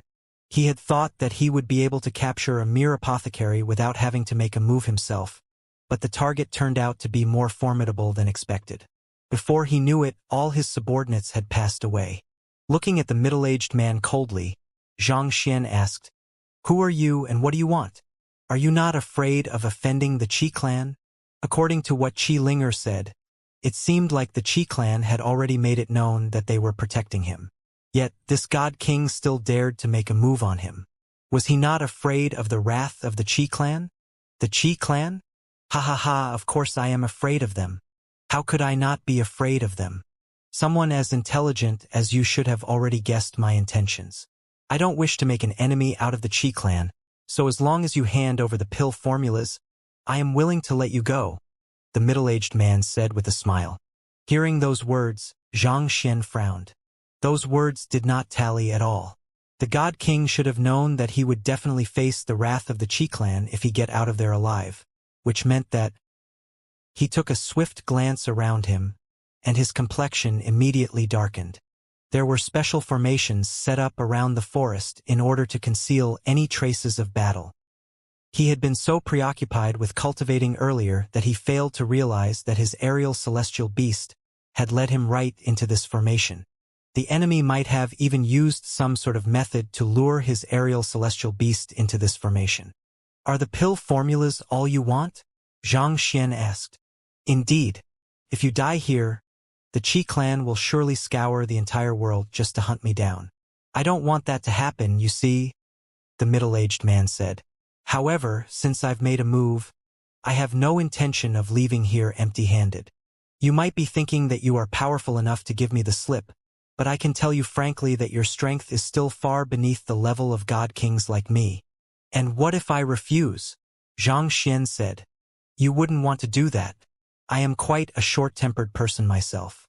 If you make me angry, I might accidentally hurt you, the middle-aged man replied as his lips curled up sinisterly. The middle-aged man would likely kill him regardless of whether he brought out the pill formulas or not. He could not possibly risk allowing the Qi clan to get on his trail, or else he would be placing himself in grave danger. Xianxia looked at the middle-aged man in the eye and asked, "So, you are determined to achieve your goal no matter what happens? You seem to be awfully confident in your strength. You plan on fighting against me?" The face of the middle-aged man turned livid. He drew his sword, causing a metallic reverberation reminiscent of a dragon's roar to echo in the air. The next moment, the middle-aged man suddenly appeared right before Xianxia. His sword tore through the air to strike right down on Xianxia's waist. As a god king, his cultivation was strong enough to put him in the highest echelon of the firmament. His offense did not appear to be as imposing as the attacks from a celestial god, but that was only because his strength was fully channeled into harming his enemy. There was not the slightest bit of energy wasted as heat or sound. Furthermore, the world seemed to sway along with his movements, reinforcing the might of his attack. Humph! Seeing how the middle-aged man made a move on him as soon as negotiations broke down, Xianxia knew that the other party had other means to extract the pill formulas from him even after he was dead. After all, the concept of soul search and similar techniques existed on the firmament as well. It was clear that there was nothing he could say that would make the middle-aged man hold back on him. Since words would make no difference at this point, Xianxia immediately retreated using the red dust heaven ascending steps. However, even though the movement technique allowed him to fly, the speed at which he could move was drastically beneath that of a god king. Xianxia could barely retreat a dozen steps before another slash was right before him. In that moment, Xianxia opened his arms. As he drove his Jinqi to its limits, he took out the 6 spears that he had collected from the 6 assailants earlier and directed them toward the middle-aged man. Each of these spears was infused with his spear quintessence, granting them superior might. Furthermore, they were positioned in a manner that allowed them to synergize their powers through a collaborative formation. You do have some means.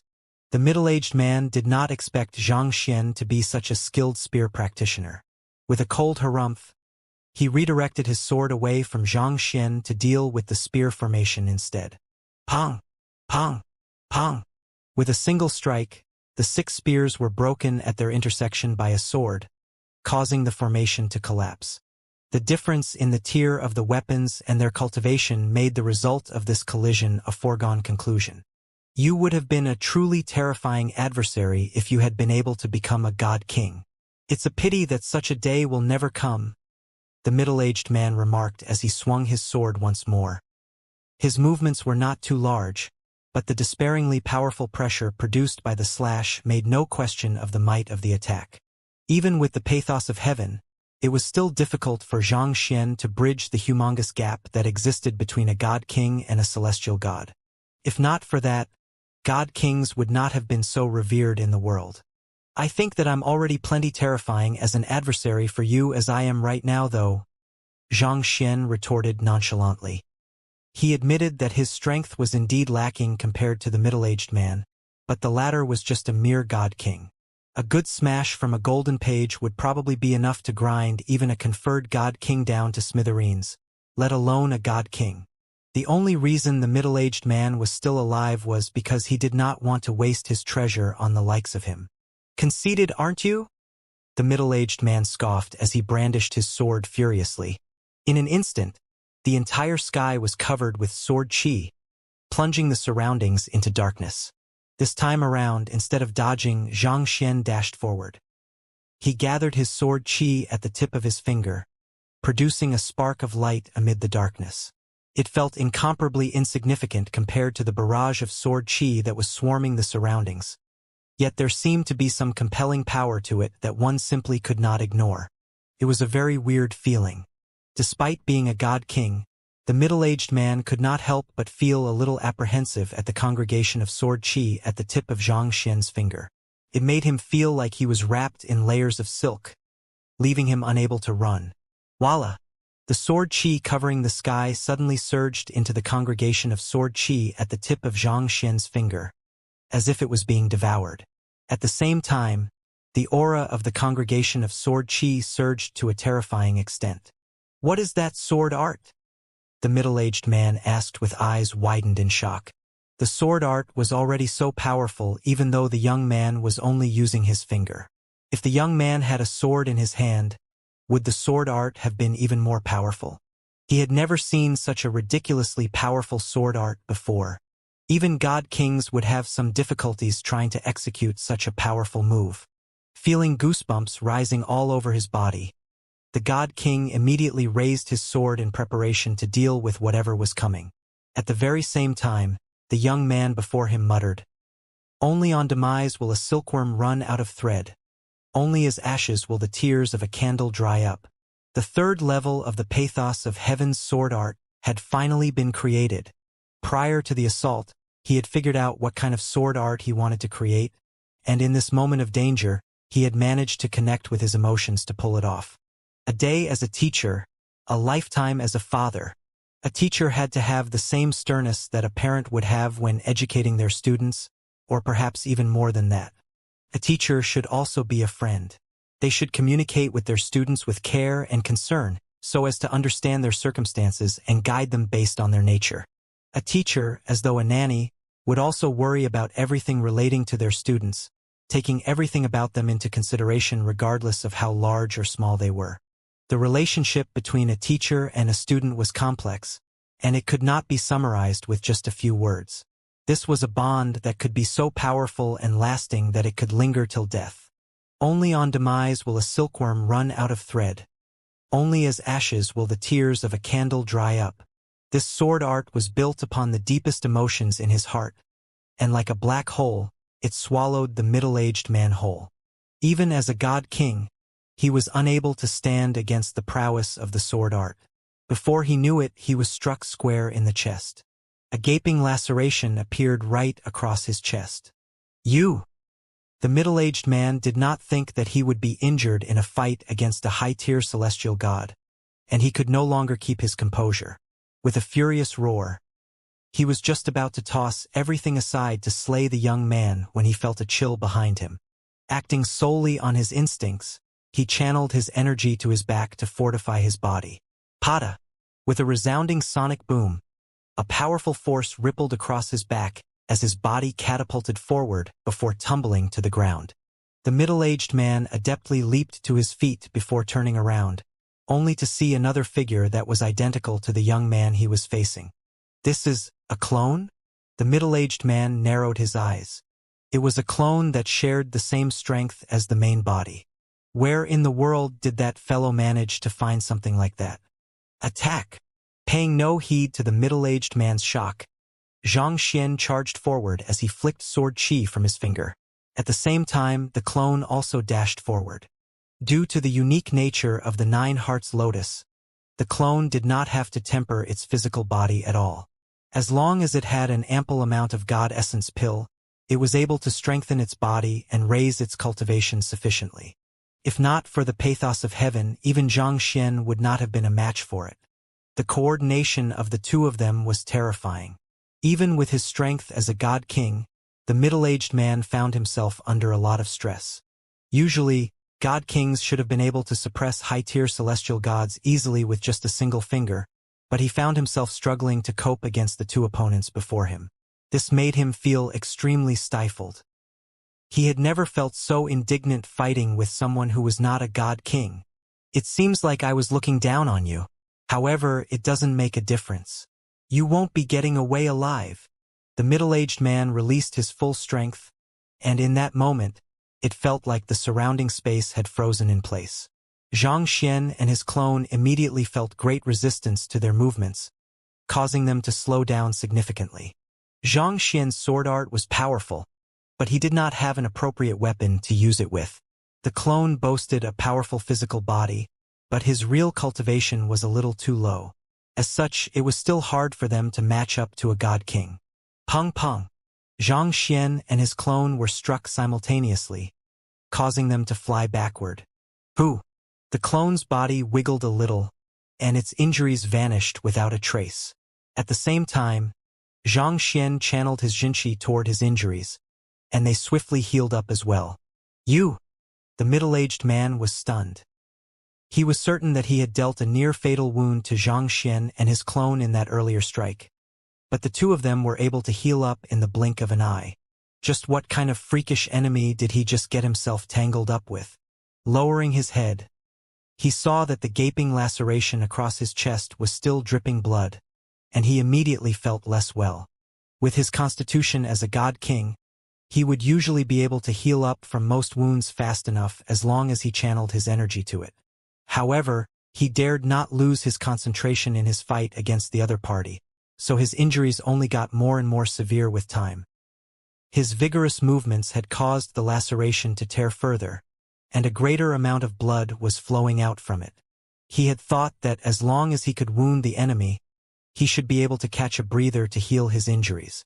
And he did manage to wound the enemy eventually. But how was he to know that the enemy could heal up in the blink of an eye? Furthermore, it felt like their auras had grown even more violent and powerful after healing up. Are the two of you the incarnation of the god of cockroaches? Just what in the world do I have to do in order to kill you? At this rate, the situation would only get more disadvantageous to him the more it dragged out. Let's comber him, Xianxia said as he rushed forward with his clone once more. It was clear that their greatest trump card against the middle-aged man was the difference in their recovery ability. They could afford to attack recklessly, whereas the middle-aged man had to tread carefully. Peng peng peng. 3 minutes later, the middle-aged man's face had already turned ghastly pale from weakness. On the other hand, even though his opponent was in an unkempt state as well, there was not the slightest injury to be seen on them. They were still as vigorous as ever. The middle-aged man clutched his hair in frenzy. How am I supposed to win this battle? He should have been able to kill a high-tier celestial god easily enough. But before he knew it, the tables had already turned on him. He was the one who was going to be killed. Damn! Knowing that he was in a disadvantageous position, the God King immediately turned around and ran away. Even though he had concealed the area with a formation, it did not change the fact that they were in proximity to Drifting Spectre Royal City. If he could not kill his opponent fast enough, he might draw the attention of the conferred God Kings. You must be thinking that I am a pushover. I should make an example out of you so that others know better than to cross me. If he let his assailant get away so easily, he could be certain that he would face more ambushes in the future. So, Xianxia stowed his clone away and chased the God King using the red dust heaven ascending steps. However, the speed of his flight was simply too slow. He could not catch up with the middle-aged man. Ha ha ha! I might be unable to kill you, but you aren't able to stop me from leaving. The middle-aged man turned around and harumphed. Just you wait. It'll be the date of your death the next time we meet. Right after saying those words, he turned around and bolted away. But before he could get far, he was forced to come to a halt. Ah? What is? Before he could finish his words, a massive beak appeared before him. Glub! Just like that, the middle-aged man was swallowed whole. Then, a small chick in front of Xianxia. Burp! It released a resounding belch as it shook its bottom leisurely. Little chick, you're awake? Xianxia asked in agitation. The little chick that had gone into hibernation after dying in the lucid lunar lake had awakened once more, and judging by the tremendous power within it, it had actually become a God King. Xianxia had thought that he would be able to become a God King soon enough, but he was unable to gather the anima of yearning fast enough, causing his soul cultivation to lag behind. As a result, he was still some way off from making a breakthrough. In the end, this chick even beat him to it. A God King chick. Just the thought of it filled him with excitement. After his initial delight, Xianxia could not help but feel a little self-conscious. It had been a month since he arrived at the firmament, but he had only managed to cultivate up to high-tier celestial god thus far. He could not even match up to a chick. Just thinking about it made him feel so upset that he could hardly breathe. Was his talent really that bad? It seemed like he would have to spend more time on his cultivation in order to make up for his lack of talent then. He really needed to become a God King as soon as possible. He would not be able to lift his head up if he could not even match a chick in terms of cultivation. This little yellow chick had been with him ever since his time at the Sanctum of Sages on the Master-Teacher continent. They had been through the Kungsu domain and the Azure, and after so long it was still ahead of him in terms of cultivation. If it had been anyone else, he would surely have felt suicidal. I just woke. Burp. Up. Little chick stretched its neck as it patted its round tummy with its wings. It suddenly looked at Xianxia worriedly with its beady eyes and asked, "You won't blame me for eating that fellow, right?" It had been scolded many times by Xianxia for eating things that it should not have. "It's fine. Feel free to eat it," Xianxia said with a wave of his hand. "If it's not enough, you can eat the others who are coming after me too." If Little Chick had not awoken in time, there was a good chance that he would have used the golden page to subdue the God King. In a sense, it did save him from a great deal of potential trouble in the future. "Thanks, boss." Little Chick grinned in delight. Then its beak suddenly puffed up, and it spat out a sword. "This is the weapon that fellow was using. I have already erased the soul imprint on it, so you should be able to use it after you enchant and tame it." While swallowing the God King, it had also swallowed his weapon. Xianxia picked up the sword and swiftly enchanted and tamed it. Once that was done, he looked at Little Chick and directed a nod of approval toward it. As expected of someone who had traveled through 3 worlds with him, at least it still had some conscience. As the sword was a God King artifact, if Little Chick had not removed the soul imprint and weapon spirit in it, he would not have been able to enchant or tame it. With such a powerful weapon in his arsenal, his fighting prowess immediately increased a great deal. With the 3 sword arts that he had comprehended, even if he encountered another God King, he should be able to put up a decent fight against the other party. Looking at the reverberating sword in his hand, Xianxia raised it into the air and proudly declared, "From this day forth you shall be called God King Sword." Woo! The reverberation abruptly halted. It seemed like the spirit within the sword had fallen into a daze. I am a dignified God King artifact. Others have cool names such as Empty Spring, Dancing Swallow, Venom Dragon, Hidden Canary, Fish Guts, and the like, such that people know their class just by hearing their name. What the heck's with my God King sword? Can you be any more perfunctory than this? You don't like it? Xianxia stroked his lower jaw contemplatively. Well, you were a gift from Little Chick. Why don't we go with Chicky's sword? Oh. The sword nearly fell to the ground in shock. It immediately zipped up its mouth and refrained from making any noise. Fine. So be it, God King's sword. At least it sounds better than Chicky's sword. After confirming its name, Xianxia tried to execute a sword formation through it, and indeed it felt exceptionally smooth. He was able to channel his full strength through it with ease. Satisfied with the weapon, he nodded with a pleased smile. Even though it had been a dangerous fight, he had managed to get quite a few things out of the battle. He had gained some experience fighting a God King, and he had obtained this Chicky, a God King sword. Using it together with his newly comprehended sword art, he would be able to put up a fight against ordinary God Kings and even slay them.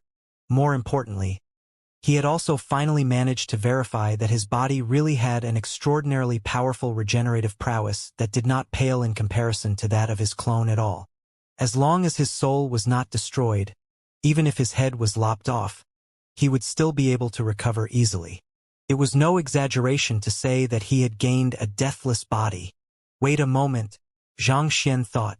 Could this be because the energy that I've absorbed has Little Chick's blood mixed into it? In the history of the Qi clan, there had been many cultivators who entered the lucid lunar lake. However, there had never been a case where any one of them gained a deathless body like him.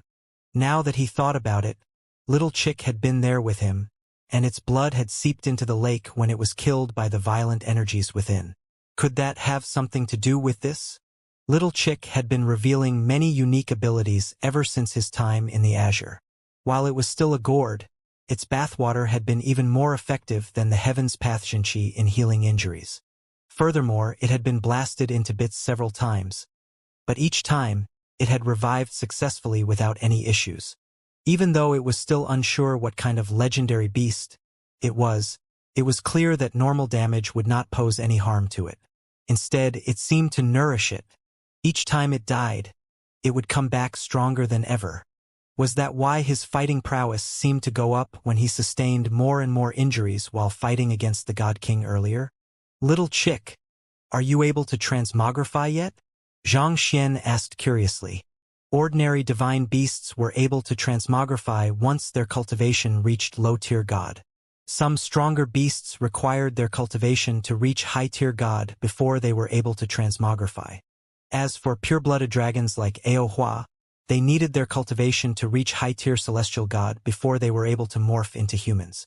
Given that Little Chick was already a God King, it should be able to transmogrify, right? I haven't given it a try yet, but I think it should be possible. Little Chick glanced at its fluffy body as it replied uncertainly. Give it a try then, Xianxia said with a smile. With a nod, Little Chick began to drive the energy within its body. Whew! Its little yellow body shuddered a little before swiftly morphing into a tall, well-built human body. I succeeded. I actually managed to transmogrify, Little Chick exclaimed excitedly. It turned to look at its master, hoping to share its joy with him. However, its master simply stared at it with googly eyes before smacking his own forehead in exasperation.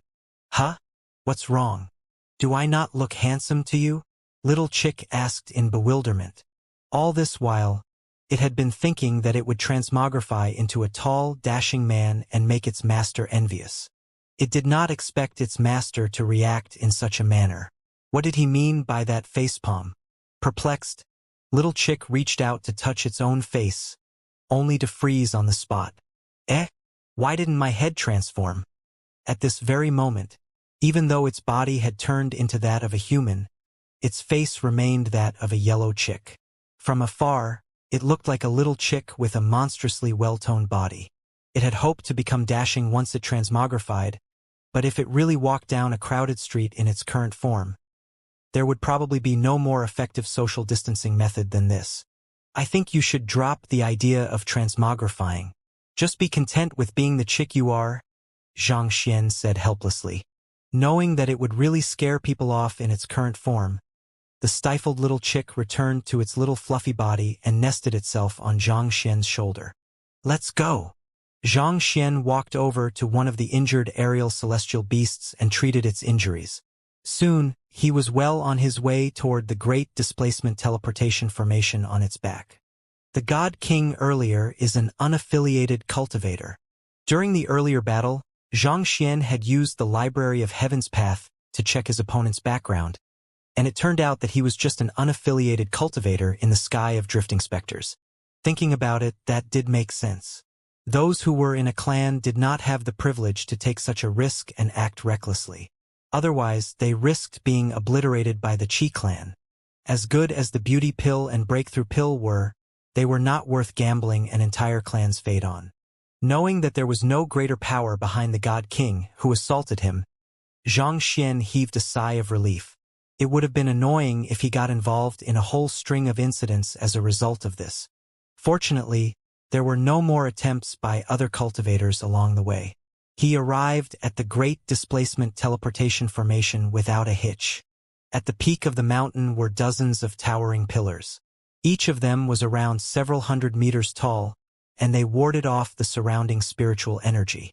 Most likely, the teleportation formation was located at the center of these pillars. The Great Displacement Teleportation Formation required significant manipulation of spatial laws, so the surrounding spiritual energy had to be as stable as possible. For this reason, the pillars were erected in order to limit any disturbances from the surroundings. Xianxia directed the aerial celestial beast to land a distance away from the teleportation formation. To not reveal the fact that he could fly, he walked over a step at a time. At the entrance, a guard stepped forward and blocked Xianxia's path, saying, "Please show your token." Qi Linger had really not been exaggerating when she mentioned that the Great Displacement Teleportation Formation was tightly guarded. There were over 100 cultivators on standby here, and every single one of them possessed the strength of a high-tier celestial god.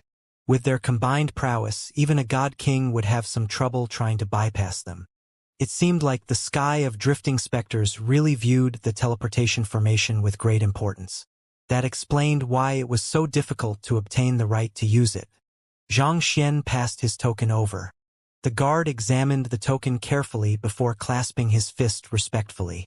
"Young Master Zhang, this way please." Those who were able to obtain the token were all the top experts in their respective fields in each of the skies. The guards would not dare to offend them. Following the guard, it was not long before Xianxia was brought before the teleportation formation. However, it was a little different from what he had expected. There was no circular formation where one had to adjust the coordinates and altitude before activating it, which was how normal teleportation formations worked. However, what he saw instead was a cylindrical room with 8 doors. "Young Master Zhang, may I know which sky you are planning to visit?" "I intend to head to the capital of the Sky of Spirit Origin Royal City," Xianxia replied. "Please take the southern door over there." The guard pointed the way. With a grateful nod, Xianxia walked toward the door with Little Chick. He pushed open the door and entered it. Beyond the door was a swirling screen of light. When he stepped in, his token released a brilliant glow that enveloped him and Little Chick together. The next moment, the world began spinning around him as a mysterious energy swallowed him whole. "Who?" He vanished from the spot. The effects of the Great Displacement Teleportation Formation were much more fearsome than the Minor Displacement Teleportation Formation. Even though Zhang Zuer vs. Cultivation had already reached high-tier celestial god, he still felt as if his body was going to be torn apart by the spatial turbulence. When he was finally able to open his eyes once more, he was standing right before a door. He took some time to drive his energy and recover from the toll of the teleportation before opening the door. The guard at the entrance standing on the other side of the door verified his token before allowing him to leave. "Is this the Sky of Spirit Origin?" Xianxia asked.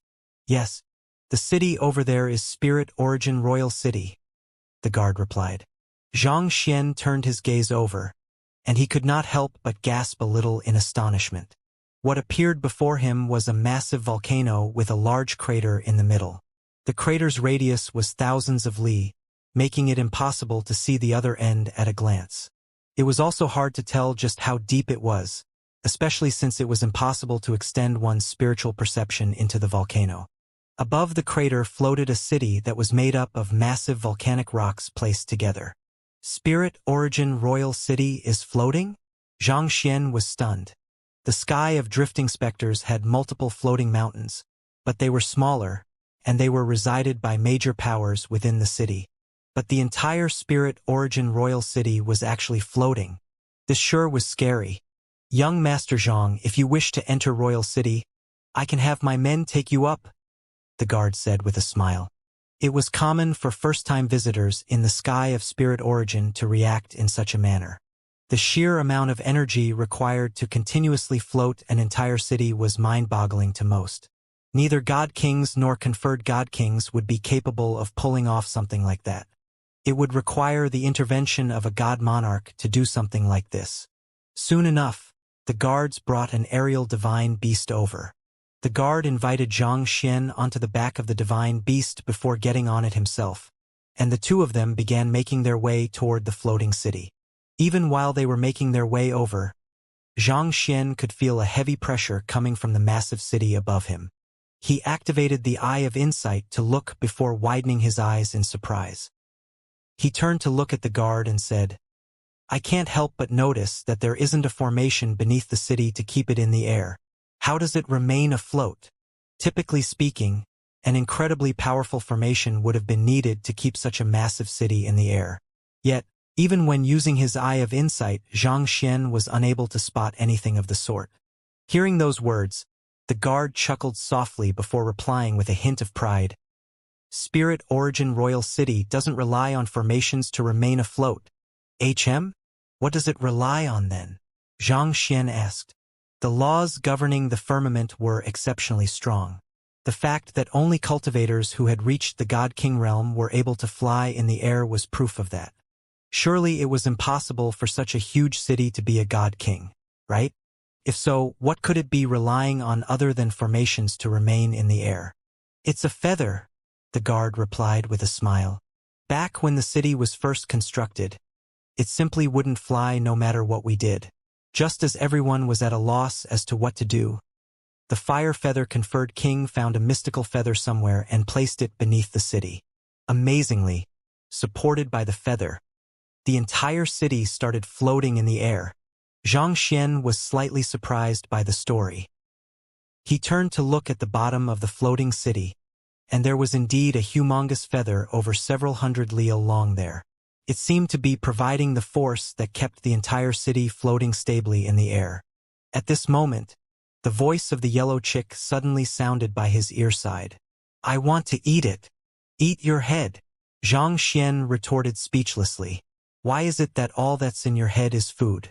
It was one thing when you were a cute little chick, but you are a God King now. Could you pay more heed to your image? You might not care about your reputation, but I still value mine a lot. No, I don't want to eat my head. I want to eat that feather over there. Little Chick replied earnestly. Stop talking nonsense. You can't eat that feather, Xianxia replied strictly, putting aside how it was impossible for Little Chick to eat that massive feather. Just the imposing aura it emanated was already far beyond what ordinary God Kings could deal with.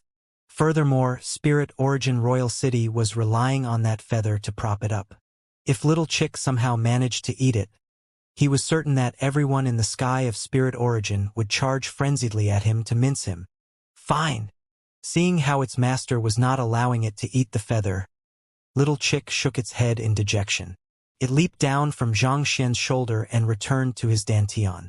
Since it was not allowed to eat that feather, it should just keep it out of sight so that it could ignore the feather. Otherwise, it would just get more and more hungry looking at it. The divine beast was extremely fast. It was not long before they arrived at the floating city. Can you tell me some of the things I should take note of while I'm at Spirit Origin Royal City? Also, just out of curiosity, I would also like to know more about the fire feather conferred king that you mentioned earlier, Xianxia said as he passed a middle-tier god essence pill over. Given that the other party was an ordinary high-tier celestial god, a middle-tier god essence pill was already a substantial sum to him. As expected, the guard's attitude immediately changed as soon as he saw the middle-tier god essence pill. Accepting the gift heartily, he began explaining with a smile. As you know, young Master Zhang, Spirit Origin Royal City is the capital of the Sky of Spirit Origin. It's ruled by the Spirit Origin Monarch, otherwise known as the Deathless Monarch. The fact that you were able to gain the rights to use the Great Displacement Teleportation Formation means that you possess strength on par with God Kings. Since that's the case, the only beings you really need to take note of are the 3 conferred God Kings. The first one is the Fire Feather God King whom I mentioned before. He possesses the bloodline of the Inferno Phoenix. He's exceptionally fearsome when he's in a state of rage. There's nothing in the world that he won't burn down. He's one of the stronger conferred God Kings in the firmament, and he governs the southern area of Royal City. The second one is the Glacier Feather conferred God King. He descends from the lineage of the Glacier Phoenix.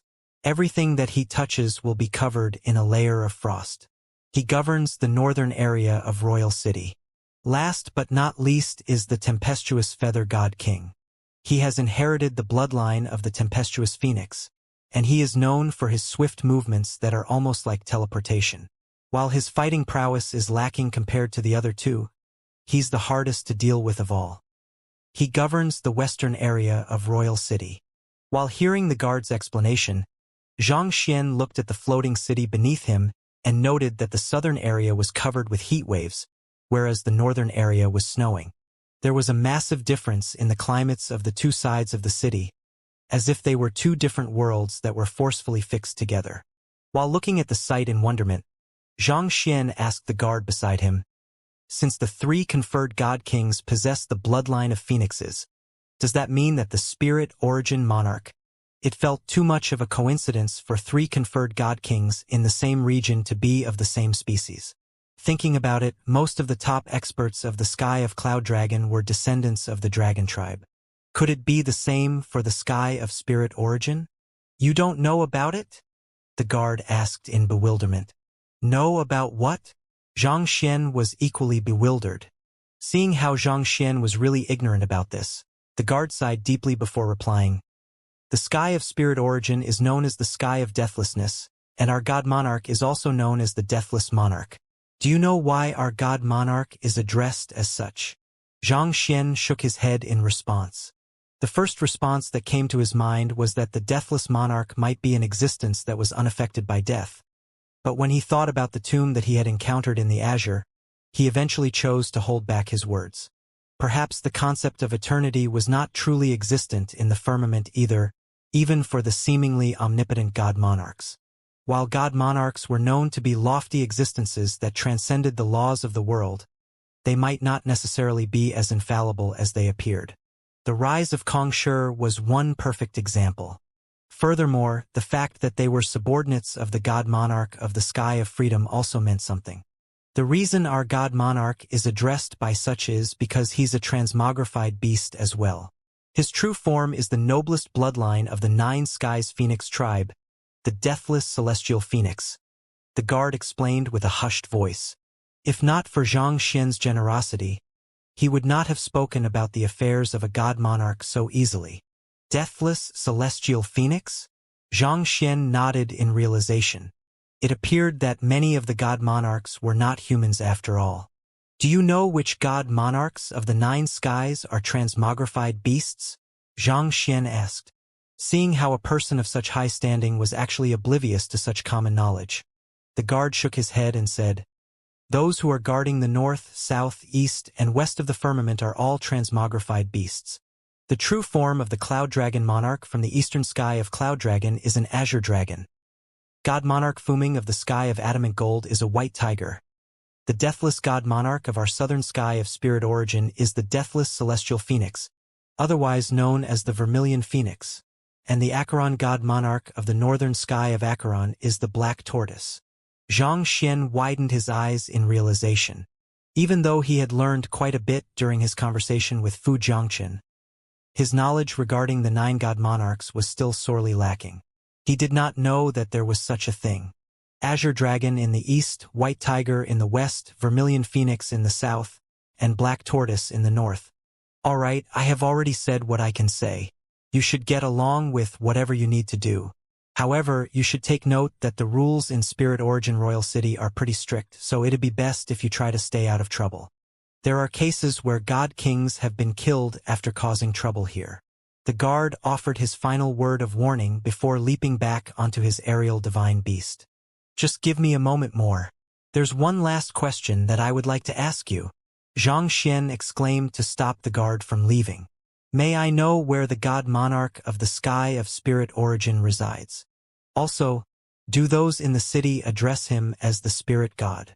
Indeed, our god monarch is also known as the spirit god.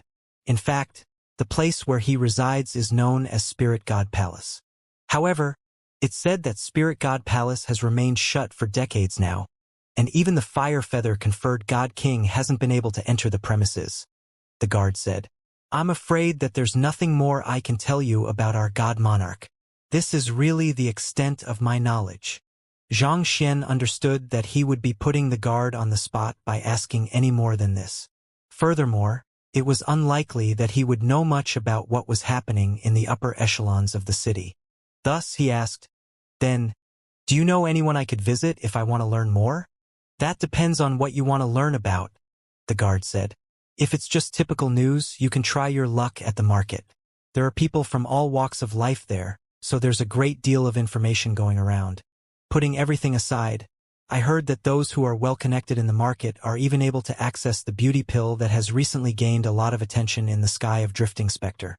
If what you are trying to investigate is sensitive in nature, similar to what you asked about earlier, the market would surely prove insufficient.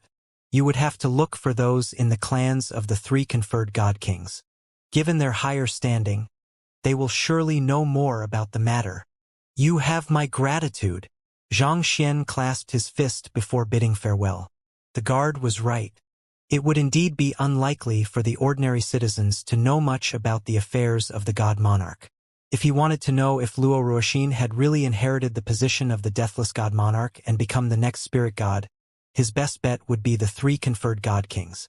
After all, they were likely the closest to the god monarch. The only issue was that conferred god kings were incredibly powerful existences, wielding strength that even god kings could not match. It would be hard for him to come into contact with them and make them listen to his words, unless he assumed an identity that even the conferred god kings feared. One perfect example would be how Qi Meng had mistaken him for a god monarch back in the sky of Drifting Spectre. Due to that, not only had he been able to purchase high-tier god essence pills with ease, most of his requests had been swiftly fulfilled. It was due to their support that the event he held to introduce the breakthrough pill had gone so successfully. With a solid identity, he would be able to easily uncover any information that he needed. Rubbing his glabella, he muttered thoughtfully, Should I try disguising myself as a god monarch? This thought had barely surfaced in his mind for a moment before it was cast away. God monarchs were the strongest experts in the world. It was one thing if others misunderstood his identity. After all, they were the ones who would be humiliated if others realized that they had recognized the wrong person as their god monarch. However, if he was caught impersonating a god monarch, that could be viewed as an act of challenging the long-established authority of the god monarchs. That could make him an enemy of the god monarchs. So, unless he was able to raise his strength, it was best to avoid such a risky move. This was similar to how if an artisan dared to forge the imperial seal and act as if they were the emperor, everyone in their lineage would be beheaded as a warning to others. Besides, even if he wanted to impersonate a god monarch, who should he impersonate? He knew far too little about the 9 god monarchs and their special abilities. He had asked Qi Linger directly about it previously, and it seemed like the Qi clan thought that he was the spirit god. Perhaps the Qi clan only made such a mistake due to their lack of understanding of the spirit god, but if he continued assuming the same identity in Spirit Origin Royal City, if the current spirit god was really Luo Ruoxin, that would be fine. If not, he would be royally screwed. Besides, what would be the point of it? Once the conferred God Kings start asking questions, I'd end up giving myself away for sure, and a God Monarch would be able to see through my disguise instantly. With Luo Ruoxin's disguise amulet, he could disguise himself as the member of some clan and fool ordinary humans. He had no confidence that he could do the same when it came to the God Monarchs. It might be possible for conferred God Kings to make a mistake, but would the God Monarchs fail to recognize their own peers? If he could not get in contact with the conferred God Kings and God Monarchs even after impersonating a God Monarch, there would be no point in him doing so in the first place. Thus, he pondered for a while longer, but no ideas came to mind. In the end, he looked at the guard ahead of him once more before saying, "To be frank with you, I need to meet the deathless God Monarch by hook or by crook. Do you know of any ways I could possibly do so?" "You wish to meet our God Monarch?" The guard shook his head. "We would love to meet our God Monarch too, but it's a pity that our cultivation is too low. Probably only those who have reached the level of a conferred God King are qualified for that. As the citizens of the sky of spirit origin, it was only normal for them to be curious about their own God Monarch. However, if everyone was allowed to meet the God Monarch, the latter would not have to do his work anymore. Just meeting everyone would be enough to tire him to death. Then, what about entering Spirit God Palace? Xianxia asked. As the center of the sky of spirit origin, it shouldn't be possible for Spirit God Palace to be completely closed off from the world, right? It is possible to enter Spirit God Palace, but that won't be easy either. Usually, only those summoned by the God Monarchs are allowed to enter the area. Even for the members of the three great clans, only the one who has triumphed over all others will be granted the right to enter Spirit God Palace to cultivate for a night. The guard replied. The strongest can cultivate for a night in Spirit God Palace? Xianxia asked. The most powerful ability of the Phoenix tribe is their ability to revive from ashes, the guard said. However, the only lineage to have inherited this ability is the deathless celestial phoenix. Furthermore, our God Monarch has no offspring. So, he permitted the Phoenix tribe to hold a tournament among themselves every 100 years to select the most talented offspring to enter the deathless lava reservoir. Through the powers of the deathless lava reservoir, there's a chance that they can comprehend the quintessence of deathlessness, and with such a foundation, their cultivation and standing will catapult straight up.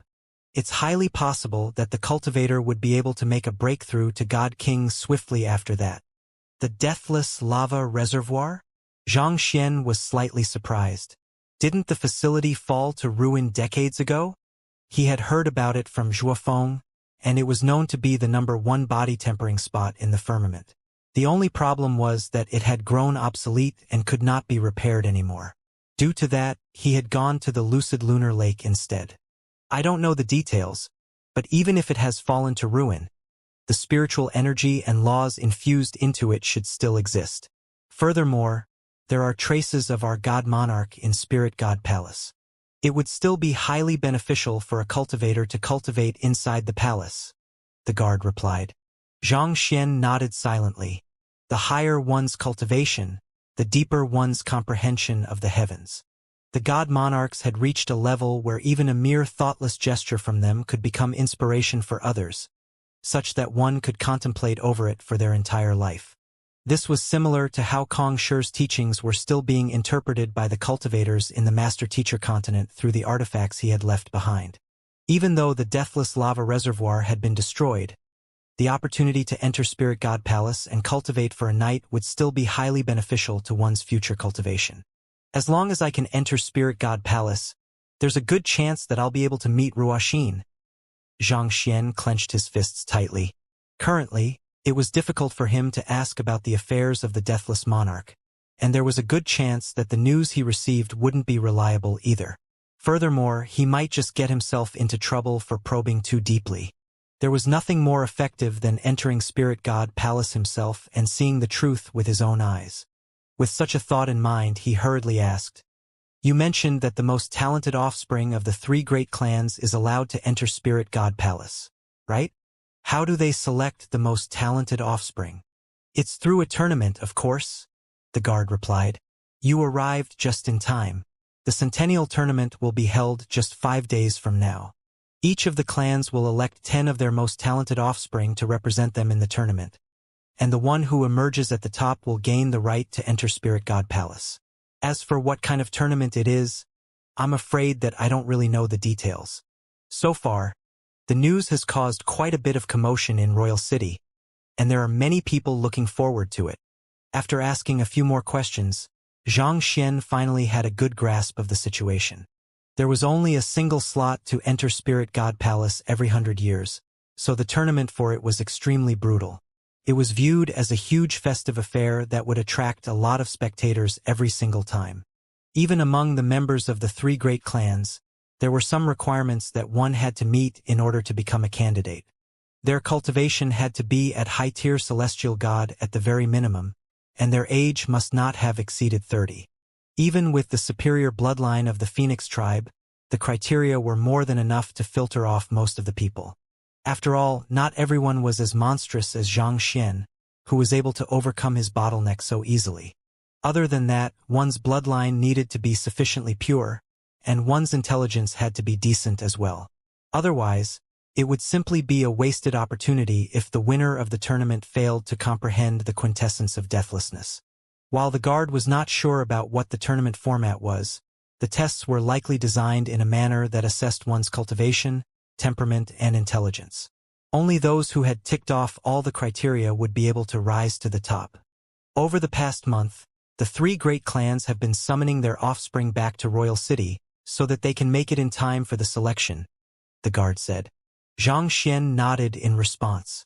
It was common for offspring of clans to journey around the firmament to accrue some worldly experiences.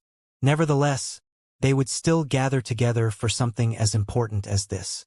Xianxia proceeded to ask a few more questions, and the guard answered what he knew honestly. It was only after the guard bade farewell and left that he began venturing into the city.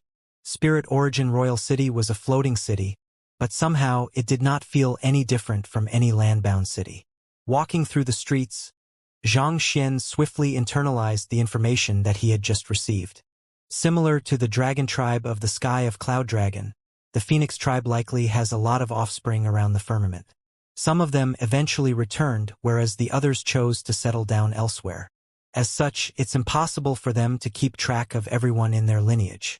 Is it possible for me to come up with an alternative identity similar to that of Luotianya, and try to sneak my way into one of the clans to acquire the opportunity? A lineage with tens of thousands of years of history behind it would inevitably grow too big to log every single one of their members in their records. Some of their members might be killed while they were carrying out their mission. Some of them might be trapped somewhere after stumbling upon a fortuitous encounter. There were simply too many people whose records were inconclusive, but in truth, their offspring were still living in the world. It was for this reason that the Sky of Cloud Dragon announced to the world that it would strictly deal with anyone who dared to trade or tame any beast possessing the dragon bloodline. The purpose of that was so that they could protect the members scattered all over the firmament and bring them back. This was a perfect identity for Xianxia to gain the right to become one of their 10 representatives in the upcoming tournament. As long as no issues arose while his bloodline was being checked, he should be in a pretty safe position. As for whom he should impersonate, was that a problem at all? Those clans would have no idea how they could start tracking down his background. This is settled. Xianxia ran through his plan once more, but he could not find any glaring issues with it. So, he began making his way toward the closest of the 3 great clans, the Inferno Phoenix clan. The buildings within the jurisdiction of the Inferno Phoenix clan were crimson in color. Basked in the searing glow of the sun, the entire city was as hot as a furnace. If not for the fact that everyone who lived in this area was at least at the god realm, they probably would not even have lasted a single minute there. Xianxia's body had been tempered by the lucid lunar lake, making it on par with high-tier celestial god artifacts. Such a level of heat was well within his means to deal with. While walking through the streets, he asked the passers-by for where the Inferno Phoenix clan resided before heading over. Soon enough, he found himself standing before a humongous mansion. Just like with the Qi clan, it was surrounded by a powerful formation that prevented outsiders from entering the premises. Xianxia did not try to barge his way through the formation. Instead, he headed to the tavern opposite the mansion. The guard whom he had talked to previously did not know too much about the political situation of the three great clans. As the saying went, the best place to gather information was the tavern, where people from all walks of life gathered. He might be able to gather some useful news that would help him later. At the very least, he would not be completely lost after entering the Inferno Phoenix clan. He chose a seat by the window and ordered some wine and meat before digging into his meal leisurely. At some point in time, the doors of the Inferno Phoenix clan suddenly creaked open, and a silhouette stumbled out before collapsing to the ground. Scram! Following that, two young men walked out with a haughty attitude. The fallen youth struggled to his feet as he glared at the two haughty young men before him furiously. Feng Chao and Feng Xiang, you are too much. The youth was in his early 20s. One thing that stood out about him was the flame mark on his glabella. However, his face looked unnaturally pale, suggesting that he was not in the best condition. Too much? The young man known as Feng Chao sneered coldly. Feng Zhouge, are you still living in the era 2 years ago? You are no longer the genius you think you are, and your bloodline has also been burned dry. Don't you know that you have already been kicked out of the core lineage? Don't make us waste our time on you and Scram. You were strong and talented 2 years ago, and we were nothing more than ants compared to you back then. But right now, you are nothing more than useless trash. Hurry up and get out of here. No one will speak up for you even if we throw you into the beast cages. Feng Xiang harumphed. Jai. The youth named Feng Zhouge clenched his fists tight in anger. Indignation was written all over his face. But in the end, he did not say a word at all. With a darkened expression on his face, he quietly left the area. What a pity. Tragic, isn't it? Feng Zhouge was the most brilliant genius of the Inferno Phoenix clan several years ago. But due to an accident, his bloodline was ruined. All of a sudden, he was no longer able to raise his cultivation. On the contrary, he even grew weaker with time. Soon enough, he was kicked out of the core lineage, becoming a person whom anyone could pick on. This is how it is with large clans. If you are strong and talented, you will be a member of the core lineage that everyone respects. If not, you are nothing at all. With the receding of spiritual energy, even the Inferno Phoenix clan is facing a shortage of cultivation resources. Those who aren't in the core lineage receive very limited resources, so their accomplishments are essentially capped. This is simply the harsh reality of the world. There were many in the tavern who saw the earlier sight, and they began discussing with hushed voices. After hearing for a while, Xianxia was able to roughly understand the story behind it. 2 years earlier, Feng Zhouge had been the most radiant star in the Inferno Phoenix clan. Despite his young age, he had already been a middle-tier celestial god. Not only so, his grasp of battle techniques also far surpassed his peers, making him an existence that countless look up to. It was just that fate liked to play pranks on people. In one of the missions he took on, he encountered something that caused him to sustain great injuries. Not only so, his bloodline seemed to have been forcefully torn out of his body, vanishing without a trace. As soon as the clan found out about it, the cultivation resources that he was entitled to decreased drastically, and many questioned his standing in the clan. Just a few days ago, there had been yet another check on his bloodline, and it was found that the purity of his bloodline had become so sparse that it could not even be compared to ordinary members in the side family. As a result, he was evicted from the core lineage and driven out of the clan. Unwilling to accept such an outcome, Feng Zhouge tried to appeal, only to be kicked out by Feng Chao and Feng Xiang. The earlier scene was a result of that. Back when he was the brightest star in the Inferno Phoenix clan, everyone was dying to fawn over him and lick his boots.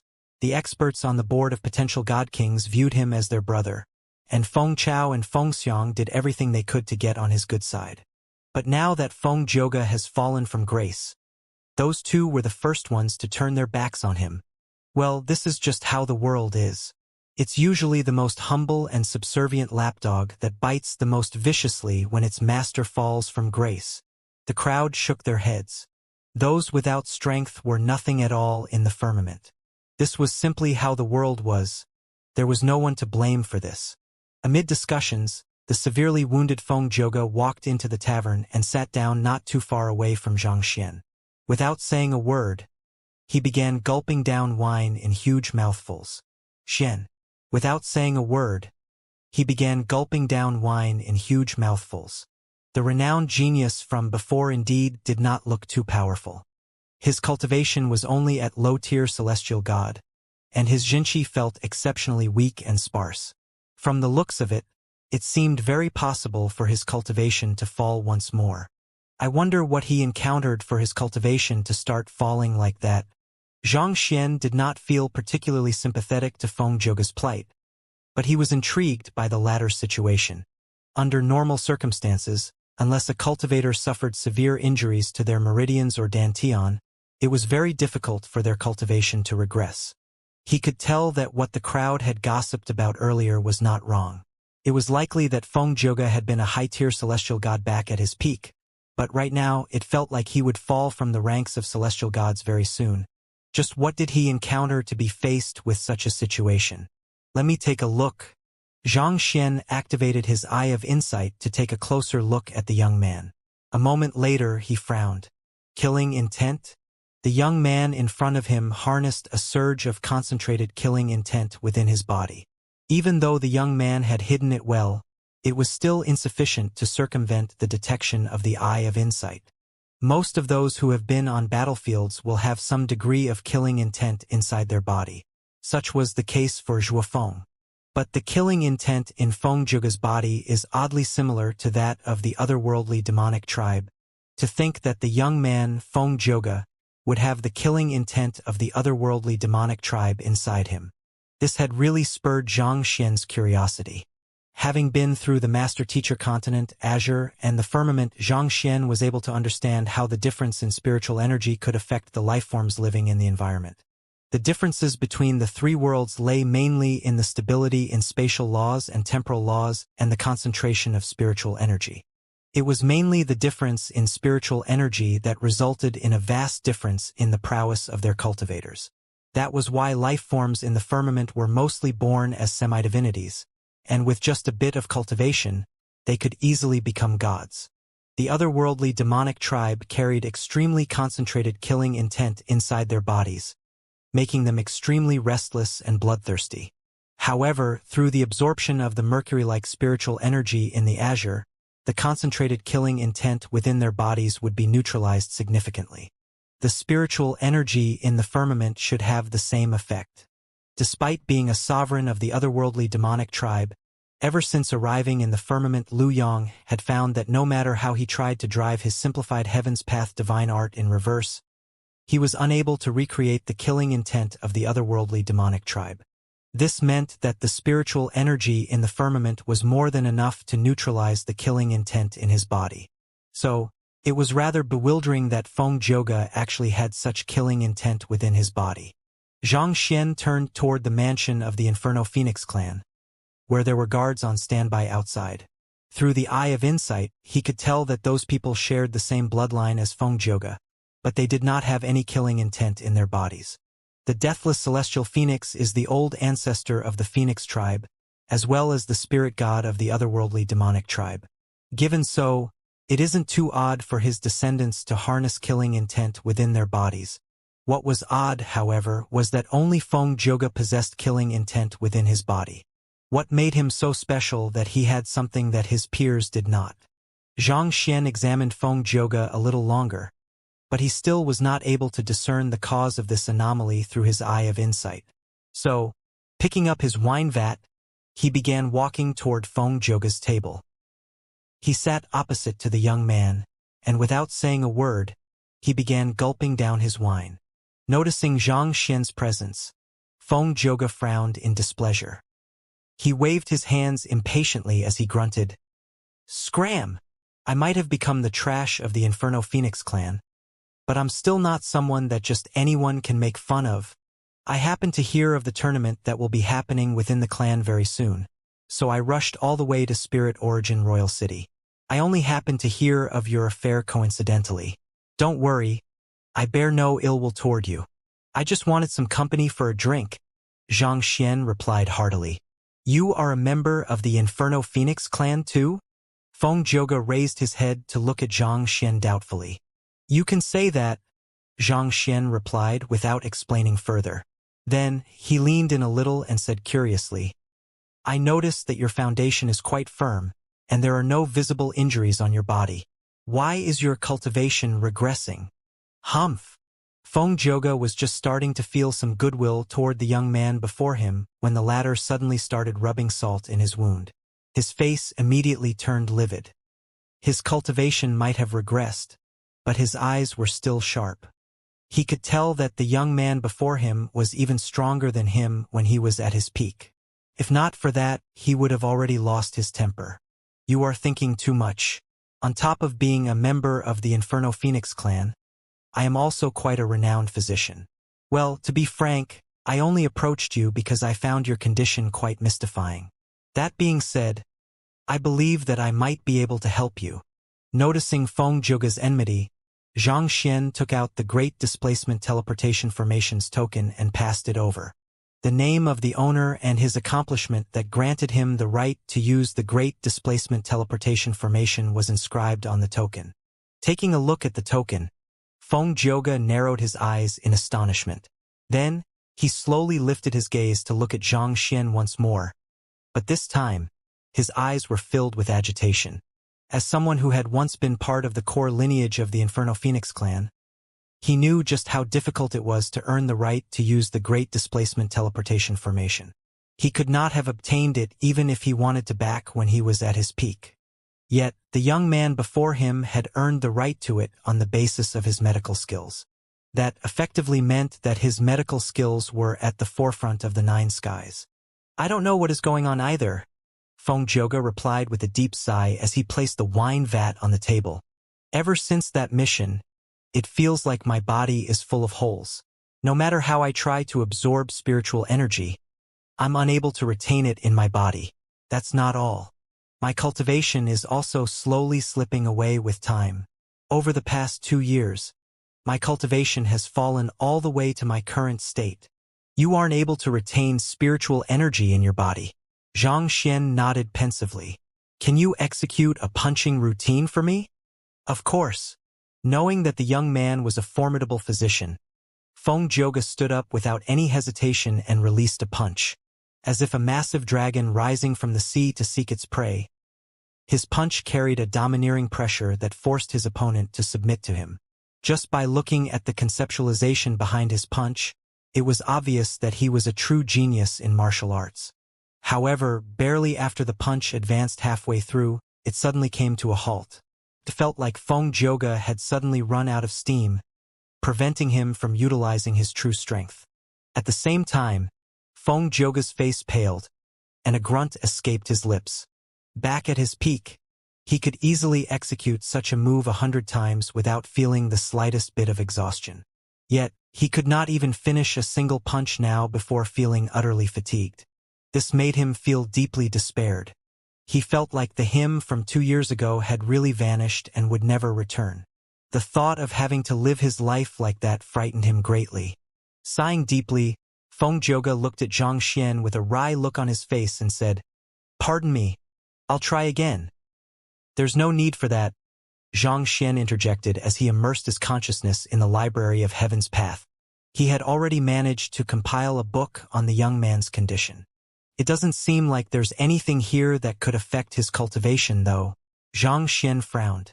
There were many flaws recorded in the book, but none of them explained the reason behind Feng Zhouge's fall in cultivation. In other words, even the Library of Heaven's Path was able to discern the reason behind his falling cultivation. This was really perplexing. Ever since the Library of Heaven's Path reawakened in the firmament, he had been able to see through even the flaws of a conferred God King. So, why was he unable to uncover the reason behind Feng Zhouge's current condition? "Do you mind if I check your pulse?" Xianxia asked. "I am grateful that you are willing to offer your help, but it's fine if you aren't able to solve it. I have already grown used to it now." Feng Zhouge keenly noticed the changes in Xianxia's expression and his expectant gaze slowly died off. He had consulted many physicians on his situation before, and some of them were well known in the sky of spirit origin. Unfortunately, none had been able to determine the reason behind his condition.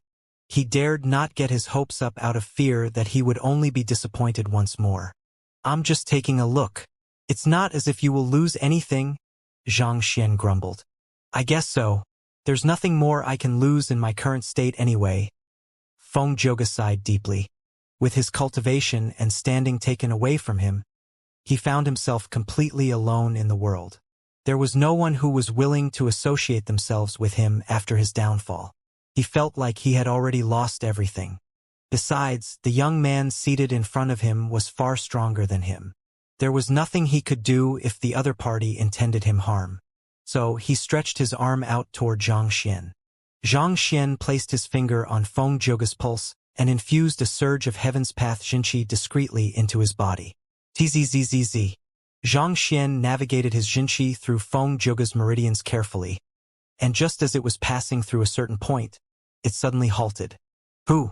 The surge of Jinqi abruptly dissipated without a trace, as if it had never existed. This?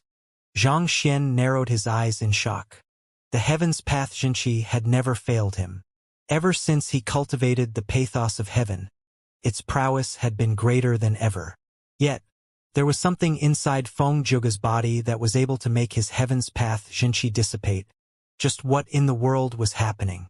Dumbstruck, Xianxia drove another surge of Jinqi to the same area once more.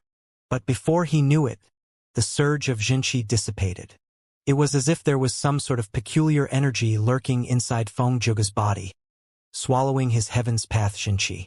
This unusual situation made Xianxia narrow his eyes. Even a god king would be restrained by him after swallowing his Heaven's Path Jinqi. But the thing in Feng Zhouge's body was able to devour his Heaven's Path Jinqi. Could Feng Zhouge's falling cultivation be the result of the thing inside his body constantly swallowing his Jinqi? Let's see how much you can take in. This situation had triggered Xianxia's competitiveness.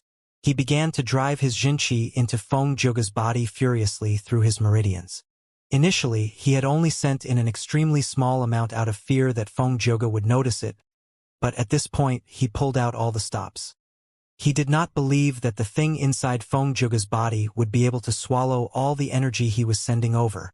Meanwhile, sensing an insane amount of Jinqi suddenly surging into his body, Feng Zhouge's eyes widened into circles. An overpowering pressure carrying the weight of the heavens rushed rampantly into his body. He felt like his soul would be torn apart at this rate. So, he anxiously tried to withdraw his wrist, only to realize that the other party's fingers were holding onto him firmly like a pair of metal tongs. No matter how he tugged and pulled, he was unable to retract his hand. Feng Zhouge wanted to shout out loud, but the other party's Jinqi was simply too strong. He felt like he was being utterly subdued by the force, preventing him from even speaking properly. On the other hand, Xianxia was completely unaware of Feng Zhouge's state. He had closed his eyes in order to focus entirely on dealing with the thing in Feng Zhouge's body. Under the rush of his Heaven's Path Jinqi, he was finally able to perceive what the thing was. It was a gray congregation of energy, but he could not tell exactly what it was. As Xianxia channeled his Jinqi to charge at the gray congregation of energy, the latter immediately released a green glow. No, it isn't swallowing my Jinqi. Rather, the two forces are neutralizing one another? He was perplexed as to what kind of force was capable of swallowing his Heaven's Path Jinqi. But it seemed like he was mistaken. The two forces were actually thinning down one another. When his Heaven's Path Jinqi collided with the gray stream of energy, the two forces transformed into a green glow of energy before dissipating. No, that doesn't seem to be it. The gray congregation of energy doesn't seem to be neutralizing all of my Heaven's Path Jinqi. His Heaven's Path Jinqi was swiftly vanishing as it collided with the gray congregation of energy. But weirdly enough, while a huge chunk of it was vanishing, there was still a small portion that was being left behind. Going by proportions, in about 100 surges of Jinqi, there would be one surge that was retained. Wait a moment. Is this refinement? Xianxia's heart skipped a beat. He could sense it. The heaven's path Xianxia that remained had been purified by at least tenfold. While he could not sense exactly how much stronger it had become, it was clear that it had gone through a transformative change. That's not exactly it either. It seems to be neutralizing my heaven's path Xianxia, leaving behind just the Xianxia I've cultivated after comprehending the pathos of heaven. Currently, there were two different types of Xianxia mixed into Xianxian body, the heaven's path Xianxia, which he cultivated using the heaven's path divine art, and the upgraded version of it after he started cultivating the pathos of heaven. Those two were mixed together, and it was extremely hard to separate them from one another. Given the difficulty in doing so, Xianxia had not bothered dealing with it. Yet, who could have known that he would be able to do it through the gray congregation of energy? The gray congregation of energy was able to neutralize his heaven's path Xianxia, but it was utterly helpless against the Xianxia that he had cultivated using the pathos of heaven. As a result, it created an effect similar to refinement. I didn't think you'd be so useful to me. Since you can refine my Xianxia, I'll give you more of it. With such a thought in mind, Xianxia continued blasting his Xianxia into Feng Zhouge's body. As the two continued colliding with one another, the green glow grew brighter and brighter. Even though there was only a single congregation of the gray energy, it seemed to be exceptionally pure. He had been at this for quite a few minutes, but he had only managed to dissipate half of the gray congregation of energy. It seemed like the opponent was tougher than he thought. Taking a deep breath, he was just about to clear away the gray congregation of energy in one shot when he suddenly felt someone patting his shoulder. His instincts told him that the person did not bear any malicious intention toward him. That being said, a slight frown still etched its way onto his face from being disturbed. While continuing to infuse Xianxia into Feng Zhouge's body, he turned to look at the person, only to freeze in place. Unknowingly, dozens of people had gathered around him. Most of them were the customers who had been drinking there, and that included the middle-aged men who had been gossiping about Feng Zhouge. As for the one who had patted his shoulder, he was an elder who had a walking stick in hand. "What's wrong?" Xianxia asked in confusion. "I didn't want to get involved in your business, but no matter what, we are in the territory of the Inferno Phoenix clan. If something happens here and we are found to have simply watched on silently, we will all get into a great deal of trouble. It won't be good for you to get on the bad side of the Inferno Phoenix clan. As one of the elders in this tavern, I can only intervene in this matter. So, pardon me for asking, but what kind of grudge do you have with Feng Zhouge?" the elder asked while stroking his beard. His voice was very refined. From his tone of speech, he was likely an academic. Xianxia was surprised by the question. He shook his head and replied, "There's no grudge between us." The elder frowned. "If that's the case, why are you grabbing his wrist?" Xianxia was still wondering what was going on when he heard those words. He chuckled softly and replied, "He has been afflicted with an abnormal condition. I am treating him in my capacity as a physician." Is that so? Well, I'm not very sure how I should put this in a way that doesn't sound rude, but..."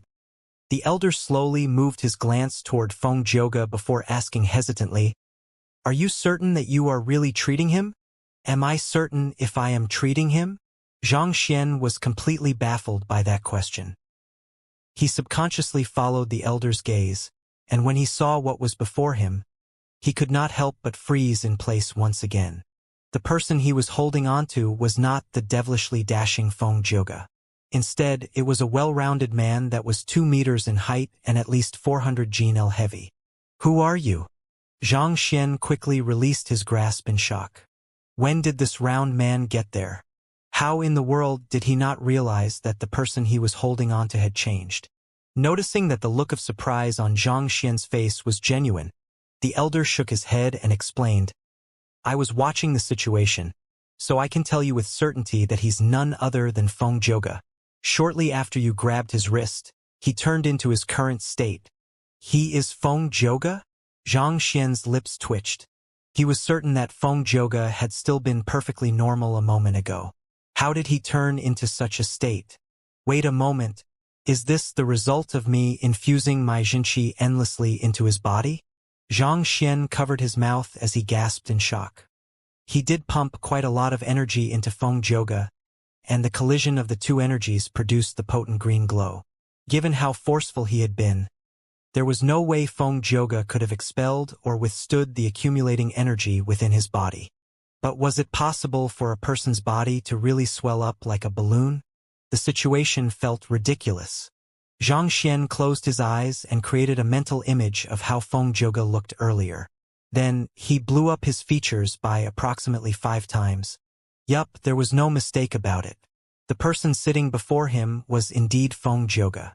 Xianxia suddenly found himself at a loss as to how he should respond. Should he apologize right away? Or should he attempt to brush it off as a joke? It had to be said that Feng Joga did bear some resemblance to the otherworldly demons. Was that the concept behind the otherworldly demonic tribe? Since you have no enmity with him, I'll pull my weight as the elder here and offer you some words of advice, the elder exclaimed. Even though Feng Joga has been expelled from the Inferno Phoenix clan, he used to be one of their members. If you'd killed him discreetly, they might have turned a blind eye to it. However, your act of torturing and humiliating him in public blemishes the reputation of the Inferno Phoenix clan. They won't allow anyone to undermine the honor of the Phoenix tribe. So, I have to ask you to think twice about your decision. Xianxia rubbed his glabella. Am I actually the villain here? As expected of an old academic. He sure knew how to beat about the bush to build his case, even though it made him seem really naggy. However, it seemed like the other party had misunderstood his intention. He was earnestly trying to help Feng Joga, not torture him. Knowing that the old man was advising him with goodwill, Xianxia clasped his hand politely and replied, I appreciate your advice and I'll take it in mind. However, allow me to reassure you that this is a part of the treatment process. After saying his piece, he immediately turned his gaze back to Feng Joga. The latter had rounded so well that his face, as well as his body, looked like a sphere. Xianxia pondered for a moment before taking out a jade token. He swiftly infused a cultivation technique into it before passing it over to Feng Joga. Cultivate this technique. It'll alleviate your current condition. What are you up to? Feng Joga was finally able to speak after being released by Xianxia. He felt so stifled that he could have exploded on the spot. Initially, when he first saw the other party's token, he had thought that the other party might just be able to save him. It was with such thoughts in mind that he had allowed the other party to feel his pulse. Yet, who could have known that the other party would suddenly start sending Jinqi furiously into his body, causing him to end up in such a state? Xianxia was just about to explain that he did not know such a situation would happen, but at the very last moment, he halted himself from doing so. If he said such words, he would immediately lose his credibility as a physician. So, he stood up from his seat and placed his hands behind his back. With a solemn and profound look on his face, he said, I have already found the way to save you. This is merely the first step. The first step. Feng Joga was stunned. So, your first step is to blow me up into a balloon? I've never heard of such a treatment method before. If you wish to resolve your current condition and restore your talent and strength, you will do well to heed my words and practice the cultivation technique I have given you. Xianxia replied gravely. The seriousness of his tone made Feng Joga fall into deep thought. For the past 2 years, he had consulted many skilled physicians, and all of them had told him that they were utterly helpless. In fact, they were not even able to figure out the reason behind his condition. On the other hand, the young man before him had actually told him that he had found a way to cure him, and they were already at the first step. Was this for real? Forget it. I'll bet everything on this. Right now, he did not have the right to doubt the credibility of the young man before him. He was no longer the talented young man of the Inferno Phoenix clan whom everyone was dying to fawn over. He had nothing but his life to lose. Since that was the case, he might as well take a gamble. Without any hesitation, he placed his finger on the jade token and immersed his consciousness into it. A cultivation technique flowed into his mind. With just a swift look at the cultivation technique, his body starting trembling. As an ex-core member of the Inferno Phoenix clan, he had a sharp eye for good stuff. Even though the cultivation technique was just an ordinary formula for him to refine and assimilate energy, it was far more ingenious than any secret manual that he had seen. In fact, even the most confidential secret art within the clan paled in comparison to it. To offer him such a cultivation technique without any hesitation, was the other party sincere about saving him? This immediately reignited the flames of hope in his eyes. Without any hesitation, he began channeling his Xianxia in his body according to the cultivation technique. Even though his cultivation had been regressing over the past 2 years, there was no doubt that his intelligence was beyond ordinary. It did not take him long to fully master the cultivation technique that Xianxia had imparted to him, allowing him to swiftly assimilate the energy that had caused his body to bloat. Tzz. Each time he drove his Xianxia a circulation around his body, his bloated body would contract a bit. By the time he was on his 20th circulation, his body had already reverted to normal. Feng Zhouge stood up and looked at his own body with a mystified look on his face. Being able to assimilate that much energy so quickly felt like a miracle. This made him trust the young man before him even more than before. He excitedly looked at Xianxia and asked, "May I know what the next step is?" Feng Zhouge could also tell that the treatment was incomplete, as even though he had just gained a huge bulk of energy, he was still losing energy as time passed. "I need to repeat step 1 again in order to properly cleanse your body of what is within it," Xianxia replied. There was little doubt at this point that the gray congregation of energy was the cause of the constant decline in Feng Zhouge's cultivation. Thus, the only way to save him was to find a way to clear his body of the gray congregation of energy. In that sense, he was not exactly lying to Feng Zhouge. However, Feng Zhouge's lips started twitching upon hearing those words. He was going to have to go through that painful experience again? Seeing the look on Feng Zhouge's face, Xianxia harumphed coldly. "It looks like you are quite reluctant to continue. If that's the case, I don't see any need for me to take on something that is more effort than it's worth. Let me tell you this treatment is not only unbeneficial to me, it'll also affect my cultivation. Do you think that it's without cost that I infused my Xianxia into your body?" As he spoke, he rose to his feet and started walking back to his original seat. Elder, please wait a moment." There was no way Feng Zhouge could allow his only ray of hope to walk away just like that. He immediately rushed over to stop Xianxia. Given that he had nothing on him, the other party had indeed nothing to gain by saving him. On the other hand, if he missed this opportunity, his cultivation would only continue to become weaker and weaker, and eventually he would be killed by his enemies. "Please save me. I'll do anything for you as long as you can resolve my affliction," Feng Zhouge pleaded. Xianxia turned around and looked at Feng Zhouge quietly for a moment before harumphing once more. "I hope that you can appreciate the sacrifices I am making.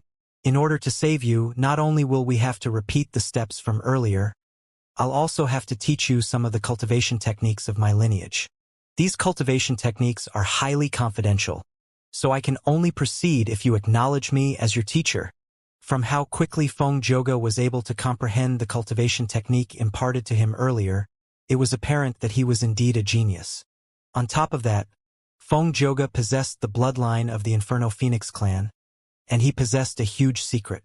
If he could accept Feng Zhouge as his disciple, it would be easier for him to ask the other party questions, and the latter could also help him find a way to get into Spirit God Palace. "Teacher, I ask you to save me." It did not take too long before Feng Zhouge made up his mind and kneeled on the floor. He could tell that from the cultivation technique that he had been given earlier that the other party was no ordinary figure. Furthermore, the fact that he possessed the token to the Great Displacement Teleportation Formation showed that he was both strong and skilled in medicine. Since his clan had already forsaken him, leaving him to fend for himself, there was no harm in him acknowledging the young man as his teacher. At the very least, the young man would become his backing. "Good." Xianxia nodded in satisfaction upon seeing how decisive Feng Zhouge was. He sat down once more and placed his finger back on top of the latter's pulse. He had no idea whether he would really become stronger or not after refining his Xianxia. After all, he was compromising quantity for quality, but it should still be beneficial to him in the long run.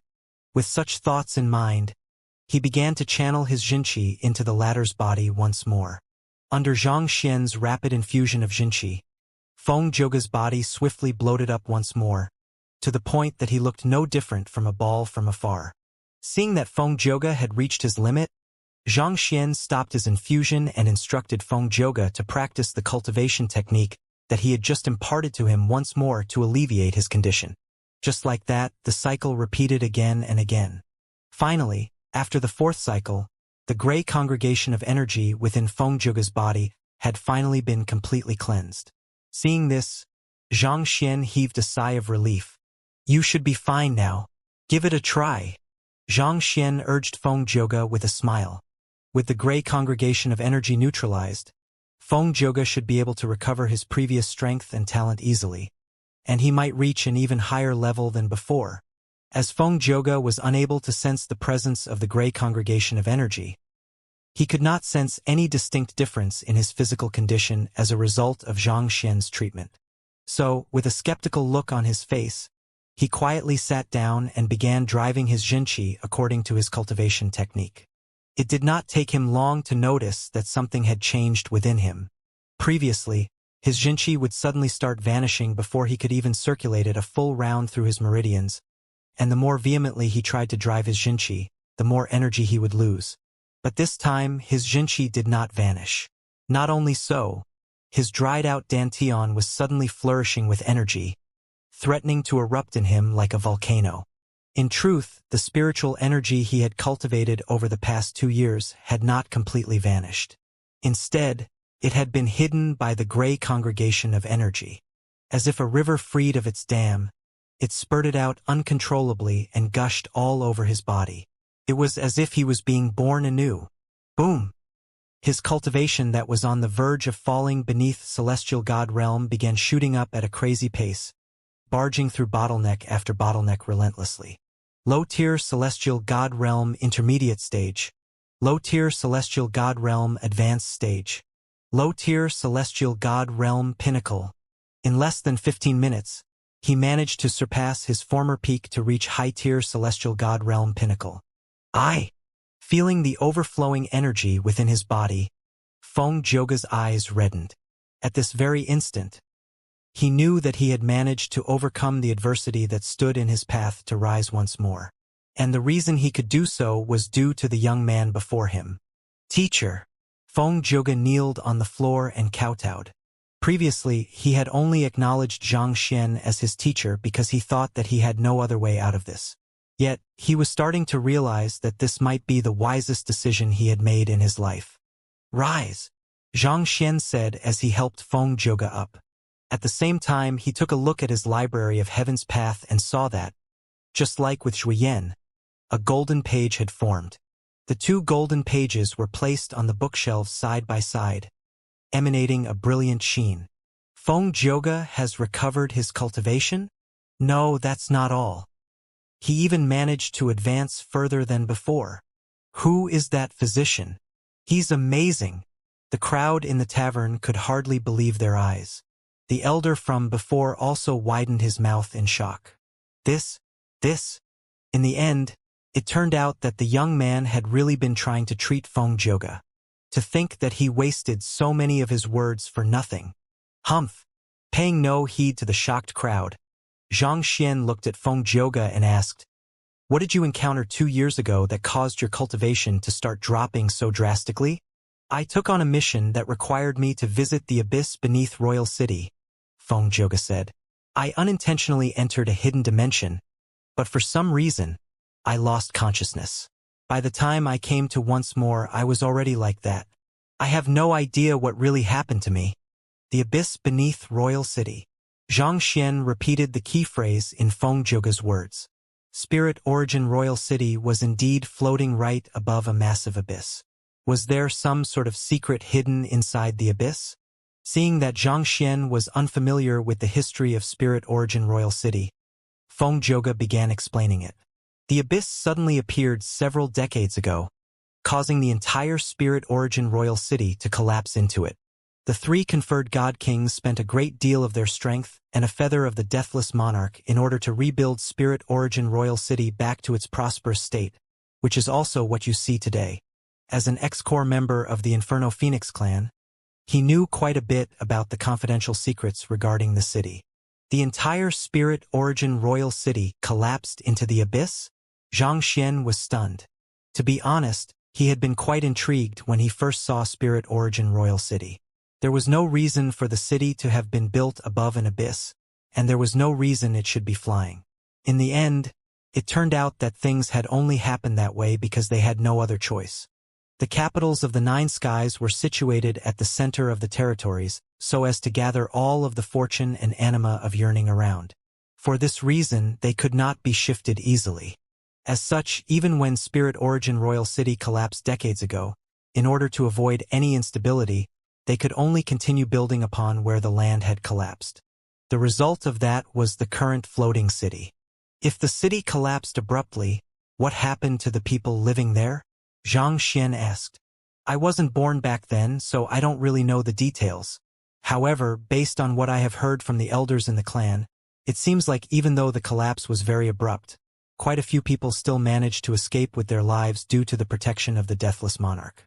Basically, almost everyone who had reached the God realm survived that crisis. But then, Feng Joga sighed deeply before continuing. Still, as you know, the firmament is mostly filled with people whose cultivation has yet to reach the God realm. In other words, that crisis took away nearly 90% of the population of Spirit Origin Royal City. No one knows whether they are living within the abyss or are already dead. The abyss is simply too deep, such that even the fire feather conferred God King isn't able to get to the bottom of it. The tier of life on the firmament followed a pyramid shape. Most of the population were just ordinary people, or in other words, semi-divinities. Only 10% of them were able to earn the rights to cultivate and rise to greater heights. An abyss suddenly appeared, causing 90% of the people in the city to vanish all of a sudden. Xianxia's body jolted as 4 words surfaced in his mind. City of Collapse Space. Legend had it that the City of Collapse Space of the Azure had suddenly fallen from the heavens several thousand years ago. The life forms and buildings within the city had gradually transformed into the air of degeneration under the corrosion of the Azure's spiritual energy, making it a dangerous land that no one dared to enter easily. Could that have something to do with Spirit Origin Royal City? This hypothesis was not completely without basis, as Xianxia had seen the tomb of the Deathless Monarch back in the City of Collapse Space. If he thought deeper into it, the otherworldly demonic tribe and the Azure Starchaser Palace came from the same origin, and those from Starchaser Palace had the altar of the City of Collapse Space. Could it be that Spirit Origin Royal City had fallen through the cracks of the dimension barrier and plummeted into the Azure? A portion of those living there had managed to survive the impact, and they went on to create Starchaser Palace. On the other hand, there was also a portion of people who plummeted further into the Master-Teacher continent and eventually came to be known as the otherworldly demonic tribe. If that was the case, it meant that the ancestors of the otherworldly demonic tribe and Starchaser Palace were actually gods of the sky of Spirit Origin. He really had to look deeper into this matter. If there was a power that could kill the Deathless Monarch and thrust countless lives through the dimension barrier and onto the lower worlds, he needed to be wary. Could pose a terrifying threat in the future. Traveling through the dimension barrier was no easy feat. He had experienced it himself, so he knew how difficult it was. Even an expert of Luo Ruoxin's caliber had nearly lost her life in the process of doing so. This was a cause for concern. Then again, all of this was just his conjecture. Perhaps he would only uncover the truth after meeting Luo Ruoxin or Kong Shi. Oh right, I can ask him. Vicious. Is there any chance that your predecessors possess the bloodline of the gods? Xianxia asked. Sealed in the Book of Heaven's Path, Vicious had followed him to the firmament as well. All this while, Xianxia had been giving him god essence pills so that he could cultivate as well. Over the past few days, he managed to overcome his bottleneck as a god to become a low-tier celestial god. I don't really know, Vicious replied. However, after coming to the firmament, I can clearly feel that my rate of cultivation has become faster than before. It feels like my meridians and bloodline are thriving in this environment. Previously, in order to reconstruct Zhao Ye's meridians, Xianxia had studied many meridian networks and eventually, he had found that there were very few flaws in the meridian network of the otherworldly demonic tribe. After coming to the firmament, he had also noticed that their meridian network was very similar to that of the gods. The meridian network of the gods was indubitably the most aligned with the heavens and the nature of the myriad worlds. It was based on this foundation that they were able to raise their cultivation far beyond the lifeforms on the Master-Teacher continent and the Azure. It was also for this same reason that the otherworldly demons were blessed with superior strength and greater longevity, putting them at a decisive advantage over the humans. If not for Kong Shi's ascendance, the cultivators of the Master-Teacher continent would never have been able to drive them back to the otherworldly battlefield by themselves. A thought suddenly came to Xianxia. If your rate of cultivation has increased after coming here, is it possible that your predecessors were also afflicted with the same problem as Feng Zhouge, resulting in their cultivation gradually falling with time? If the reason Feng Zhouge's cultivation had started falling was because he had come in contact with something in the abyss, perhaps the original population of Spirit Origin Royal City had also been afflicted with the same things in their cultivation falling further and further. From semi-divinities, they fell through the ranks to become high immortals, true immortals, pseudo-immortals, ancient sages, great sages, saints. This, I don't really know, Vicious replied. I guess I'll have to find a way to enter the abyss in order to know the results, Xianxia murmured. Having come to a decision, he raised his head to look at Feng Zhouge. Can you bring me to the place that you mentioned earlier? Feng Zhouge hesitated. That place was simply too dangerous. Even with his current strength, he still felt apprehensive about getting close to the abyss. There's no need to worry. We can retreat right away as soon as we encounter any danger. Furthermore, your condition is a little unique. I've managed to suppress the issue in your body for the time being to prevent it from devouring your energy, but a relapse is always possible. If you wish to completely cure your affliction, we'll have to head to the place where everything started and search for the root cause, Xianxia said. He knew that he had to pay a visit to the abyss regardless of the cost. He knew that Feng Zhouge would be hesitant to approach the area once more, so he could only phrase it in such a manner. Strictly speaking, he had not lied. Till now, he still had not figured out what that gray congregation of energy was. As long as they could not get to the bottom of the matter, there was no saying that the gray congregation of energy would not make a comeback.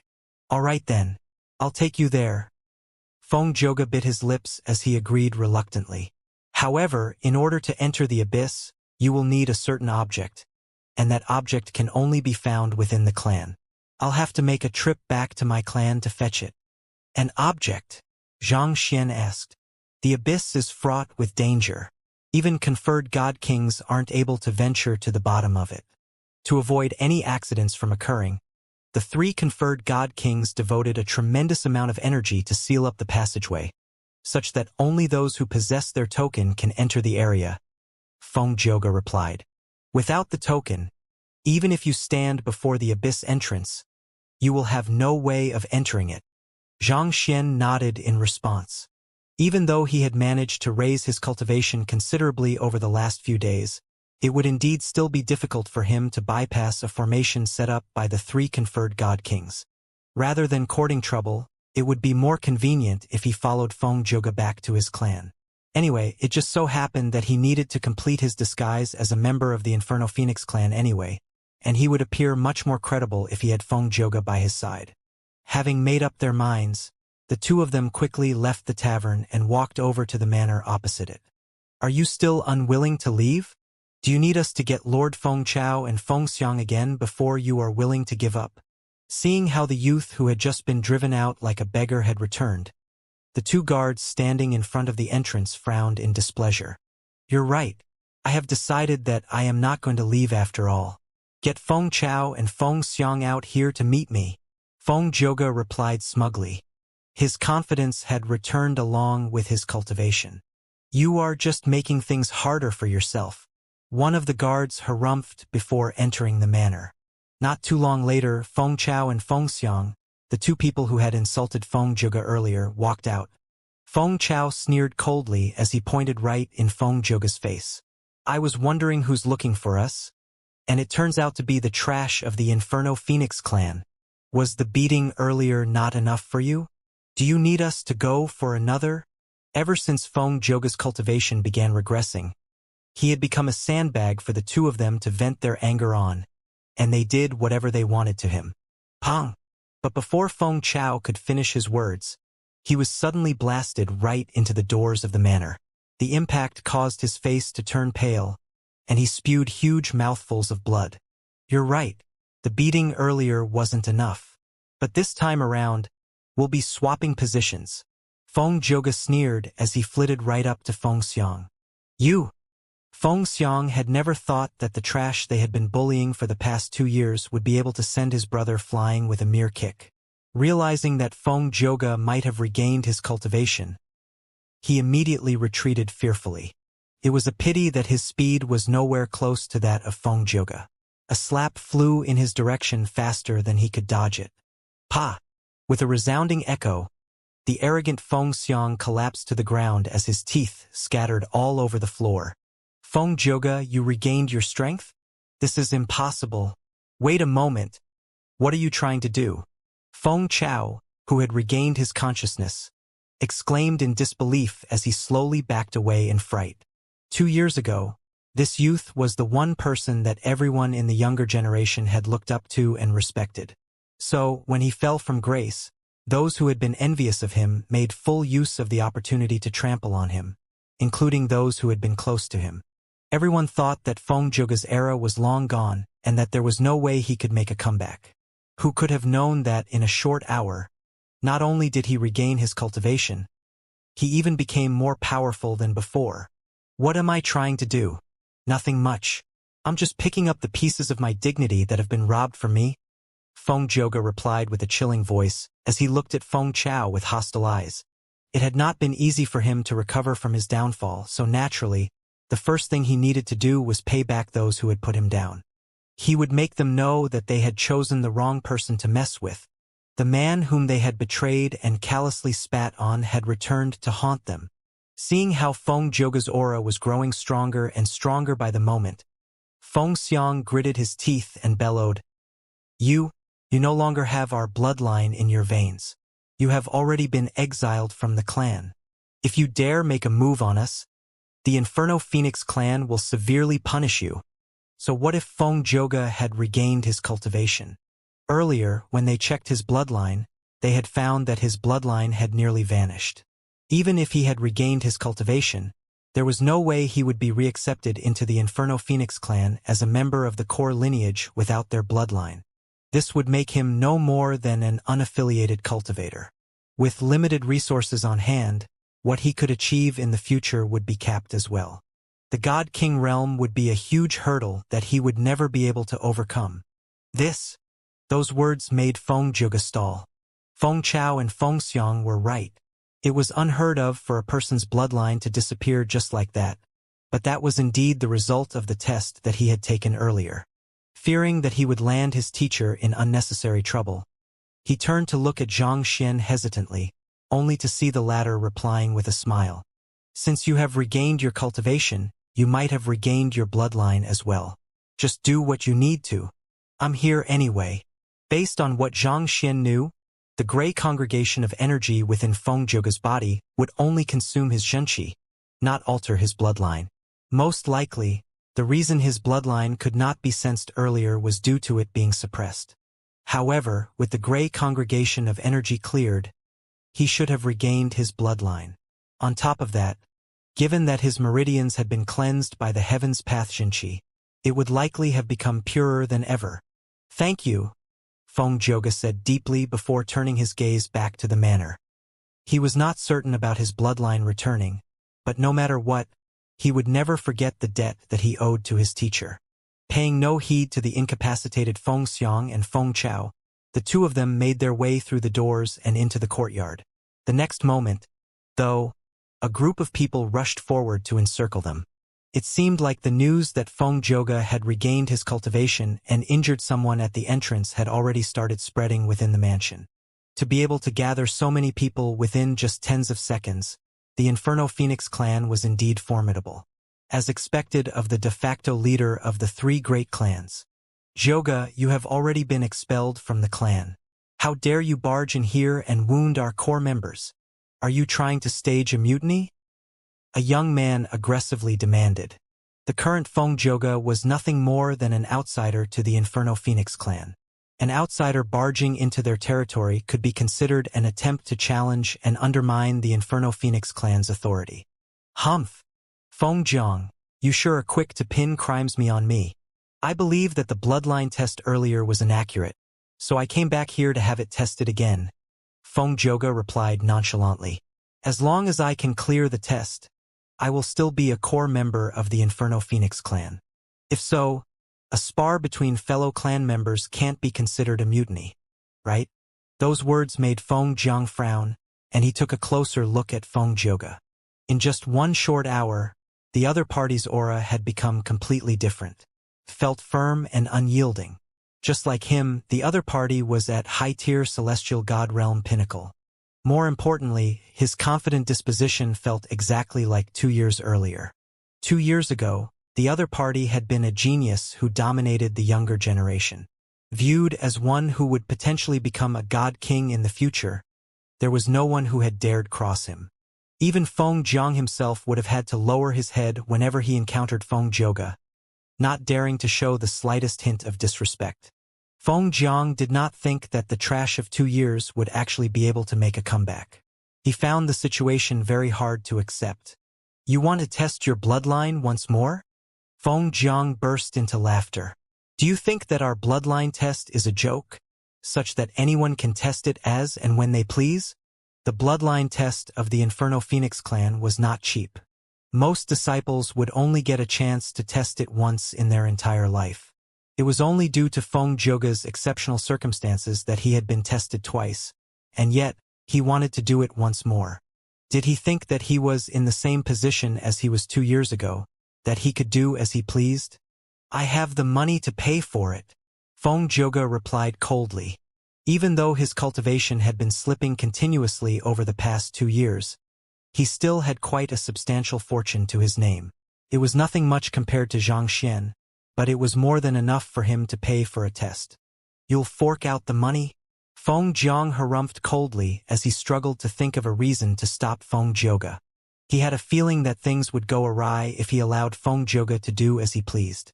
At this moment, an idea suddenly came to his mind, and his lips crept up mockingly.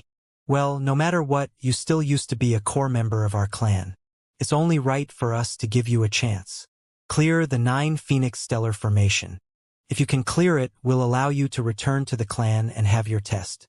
Otherwise, I'm afraid that there's nothing much we can do. Yes, that's right. Clear the 9 Phoenix Stellar Formation, and we'll give you a chance. Didn't you regain your strength? Prove it. As long as you can clear the 9 Phoenix Stellar Formation, we'll recognize you. Otherwise, you only have yourself to blame for your weakness. The crowd gathered in the area burst into laughter as they watched Feng Zhouge mockingly. The 9 Phoenix Stellar Formation. Feng Zhouge's face immediately turned grave upon hearing those words. Oh ho! Why do you have such a look on your face? Are you not confident in clearing the formation? If that's the case, we'll just have to take this incident as a deliberate attempt to undermine the Inferno Phoenix clan's honor. Men, capture him and drag him over to the Hall of Interrogation. We'll have to question him properly to see what his true motives are. Feng Zhang said with a grand wave of his hand. Yes, for young men immediately walked out from amid the crowd. Let's go, our dear young Master Zhouge. Even if you have regained your cultivation, without your bloodline to back you up, you are nothing more than an unaffiliated cultivator. Did you think that things would return to how they were 2 years ago just because you have regained your cultivation? Feng Zhouge was not a bad person at heart, but having achieved success at a very young age, it was inevitable that he became complacent and arrogant. Furthermore, there was no one who dared to talk back to him and correct his attitude. This had resulted in him looking down on his peers, so his relations with the others in the clan were not good. What is the 9 Phoenix Stellar Formation? Xianxia asked Feng Zhouge with a frown. Teacher, the 9 Phoenix Stellar Formation is the only way that members who have been driven out of the Inferno Phoenix clan can be recognized by the other clan members. It's a formation made up of 9 experts within the clan. One has to defeat all 9 of them in order to clear the trial. Feng Zhouge replied with a slightly pale complexion. In the past 3,000 years of our clan's history, there were 317 expelled members who returned to challenge the 9 Phoenix Stellar formation. But in the end, only 3 of them cleared the trial. As for the rest, they lost their lives while challenging the formation. They're dead. Xianxia was taken aback. Out of 300 people, only 3 people had managed to clear the trial. That was a 1% probability of success. Even though those members were driven out of the clan, no matter what, they still shared blood ties with one another.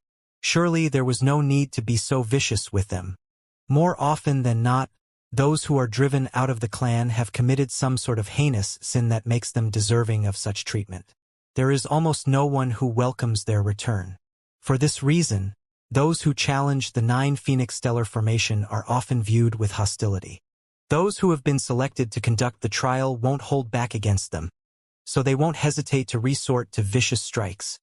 If the 9 Phoenix Stellar formation is that dangerous, and there is no one within the Inferno Phoenix clan who is willing to recognize them even if they return, why would they still challenge it despite the risks? Xianxia asked. In his view, it seemed ridiculous for one to brave such danger, only to become a person that was snubbed within the clan.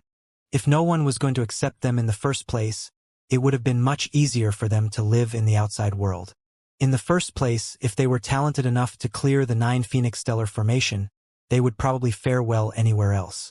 Feng Zhouge shook his head and replied, "Teacher, there's actually a deeper reason for them challenging the 9 Phoenix Stellar formation. Regardless of whether they clear the trial or not, they will be buried in the ancestral grave. This might appear to be nothing much, but this gesture effectively means that their descendants have a chance to return to the Inferno Phoenix clan. On the other hand, if they don't attempt the trial, it means that they will be permanently severed from the Inferno Phoenix clan." Hearing those words, Xianxia nodded in agreement. A fallen leaf returns to the ground. Most people would wish to return to their origins after their death. Furthermore, this concerned the future of their descendants as well. So, most of those who challenge the 9 Phoenix Stellar formation are those whose lifespan is already reaching its limit. In other words, they have already steeled their will to die in the trial. For this reason, the 9 Phoenix Stellar formation is also called the Suicide Formation. With an awful complexion on his face, Feng Zhouge remarked grimly, "Their very suggestion of having me challenge the 9 Phoenix Stellar formation is as good as condemning me to death." He was only in his early 20s, and he still had many years ahead of him. It was clearly inappropriate for him to challenge the formation in his state. How strong are the opponents one will have to face in the trial? Xianxia asked. The 9 Phoenix Stellar formation consisted of 9 cultivators. As important as the formation was, what was even more crucial was the strength of the 9 cultivators. They are of the same power level as the one challenging the trial. In other words, it is a 1 versus 9 scenario. Given that we possess the same bloodline, and they have been augmented by the formation, how can one possibly clear this trial through normal means? Feng Zhouge cried in despair. On the other hand, Xianxia burst into laughter. He had been wondering how scary the 9 Phoenix Stellar formation was, but it did not seem like anything worth worrying over. Everything aside, even the Dragon Gate formation that Zhengyang had gone through to become the progeny of combat was much more difficult than this. The Dragon Gate formation that Zhengyang had gone through consisted of the Dragon Tail, Dragon Body, and Dragon Head, and in every phase of the trial, he had to face someone who was even stronger than him in terms of cultivation. In order to clear the trial, he would have to defeat everyone. It was clear that the 9 Phoenix Stellar formation paled far in comparison. Granted, the formation itself might be harder to deal with, but if the challenger could manipulate the formation to their advantage, it could make the battle easier. Every formation was bound to have its weaknesses, and as long as one could find these weaknesses and exploit them, it would become a supporting force. The stronger the formation was, the more effective it would be to exploit these flaws. Without a doubt, Feng Zhang will be participating in the formation as well. 2 years ago, even though there was some gap between our fighting prowess, it wasn't too big. During the period when my cultivation regressed, he was cultivating hard, and he made full use of the cultivation resources that the clan gave him. Given so, it would be difficult for me to defeat him in a normal battle, let alone having to face a formation that consists of him and 8 equally powerful opponents. Feng Zhouge's voice was filled with despair. He did not think that he could win this battle. Over the past 2 years, he had not been able to receive any cultivation resources from the clan. As such, even though he had regained his cultivation, his progress was bound to be much slower than the other party. Furthermore, Feng Zhang still was not the strongest cultivator in their power class. It could be said that his death was guaranteed if he agreed to challenge the 9 Phoenix Stellar Formation. Seeing how shaken Feng Zhouge was, Xianxia sighed deeply before looking straight Feng Zhouge. "Zhouge, do you trust me?" "Of course." Feng Zhouge nodded right away. If not for his teacher, he would probably have wasted his life away in despair and depression. It was the other party who gave him hope and a new life. Who else would he trust if not his teacher?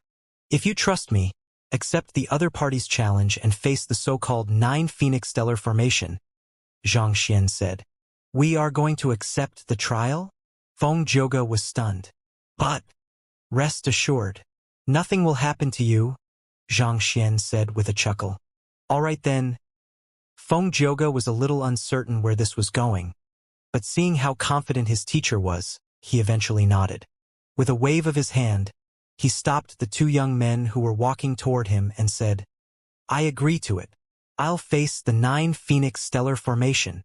"You'll face the 9 Phoenix Stellar Formation?" Those words left everyone dumbstruck for a moment. Even Feng Zhang thought that he had heard wrong. "Are you certain?" He was the one who had suggested it, but he had never thought that Feng Zhouge would accept his ridiculous demand. After all, it was so dangerous that only those who were on their deathbed would think of attempting it. As someone who had become a high-tier celestial god in his early 20s, Feng Zhouge had a long life ahead of him, and there was a good chance that he could achieve great things even outside the Inferno Phoenix clan. Was there a need for him to court death like that? "Of course," Feng Zhouge replied. "You must have become much more powerful after you regained your cultivation." "Very well. Let me see just how capable you are," Feng Zhang sneered. Without any hesitation, he pushed his feet against the ground and dashed forward. At high-tier celestial god realm pinnacle, Feng Zhang was just a notch beneath the god kings. His movement caused the air in the courtyard to grow heavy as the powers from nature surged toward him at a rapid pace. It seems like he has already comprehended some of the secrets of a god king. As expected of an expert of the Inferno Phoenix clan, Xianxia thought. In terms of individual strength, Feng Zhang was probably beneath Ao Hua of the Sky of Cloud Dragon. However, just looking at how easily he was able to tap into the powers of nature, it was clear that he had a preliminary grasp of some god king powers. It would be difficult to subdue him in a direct clash of powers. Facing Feng Zhang's attacks, cold sweat trickled down Feng Zhouge's back. Even though he had managed to make a breakthrough earlier, it did not change the fact that he had been crippled for 2 years. Putting aside the fact that he could not utilize his newfound strength properly, his ability to use the powers of nature was also lacking greatly in comparison to Feng Zhang. His chances of achieving a victory were very slim. Pong pong pong. Within 3 blows, Feng Zhouge was already forced to retreat 7 steps. While neither side had sustained any injuries, it was already clear who was the stronger of the 2 from this. "You aren't even a match for me? But you want to challenge the 9 Phoenix Stellar Formation?" Feng Zhang harumphed coldly. "You sure are brazen." Feng Zhouge gritted his teeth furiously. He turned to look at Xianxia with an indignant expression. He would not have been a match for the formation even at his peak 2 years ago, let alone in his current state. He had no idea why his teacher had asked him to accept the trial. Shaking his head, Xianxia turned his gaze to Feng Zhang and smiled. Zhouge would indeed be unable to clear the 9 Phoenix Stellar Formation in his current state, but can you give us 2 hours to make some preparations? That should be more than enough for him to clear your formation with ease. "Who are you?" Feng Zhang asked with a frown. As Xianxia had been standing behind Feng Zhouge the whole time, Feng Zhang had assumed that he was Feng Zhouge's subordinate. However, from what had just been said, it was apparent that he was wrong. I am Feng Xian. I am a member from the side family who has returned for the tournament, Xianxia replied calmly. Feng Xian. Feng Jiang was stunned for a moment before he scoffed disdainfully.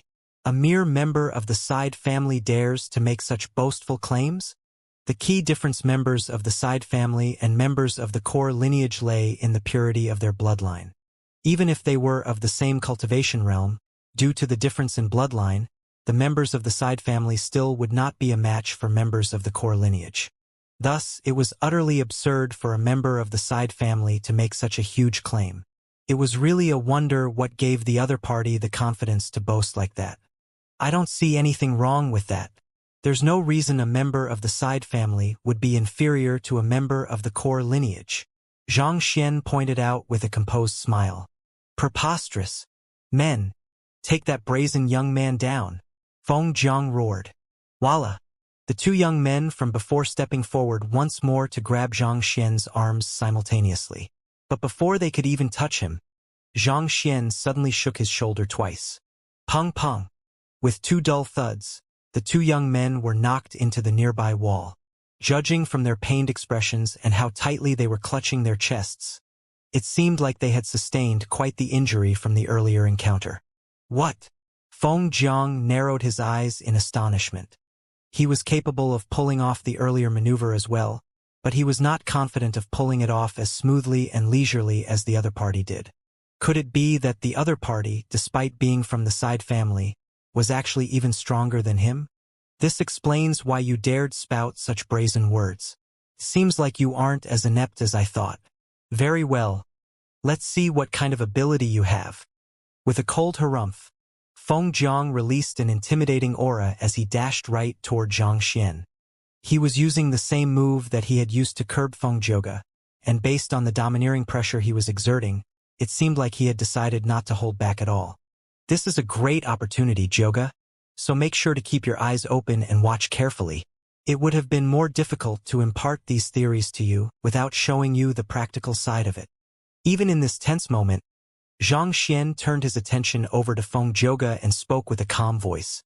Since he's using the same move against me as well, I'll show you one way you can counter his offense with your current strength. As he spoke, he stepped forward till he was roughly 5 meters away from Feng Jiang before finally coming to a halt. For some reason, the very act of stopping at that point seemed to have disturbed Feng Jiang's offense. It was clear that the momentum of Feng Jiang's offense had taken a nosedive, as if someone had severed his flow of energy. The main difference between Feng Jiang and Feng Joga's strength lay in their ability to tap into the natural energies in the surroundings, and the spot that Zhang Xian had walked over to happened to be the Mingmen L of this battle technique. By standing in this spot, Zhang Xian had managed to sever the flow of energy into Feng Jiang, leaving the latter with no choice but to rely solely on his cultivation.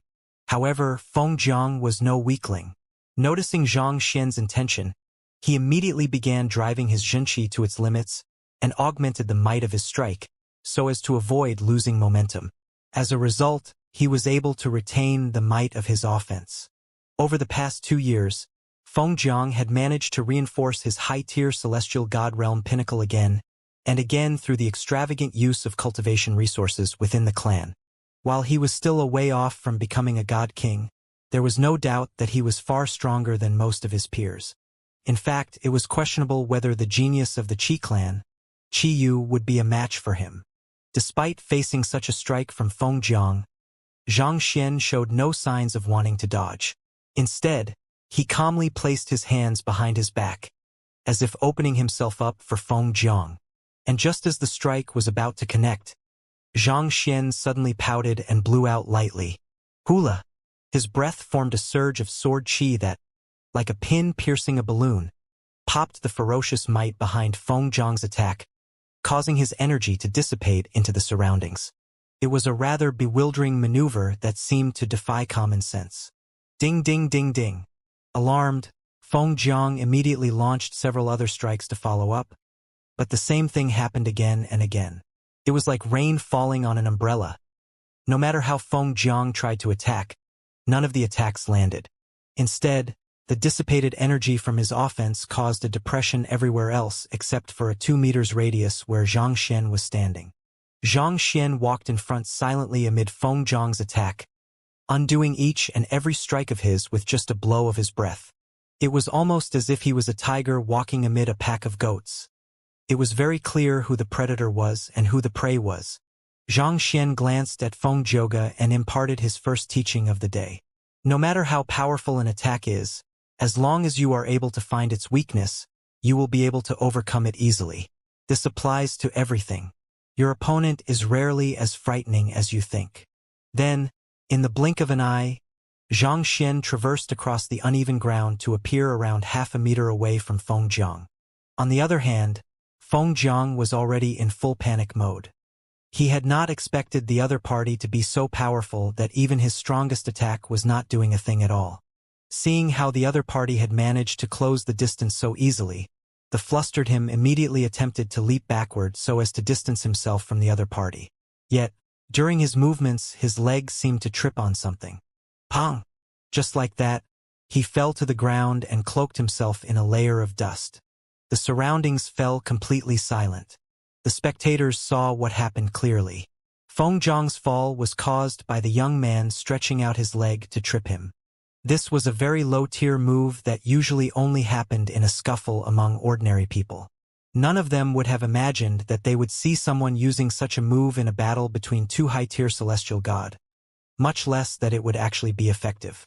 Knowing what everyone was thinking, Xianxia chuckled softly as he said, "It's foolish to rank maneuvers as if they belonged on a hierarchy.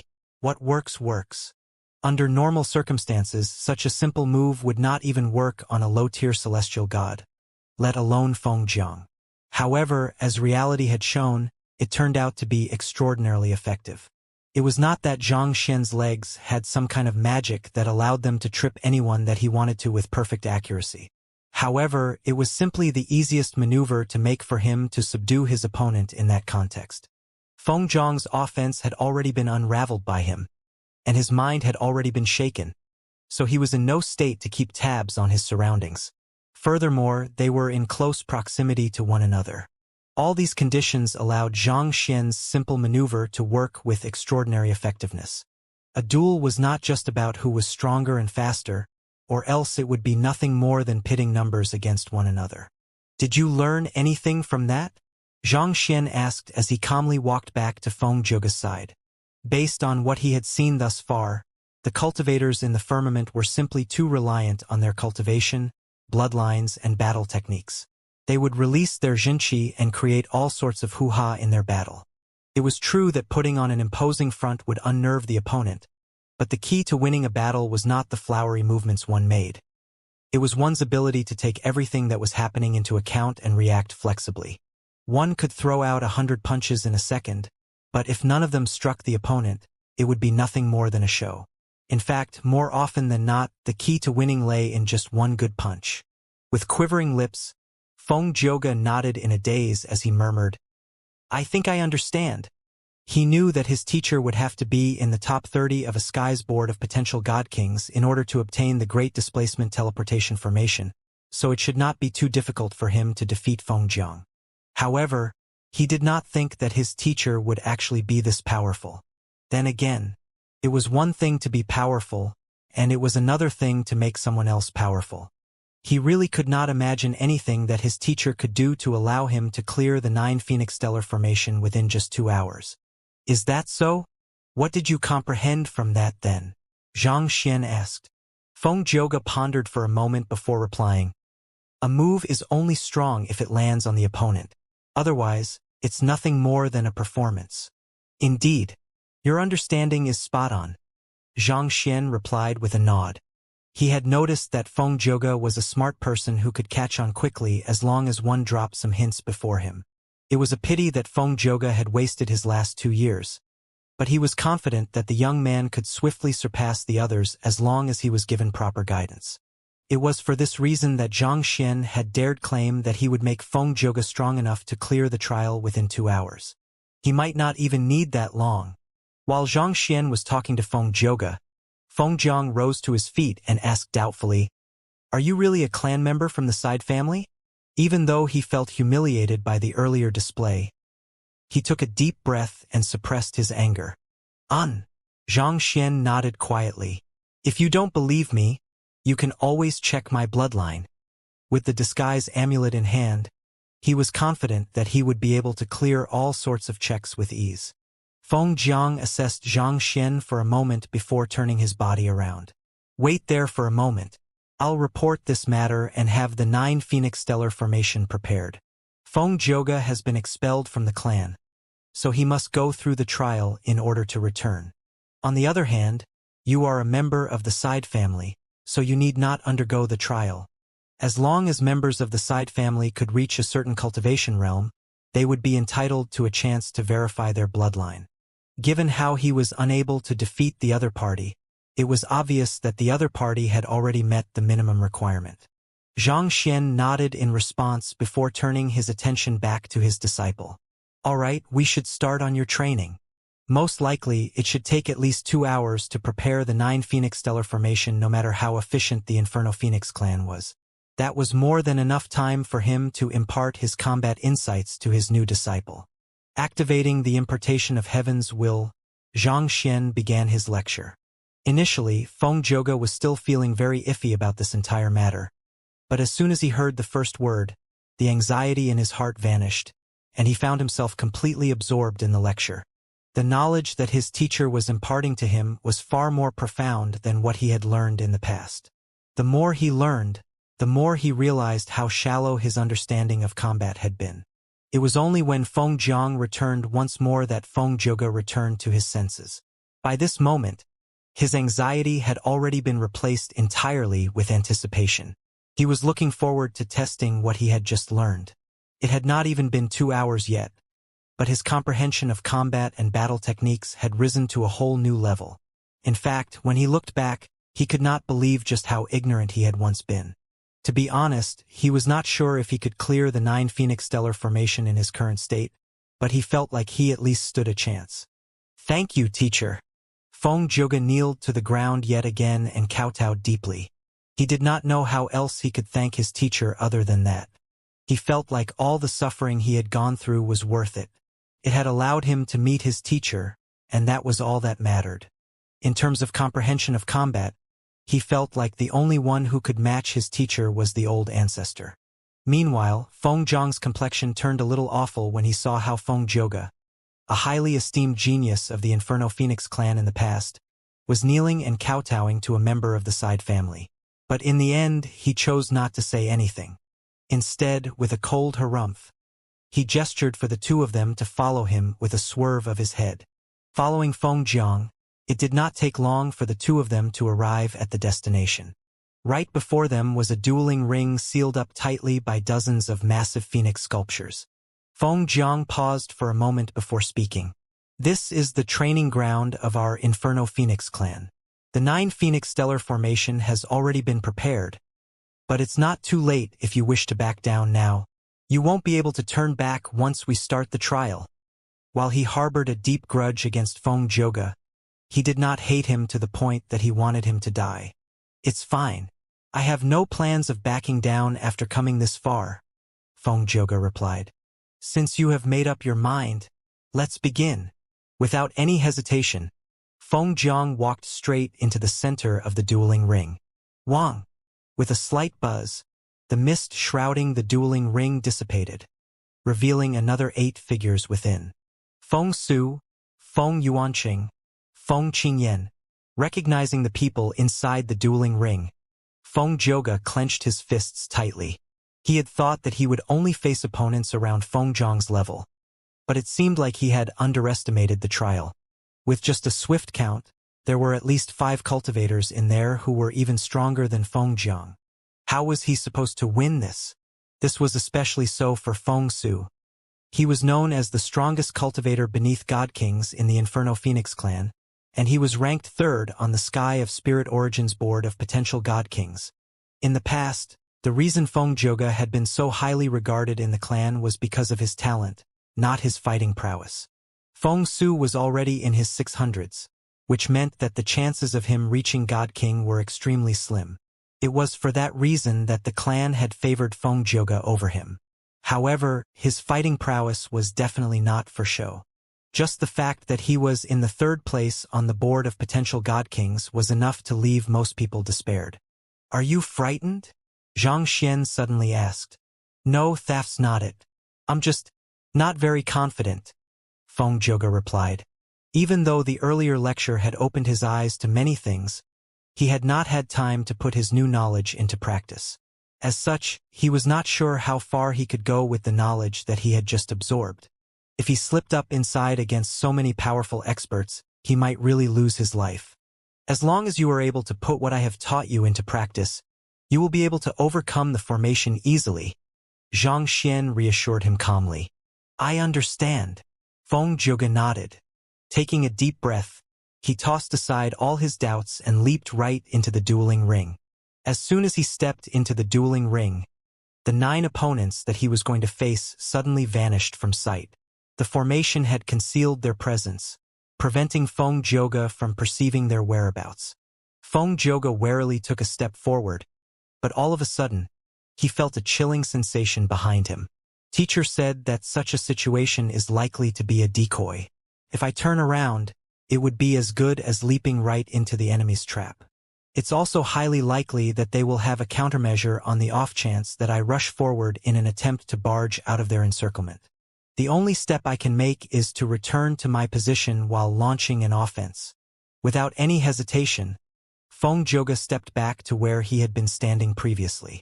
It was an extremely dangerous move to retreat when there was someone coming at him from behind.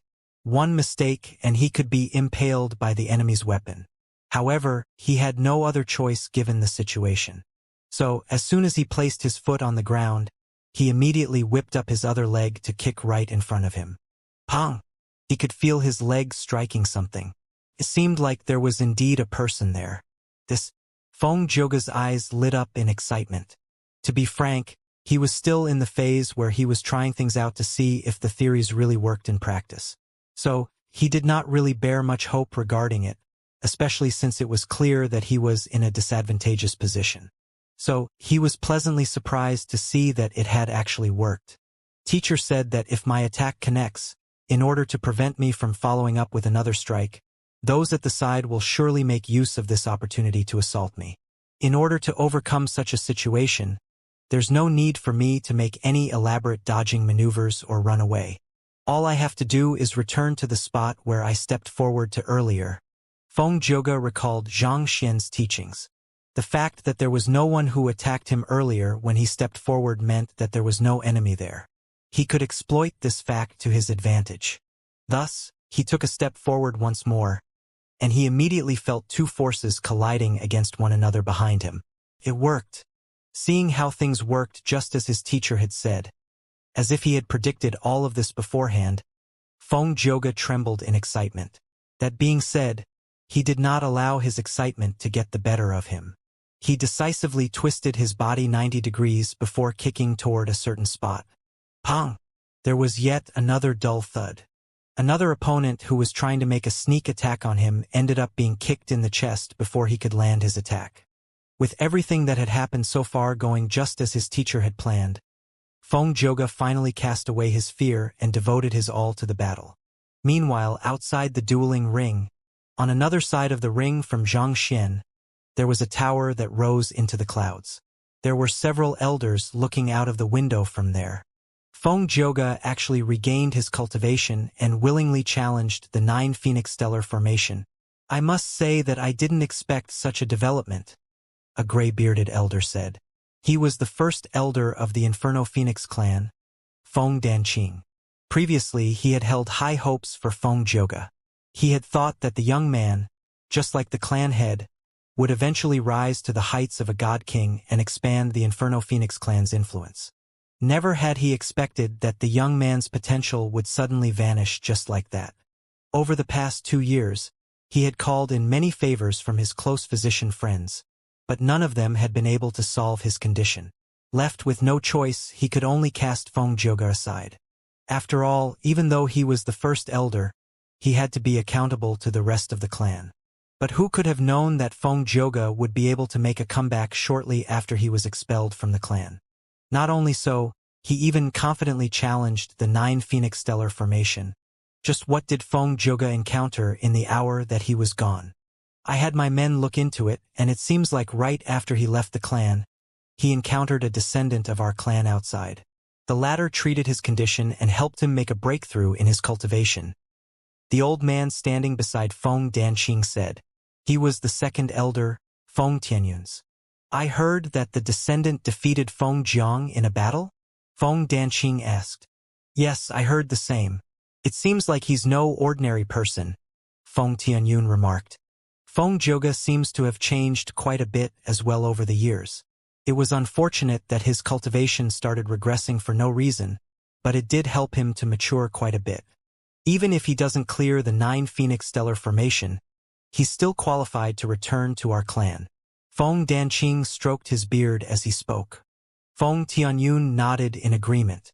As elders of the Inferno Phoenix clan, they prioritized the interests of the clan over everything else. Naturally, they would be delighted to have Feng Zhouge back if he really had regained his cultivation. It was just that being expelled from the clan was not a matter to be made light of. In view of the pride of the clan, they could not allow a person to simply join and leave the clan as they pleased. So, the trial had to continue. It was just that they had the discretion to decide which side should win. Feng Danqing quickly counted the time that had elapsed since Feng Zhouge entered the formation before instructing. Be good for Feng Zhouge to face a bit of hardship in the trial, however. Tell Feng Su and the others that it will suffice to make him suffer a bit. Just don't do anything that will hurt his foundation and affect his future cultivation.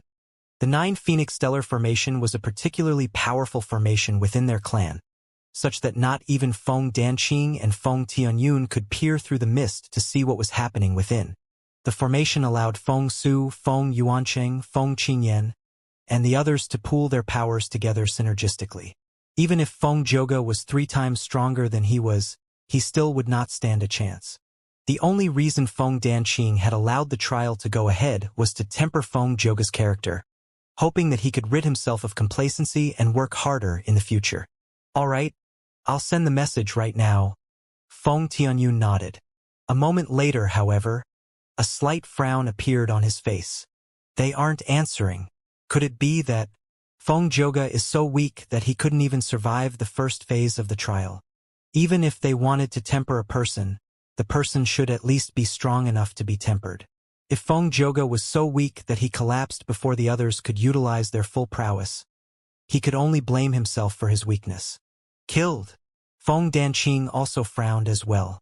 He immediately ordered, "Stop the formation." All right. Feng Tianyun flicked his finger and infused a surge of his energy into the mist. Even though it appeared that the 9 Phoenix stellar formation was controlled by the 9 cultivators within, in truth, the master key was still in their hands. They could stop the formation with a mere thought. Who? The air in the dueling ring jolted violently before the mist began dispersing. If Feng Zhouge couldn't even last for 3 minutes, I must say that it doesn't matter even if he died in the trial, Feng Tianyun harumphed. But before he could finish his words, he saw the real situation in the dueling ring and froze. Feng Danqing's eyes also nearly bulged out. In the dueling ring, Feng Zhouge, whom they had thought might have lost his life, was chasing after his opponents spiritedly, whereas Feng Su and the others could only tremble in fear as they retreated again and again. How is this possible? Feng Tianyun was speechless. Even he did not have the strength to deal with Feng Su and the others.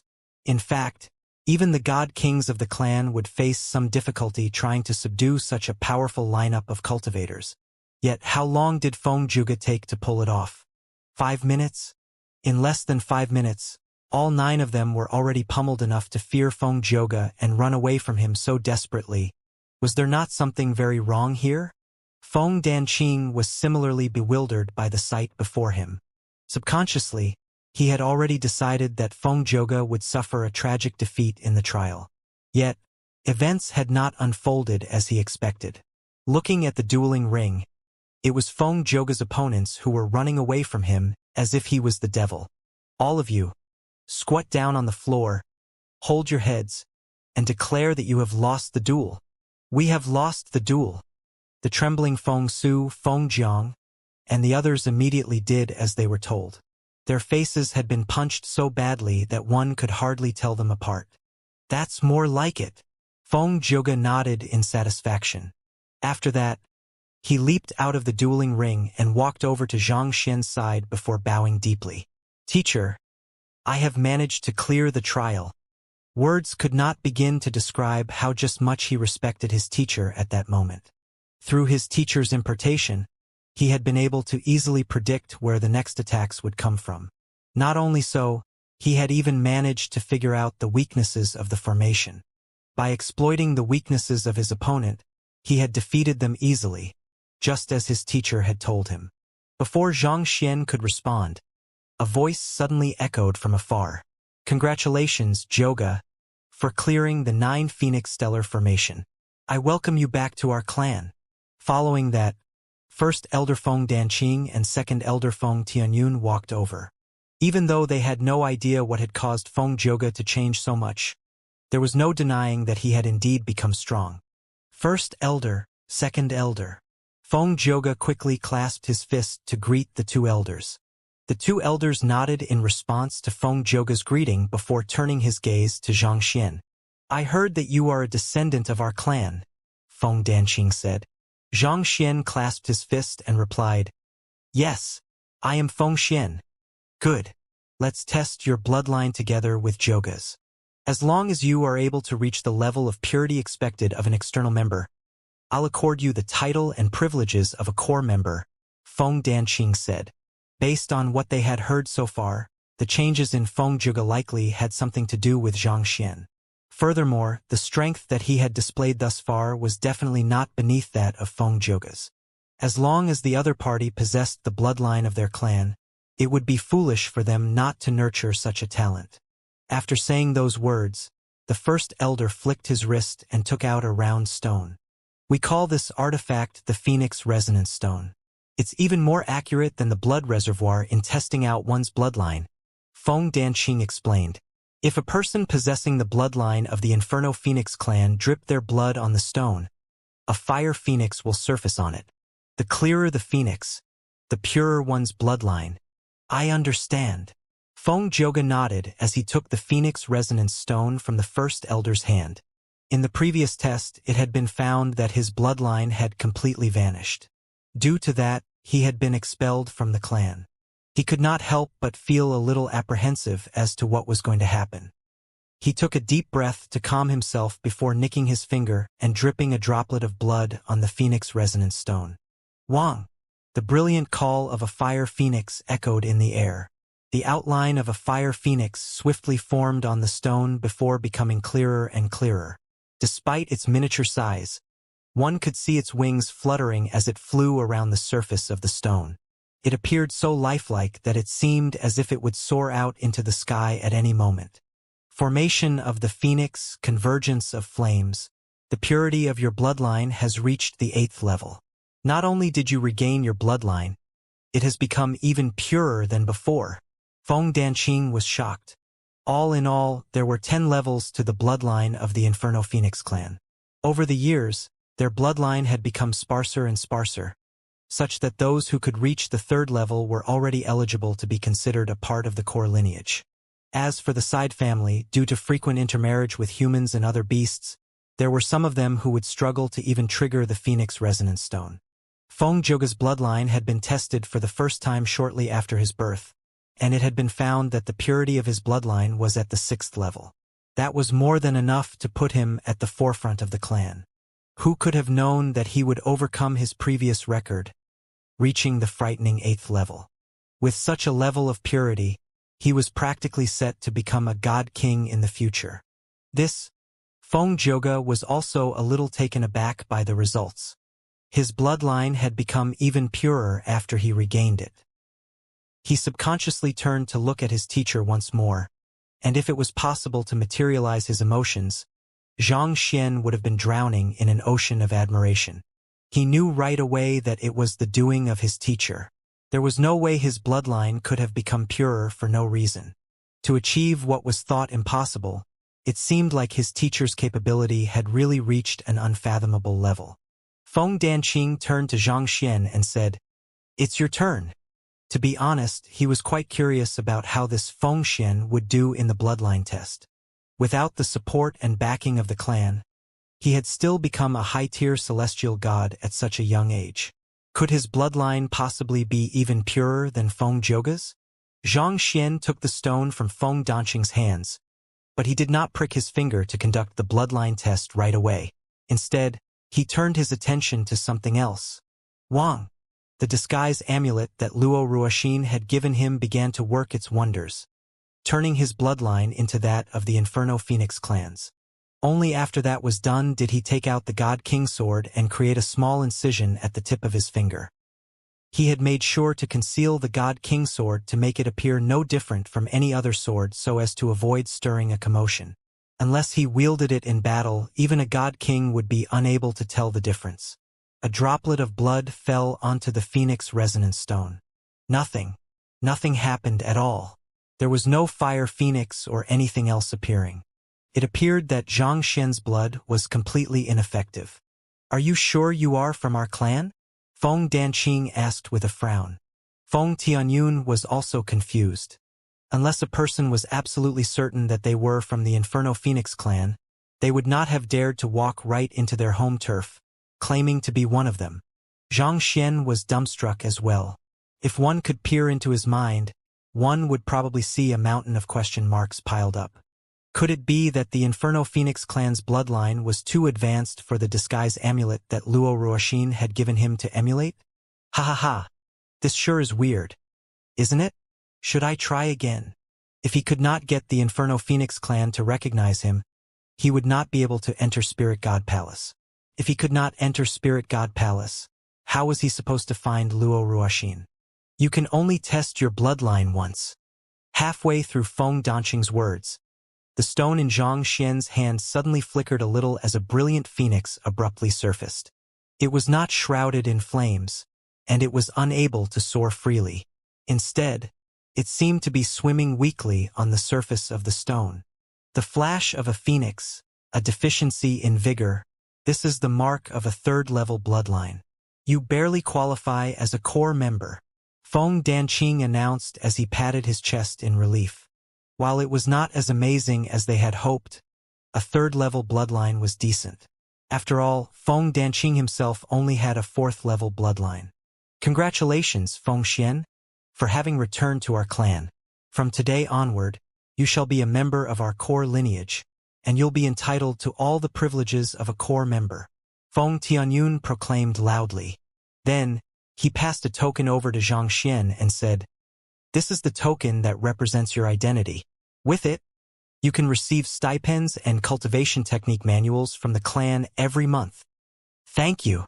Zhang Xian accepted the token. While the results were not as amazing as when he had disguised himself as Luo Tianya, it was perfect for him. The disguise amulet might have sensed his inherently low profile and humble disposition, so it had adjusted itself accordingly so that the results were just enough for him to join the Inferno Phoenix clan. In any case, all that mattered was that he was finally there. In this moment of celebration, no one noticed that the fire phoenix, which was soaring freely around the stone, had flown to the bottom of the stone and suddenly plummeted from the sky, crashing to the ground. It had abruptly lost all its strength. At the same time, the old ancestor of the Fire Phoenix clan, the Fire Feather conferred God King, suddenly opened his eyes. The bloodline test of the Inferno Phoenix clan was designed to test the similarity of a descendant's bloodline to that of the Fire Feather conferred God King. The Phoenix Resonance Stone was actually an artifact created from his bloodline. That being said, the testing of a descendant's bloodline usually would not faze him at all. But for some reason, his heart suddenly began pounding quickly in agitation. It was like something was squeezing his soul tightly, leaving him breathless. "Your sovereignty?" The Fire Feather conferred God King widened his eyes. He was a conferred God King, and there was only one type of existence in the world that could leave him feeling like that. But the God Monarch of the Sky of Spirit Origin had already breathed his last breath. So why was it that he could still feel the other party's aura? I might just be thinking too much. Even if our god monarch revives, the process is unlikely to be so quick. The fire-feather conferred god king shook his head as he remembered the words that the god monarch had told him back then. Still, I should check on it just in case. So, the fire-feather conferred god king closed his eyes and focused his attention on that sensation that he had just felt. It was a fleeting feeling that had disappeared as quickly as it appeared. He tried to grasp onto the feeling, but for some reason, it felt like something was standing in his path, something reminiscent of the heavens. Even with his strength, he was still unable to trace the origin of the feeling. Eventually, he could only shake his head and give up.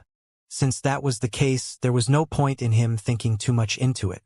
His time would be better spent raising his cultivation. The firmament was in an unprecedented era. It was an era in which even god monarchs could lose their life if they got careless. If he, as a conferred god king, did not try his best to raise his cultivation, he could very well lose his life in the next flood of spiritual energy. The old firmament was as calm as a lake of stagnant water. Most conferred god kings lived their lives peacefully before coming to the end of their time. Everything had changed so quickly within such a short period, be it the receding of spiritual energy, the occurrence of the flood of spiritual energy, or the rise of the heaven subjugation monarch. It was no longer a safe haven for conferred god kings. For this reason, most conferred god kings devoted their time to cultivating if they did not have anything else to do. All they wanted was to become strong enough to survive through this turmoil while protecting their clan. With his official acceptance into the Inferno Phoenix clan, Xianxia received the right to participate in the internal selections for the tournament. All in all, the internal selections lasted 3 days, and the results were pretty much determined right from the start. There was no one in the Inferno Phoenix clan who was a match for Xianxia, so he easily took first place. As for Feng Zhouge, he naturally claimed second place. When news started spreading that the person in first place was an unknown figure who had just returned to the Inferno Phoenix clan and the second place was a young man who had once been expelled from the Inferno Phoenix clan, a huge commotion broke out in Spirit Origin Royal City. Those two dark horses were indubitably strong contenders for the champion seat of the upcoming tournament. Xianxia knocked on Feng Zhouge's door and said, "The tournament among the 3 clans will be held on the day after tomorrow. Since there isn't anything today, I hope that you can lead me to the abyss where the mishap occurred." The Inferno Phoenix clan had set the date of their internal selections to end 2 days before the official tournament, so that their candidates would at least have a day to rest properly.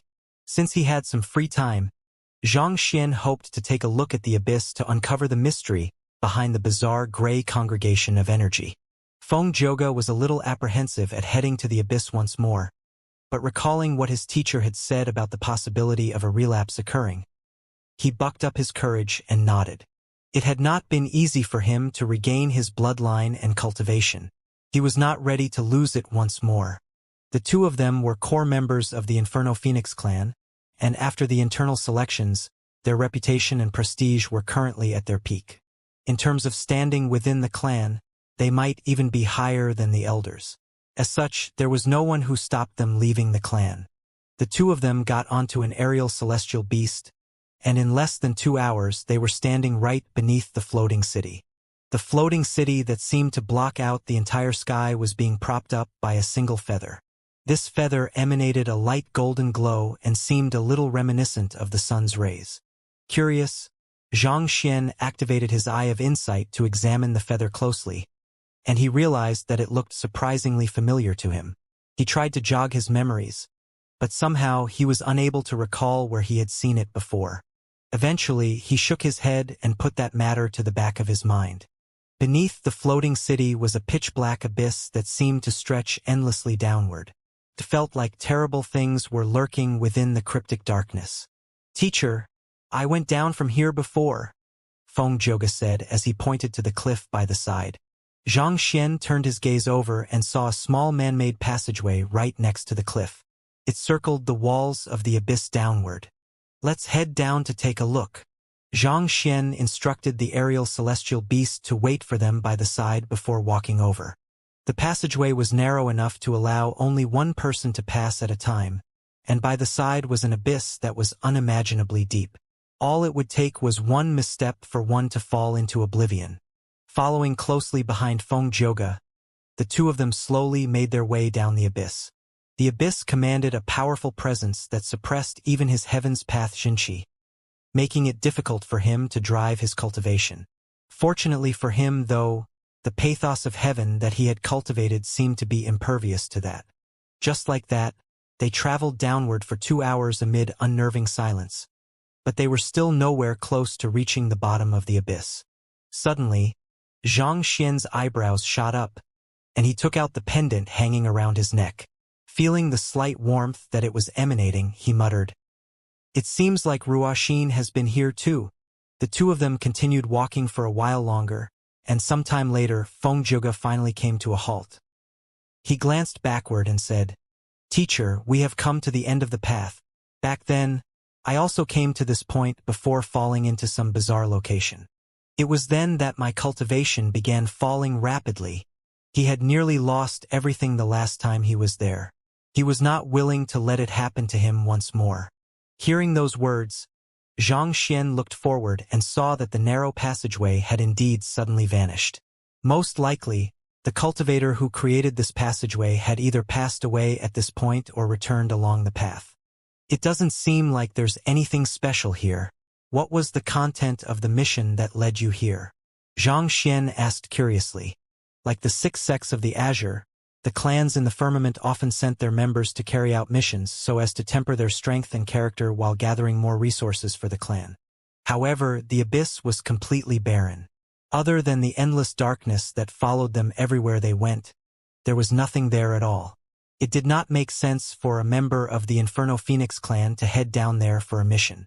Legend has it that there is a herb in the abyss that can help a cultivator become a god king, and that herb is known as the grass of God King. Feng Zhouge explained with a reddened face. "I thought that the rumor was true, so I came here to give it a try." "Grass of God King?" Zhang Xian pondered for a while before shaking his head.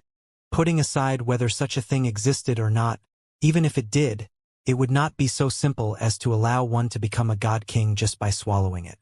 Becoming a god king required one to have a thorough grasp over the powers of nature, and that was not something that a medicinal herb could help with.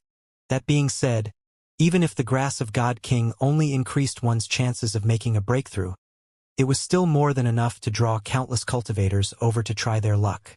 After all, becoming a God King was a great honor in the firmament. There were just slightly more than 100 God Kings in the firmament, so the temptation of being able to rise to a position that others were unable to was particularly alluring. "Wait here for a moment. I'll head down to look. If I don't return within 4 hours, I want you to head back up without me. Don't attempt to come down to find me," Zhang Xian instructed sternly. If Feng Zhouge headed down with him, it was likely that his cultivation would get sealed by the Grey Congregation of Energy once more. Since that was the case, it would be better for Zhang Xian to proceed alone. "Teacher, you must stay safe." Seeing how his teacher was venturing on fearlessly despite the dangers in order to resolve the possible complications of his condition, Feng Zhouge's eyes reddened in gratitude. He was just an ordinary student, but his teacher was willing to go so far for his sake. This was an expedition that could possibly cause one's cultivation to vanish, but his teacher did not show the slightest hesitation. With such a teacher, what else could he ask for in life? Zhang Xian responded with confusion. He could not understand why Feng Zhouge was looking at him with eyes so filled with passion that he actually felt goosebumps all over. "What is wrong with this child? I'm just heading down there to take a look, and I'll return as soon as I encounter danger. Is there a need for you to be so touched? Please, we're not shooting a melodramatic soap opera over here." Grabbing onto the face of the cliff tightly, Zhang Xian slowly climbed his way down the abyss. There was an unnerving pressure that came from the depths of the abyss that seemed to threaten to swallow him whole, so he did not dare lower his guard. Proceeding downward, the pendant lying in front of his chest grew hotter and hotter, to the point that he felt like it would meld into him. It was also becoming extremely arduous for him to drive his heaven's path Xianxia. It felt like this abyss was the very antithesis of his cultivation technique. Pathos of heaven. Finally, it came to a point where Xianxia was forced to circulate the even purer pathos of heaven Jinqi, and the pressure vanished. Heaving a sigh of relief, he continued downward. Tzz. After advancing a little further, he suddenly felt surges of gray energy flowing discreetly into his body. So, this is where it came from. Having expected such a situation in advance, Xianxia was able to keep his cool. He quickly channeled his heaven's path Jinqi toward the gray energy, and the collision of the two produced a brilliant green light within his body. The glowing Xianxia amid the pitch-black abyss made him seem as though he was a deity descending upon a land of doom. As he went deeper, the surges of gray energy grew more numerous, and the rate at which he had to expend his heaven's path Jinqi increased at a terrifying rate. The surrounding space also began showing hints of instability, wavering a little here and there. It might get dangerous if I continue like this. Xianxia's hands and feet finally came to a halt. He was capable of flight, so he did not have to worry about falling into the abyss. What he was really concerned about was the instability in space. If he ventured deeper in, he could become mired within spatial turbulence and vortices. With his current cultivation, it would be hard for him to withstand such powerful forces of nature.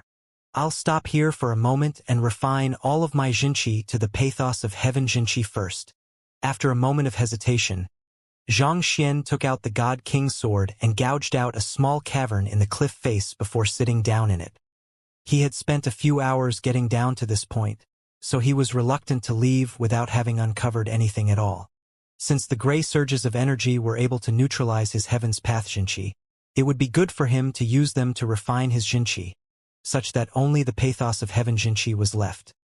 He began drawing the gray surges of energy into his body and channeled his heaven's path Jinqi against them. It took roughly 2 hours for him to expend all his heaven's path Jinqi, leaving behind only the pathos of heaven's Jinqi. I don't even have 1/100th of the amount of Jinqi I used to have now. Previously, when the two types of Jinqi were still fused together, they formed a massive ocean within his dantian, supplying him with an almost never-ending source of energy. However, with the neutralization of all his heaven's path Jinqi, the amount of energy left within the ocean was not even 1/100th of before. He had no idea whether it was a good thing for him to have refined all his Jinqi so quickly. In any case, with the absence of his heaven's path Jinqi, the pressure from the gray surges of energy also vanished, so it seemed like it was doing him some good at the moment. He walked over to the entrance of the cavern and glanced downward contemplatively. It was a while before he made up his mind and continued to climb downward. Soon, he arrived before a spatial vortex. This was a region where space flowed as easily as fluid, making it impossible for even god kings to pass through such a region normally. Xianxia took out a high-tier celestial god artifact and stretched it toward the spatial vortex. Wang! The sword immediately began bending along with the flow of space, as if it had fallen into a distorting mirror. Alarmed, Xianxia quickly took out the sword from the vortex. Examining the sword's condition, he realized that the bent areas could not be fixed anymore, and the spirit within the sword had been destroyed as well. Stability of space is one of the fundamental requirements for life to exist. Even if it was possible for a life form to adapt to such an environment, it would also be distorted to become completely different from what it was before. Xianxia knew that he would likely end up like this sword if he got caught in the spatial vortex. Heaving a deep sigh of helplessness, he was just about to start climbing when he noticed something bobbing up and down within the spatial vortex, forming ripples all around. Perplexed, Xianxia activated his Eye of Insight to take a closer look. Within the spatial vortex, there were a few intriguing plants rooted on the cliff face. They would move alongside the flow of the spatial vortex. It's actually possible for life to thrive in such an environment? Xianxia was shocked. The spatial vortex was filled with many different currents that flowed in different directions, such that any life form that fell into it would be pulled in innumerable directions, causing their form to distort. Even with his current cultivation, Xianxia had no confidence in defending against the forces of the spatial vortex. Yet, those plants were able to survive under such circumstances. Why was that so? Could it be that the plants over there is the grass of God King? Is that it? Previously, when he heard about the existence of such a herb from his student, he had thought that it was impossible. However, he was starting to see the plausibility of it now. One of the distinctive traits of a god king was his comprehension over spatial laws, and the fact that this grass was able to survive amid a spatial vortex showed that it had adapted to distortions in the spatial laws. If one could forge this grass into a pill and swallow them, it would indeed boost one's chances to become a god king. The only problem is that how can I obtain them? Xianxia frowned. Those plants were not too deep within the spatial vortex, but the problem was that he could not even afford to get in contact with it. How was he supposed to retrieve those plants? If he could not obtain them, it would be futile no matter how valuable those plants were. Little chick, I have something I need you to help me do. Xianxia began communicating with the little yellow chick in his dantian. The latter had already reached the god-king realm, and it possessed an undying body. It might be able to get those plants for him. I was sleeping, little chick exclaimed grudgingly before coming out of Xianxia's dantian. It looked at the sight beneath it, and its beady eyes narrowed in confusion. This place. I seem to have been here before. You have been here before? Xianxia frowned. Did you remember something? All this while, little chick had been saying that it was a legendary beast that ruled over the lands, but it had never been able to figure out what it was exactly. Even after it made a breakthrough to God King, it had still been unable to recall anything related to its heritage. Could this spatial vortex be the key to triggering its memories? Not really. I just find this sight particularly familiar. Little chick cocked its head to the side as it racked its head to form associations. In the end, it threw its tiny wings into the air in frustration and cried, "Nothing is coming to me at all. Forget it, I shan't think about it anymore. I'll surely recall everything once I regain my cultivation." Oh right, so why did you call me out here? If there was nothing up, its master usually would not disturb it. I suspect that the plant within the spatial vortex is grass of god kings, a herb that can help one to make a breakthrough to the god king realm. I can't retrieve it with my current level of cultivation, so I'm wondering if it's possible for you to do it. The plants over there? Little chick pondered for a moment before nodding a little. It seems possible for that to be the case. The plant is indeed a little bizarre. Are you able to get it? Xianxia asked. I just need you to harvest it, not to eat it. Little chick was known to be extremely greedy when it came to food. If it rushed over and gobbled up all the plants, well, he could not possibly put his hand into little chick's mouth and dig those plants out, right? He would rather remain a celestial god for life than do something as disgusting as that. Little chick looked at Xianxia and replied, "Of course, I am already a god king realm expert, you know? That thing is no longer useful to me. Don't worry, I won't eat it. I'll just try one blade of grass to see how it tastes. If it isn't nice, I won't eat it anymore. Why are you looking at me like that? There is more than one blade of grass down there, right?" Xianxia looked at little chick speechlessly before eventually nodding helplessly. All right, go and do whatever you need. However, this spatial vortex seems a little odd. If you encounter any danger, make sure to retreat at once. That grass of God King was nothing in comparison to little chick. If obtaining the grass of God King would place the latter in danger, he did not want them at all. Sigh, I have been wanting to die for a long time now. If this thing can kill me, I'll be more than glad to do it. Little chick said as it flapped its wings. The previous time it transmogrified, it had retained its chick head for some reason. If the spatial vortex could kill it somehow, it might just be able to pull off a full transmogrification. Xianxia nodded. He would be lying if he said that he was not worried, but when he recalled how little chick could come back to life even after it had been blasted to bits, he decided to let things be. Flapping its little wings, little chick dived right into the spatial vortex. In an instant, its body began warping like a reflection in a distortion mirror. Its small golden body bloated up to the point that it resembled the fire phoenix that he had seen on the phoenix resonance stone. Wait a moment, could it be that little chick is from the phoenix tribe? Such a thought suddenly arose in Xianxia's head. There were not many legendary beasts in the world, and there were even fewer of those whose bloodline was so powerful that they could not fully transmogrify even after becoming a god king. If that was the case, how powerful a beast was Little Chick? Was it a conferred god king? Or a god monarch? It can't be that it is actually the deathless monarch, can it? Xianxia narrowed his eyes in shock. In the first place, it was weird that the deathless monarch, known for its ability to defy death, had passed away just like that. He recalled the first time he met Little Chick.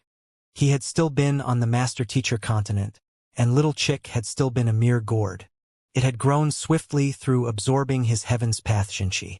While in the azure, when they were before the tomb of the deathless monarch, Little Chick had mentioned that he wanted to devour the skeleton that was guarding the grave. Furthermore, when Little Chick revived after it was killed by Kong Shi's clone, there had been a sudden outpour of air of degeneration from the city of collapsed space to fuel its growth, and how it was able to absorb the concentrated air of degeneration with ease as well. Other than that, there was also a feeling of familiarity when he saw the massive feather propping up Spirit Origin Royal City, as well as Little Chick mentioning how it found this abyss familiar. Most importantly of all, conferred God King Chimeng had addressed him as a god monarch back when he was at the lucid lunar lake. Most likely, it was due to Little Chick's blood seeping into it. Due to absorbing Little Chick's blood, his body had also gained a portion of the deathless monarch's undying attribute, allowing him to swiftly recover regardless of the severity of his injuries. Did I really take a god monarch as my tamed beast? The more Xianxia thought about this matter, the more his face twitched in horror. During his time in the firmament, he had come to learn about just how highly respected the god monarchs were.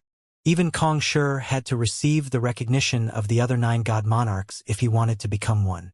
A mere high-tier celestial god like him had taken in a god monarch as his tamed beast. For the time being, Little Chick had not recovered its memories, so it was not able to say anything about it. But once it remembered its past, would it try to kill him to erase this humiliating history? But this doesn't fully make sense. Ruoxin, as the spirit god of the otherworldly demonic tribe, should be the successor of the deathless monarch, and she met Little Chick as the Dongshu gourd while we were still on the master-teacher continent. Thus, she should have recognized it and made a move.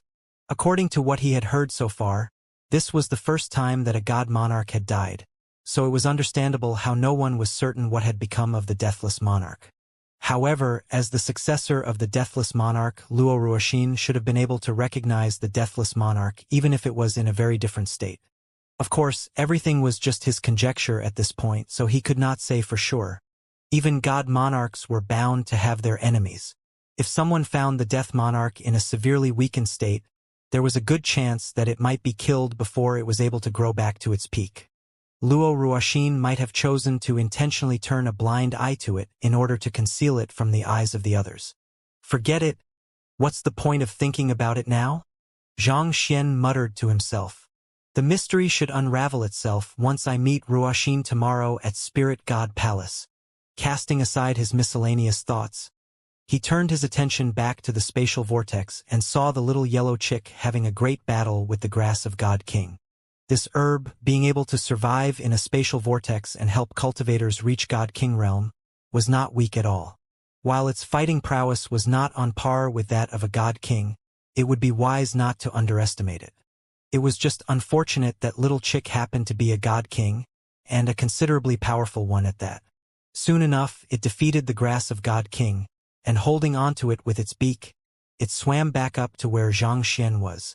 Its body remained distorted even after it left the spatial vortex, but this degree of damage was not enough to pose a threat to it. It passed the herbs over to Xianxia before diving into his dantian and returning to sleep. All in all, there were 4 stalks. There should have been 5 of them, but Little Chick had eaten one while it was fighting, only to realize that it tasted horrible. So it had left the rest of them to Xianxia.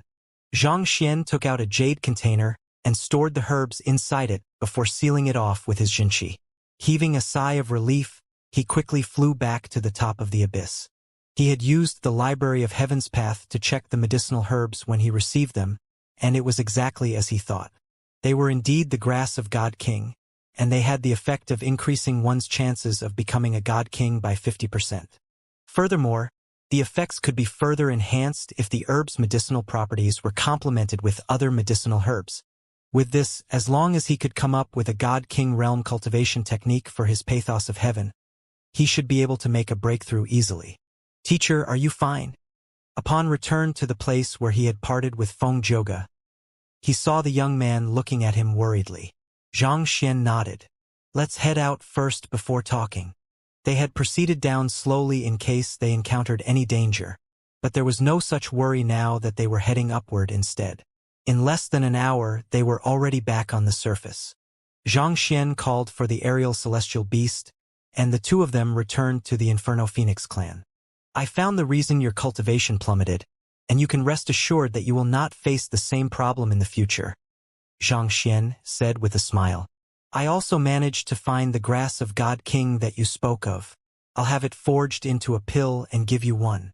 So, make sure to cultivate diligently so that you can become a God King soon.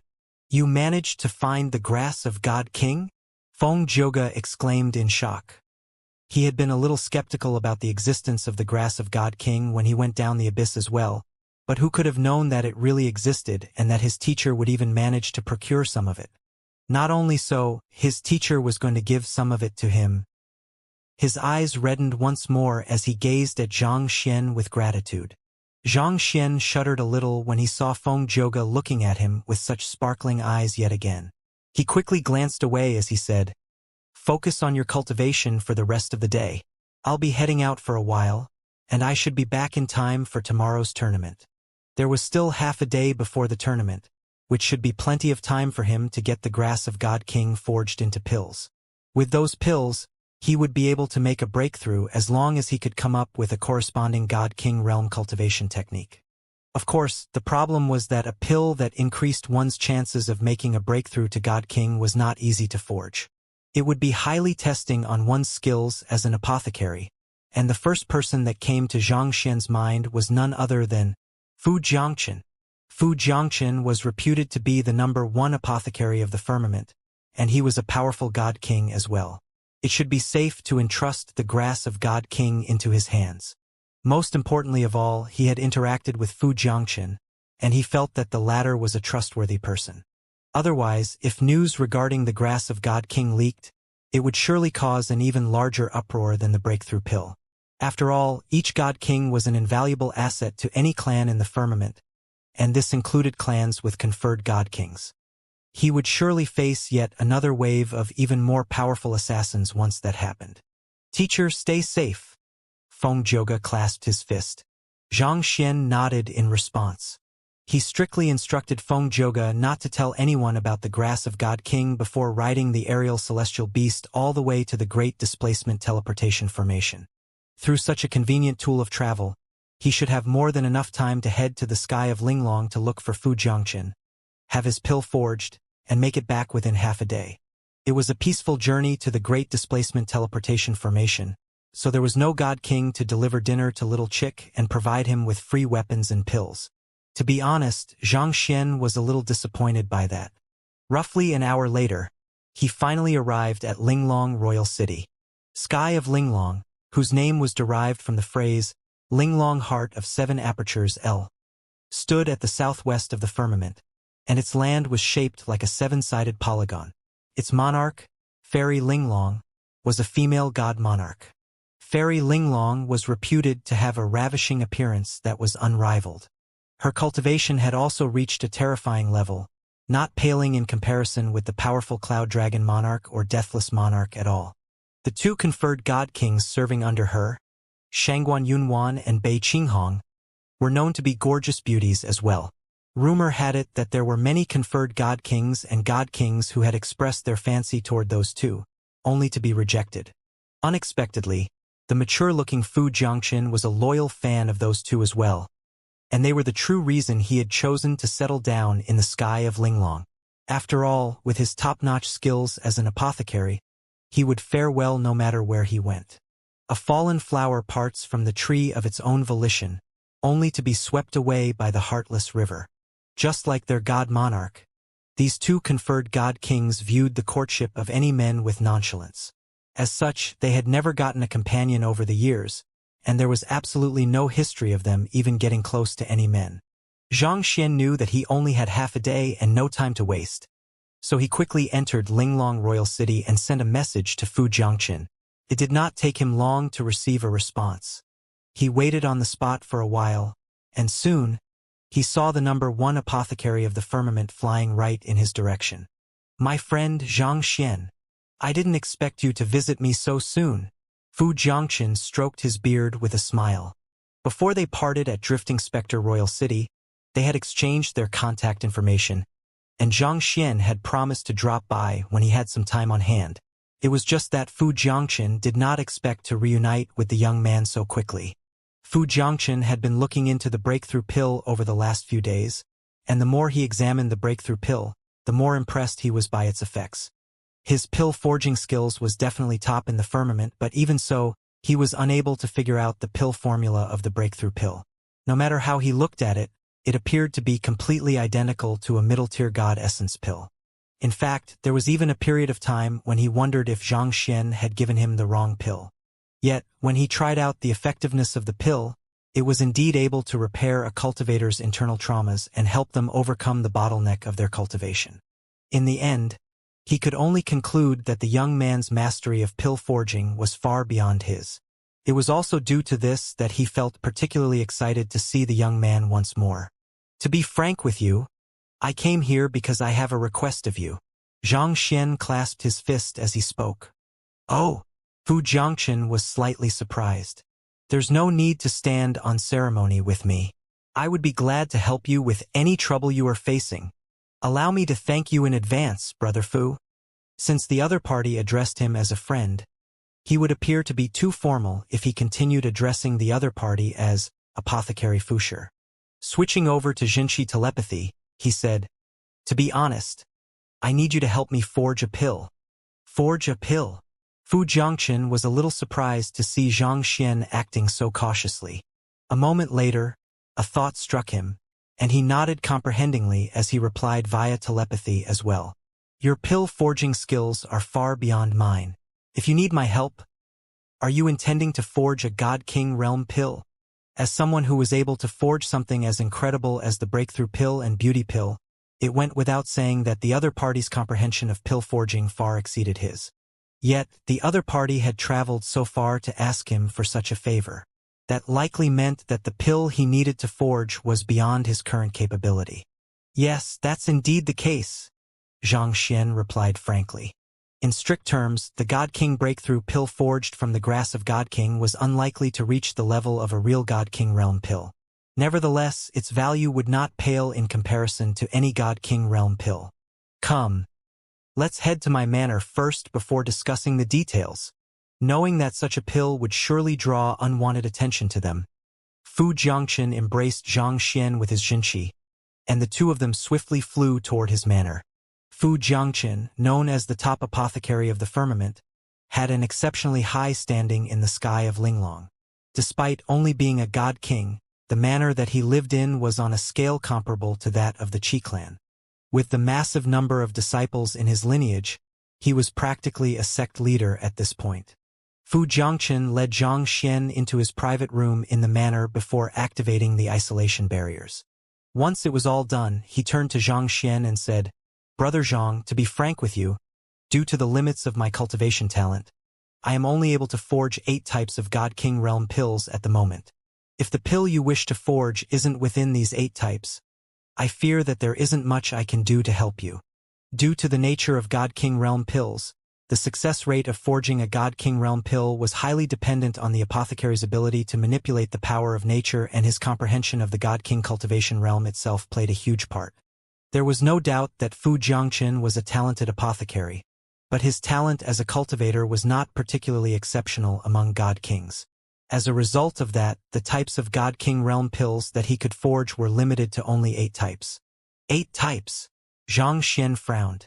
He did not know how many types of God King realm pills there were in the firmament, but if one thing was for sure, there were definitely way more than 8 of them. However, it was already too late to search for other apothecaries, so Xianxia got straight to the matter at hand. "The pill I would like to forge is a God King breakthrough pill. May I know if you have heard of such a pill, Brother Fu?" God King breakthrough pill? Fu Jiangchen was taken aback. Is there such a pill in the world? Even with his vast knowledge of pill forging, he had never heard of any pill that could help one make a breakthrough to the God King realm. I came up with the pill formula not too long ago, and I haven't gotten a chance to test it yet, Xianxia replied. With his current mastery of pill forging, he was already capable of changing a pill formula flexibly so as to suit his needs. Along the way, he had studied the attributes and potency of the grass of God King, and through that, he had devised a formula that best brought out its medicinal properties. However, all of it was still in a theoretical stage. He had not tried it out in practice. That being said, he had already verified the plausibility of it through the Library of Heaven's Path, and there were no mistakes. As long as the pill formula was strictly followed from the start to the end, the pill forged should be able to help a high-tier celestial god become a God King. You came up with the pill formula? Fu Jiangchen looked at Xianxia with his mouth agape for a long while. He had thought that it was already amazing enough that the young man was able to come up with the breakthrough pill that allowed a cultivator to overcome the bottlenecks they faced in the earlier stages of their cultivation. He did not think that the young man would be able to go so far as to even deduce a God King breakthrough pill. That was sure a terrifying talent that the young man had. Indeed, Xianxia nodded. However, my cultivation is still severely lacking at the moment, so I'm unable to forge the pill. Thus, I came here hoping to ask for your help. As long as you are able to help me forge the pill, I'm willing to compensate you accordingly. You are too courteous. It would also be the utmost honor for an apothecary like me to witness the birth of such an amazing pill. Fu Jiangchen replied excitedly. Is it fine for you to show me the pill formula first? I have never forged anything like this before, so I'll need to take a look at the pill formula to know whether it is within my means. Here you go. Since Xianxia was there to ask Fu Jiangchen for help, there was no reason for him to be stingy.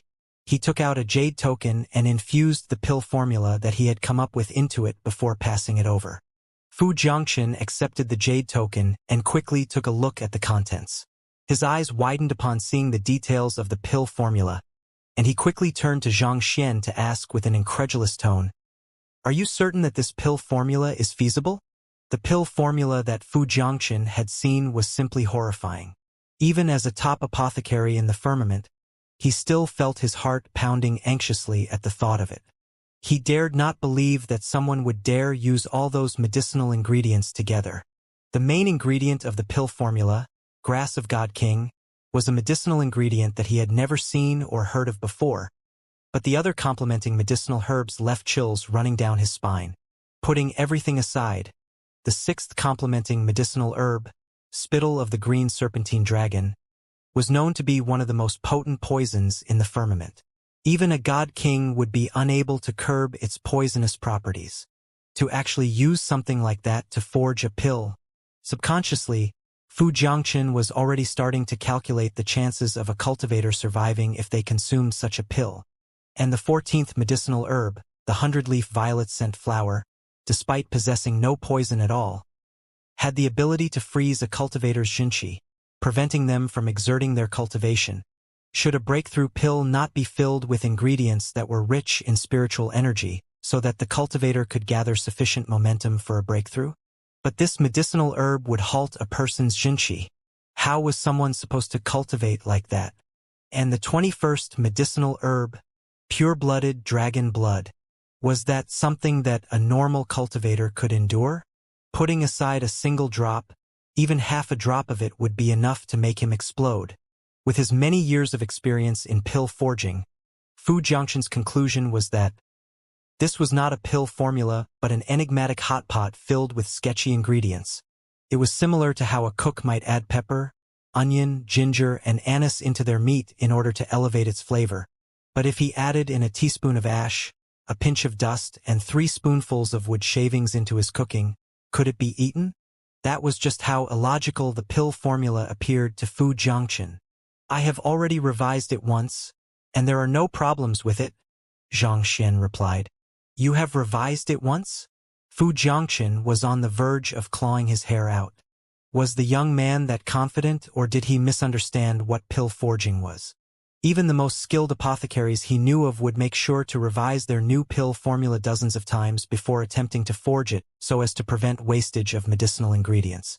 In fact, there were some who went to the extent of simulating the process hundreds of times to ensure that it was errorless before daring to move on to the forging process.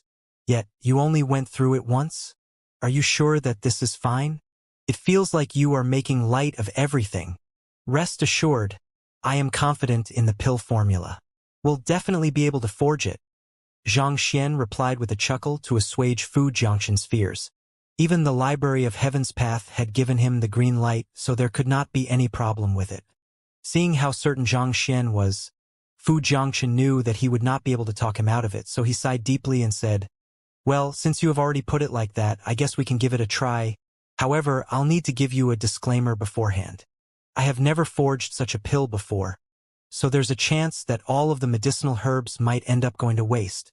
If the pill forging process failed, it would usually result in all the medicinal herbs going to waste. The medicinal herbs required to forge something as potent as a God King breakthrough pill were bound to be incredibly valuable. Even with the vast fortune that Fu Jiangxin had at his disposal, it would still take a huge toll on his finances if so many precious herbs of his went to waste. Don't worry, it won't go to waste." Xianxia smiled.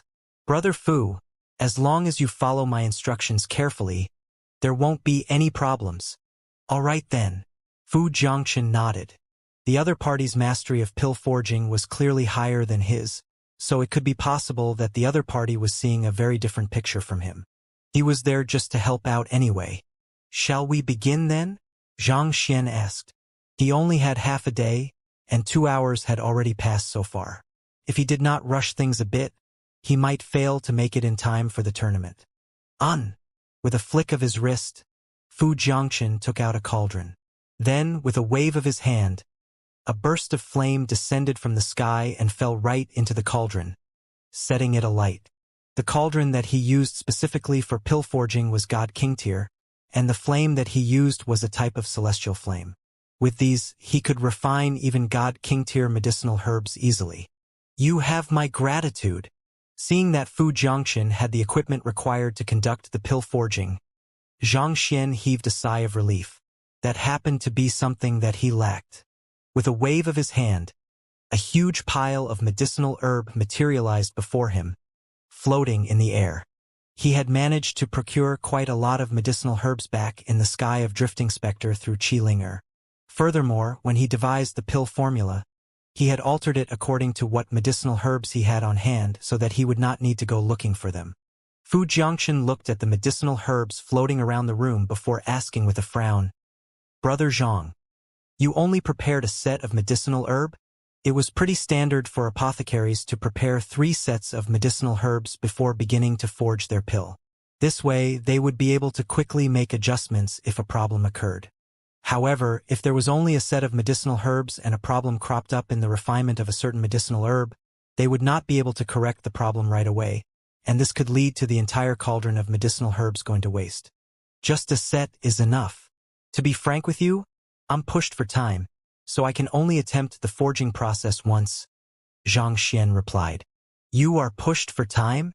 Fu Jiangxin was rendered speechless. That, too, was a taboo of pill forging, especially for such an advanced pill. Presenting me with a completely messed up pill formula that has only been revised once, preparing only a single set of medicinal herbs, and being in a rush before the pill forging's even begun. "Are you sure you are here to ask me to forge a pill for you?" It was not too long ago that Fu Jiangxin had been completely impressed by Xianxia, and he had even thought that the latter might be most capable apothecary in the firmament with the exception of the heaven subjugation monarch. But looking at it now, how could an apothecary be this unreliable? "Let's begin right away." As Xianxia said those words, Fu Jiangxin saw the young man grabbing one of the medicinal herbs and tossing it into his cauldron. For a moment there, Fu Jiangxin nearly flipped his cauldron over, and he might have done so if not for the fact that they were in his manor. "The cauldron hasn't been heated properly. But you have already started tossing a medicinal herb in, and the way you did it somehow appeared so amateur, almost as if you have never forged a pill before." Fu Jiangxin felt his confidence level reaching a new low. "I'll pass it over to you now." Follow my instructions strictly, all right? Nearly having burnt his hand while tossing the medicinal herb in, Xianxia immediately took a step back and held back his urge to continue tossing the other medicinal herbs in. With a deep sigh, Fu Jiangchen said, "The cauldron isn't warm yet. There are some medicinal herbs that don't require the cauldron to be too hot. On the contrary, if the temperature is too high, it might have adverse effects even." Xianxia swiftly explained before following up with the next set of instructions. In 2 breaths' time, place the woodleaf grass and gold gazelle leaf in. Increase the temperature of the flame by 7% right away. After that, use the wood reversal spirit resurrection forging technique to place the soul leaf grass in. The procedure for forging the God King breakthrough pill was incredibly complex, and there were many details to take note of. In order to ensure that his words could reach in time, Xianxia used his Jinshi telepathy to relay his instructions.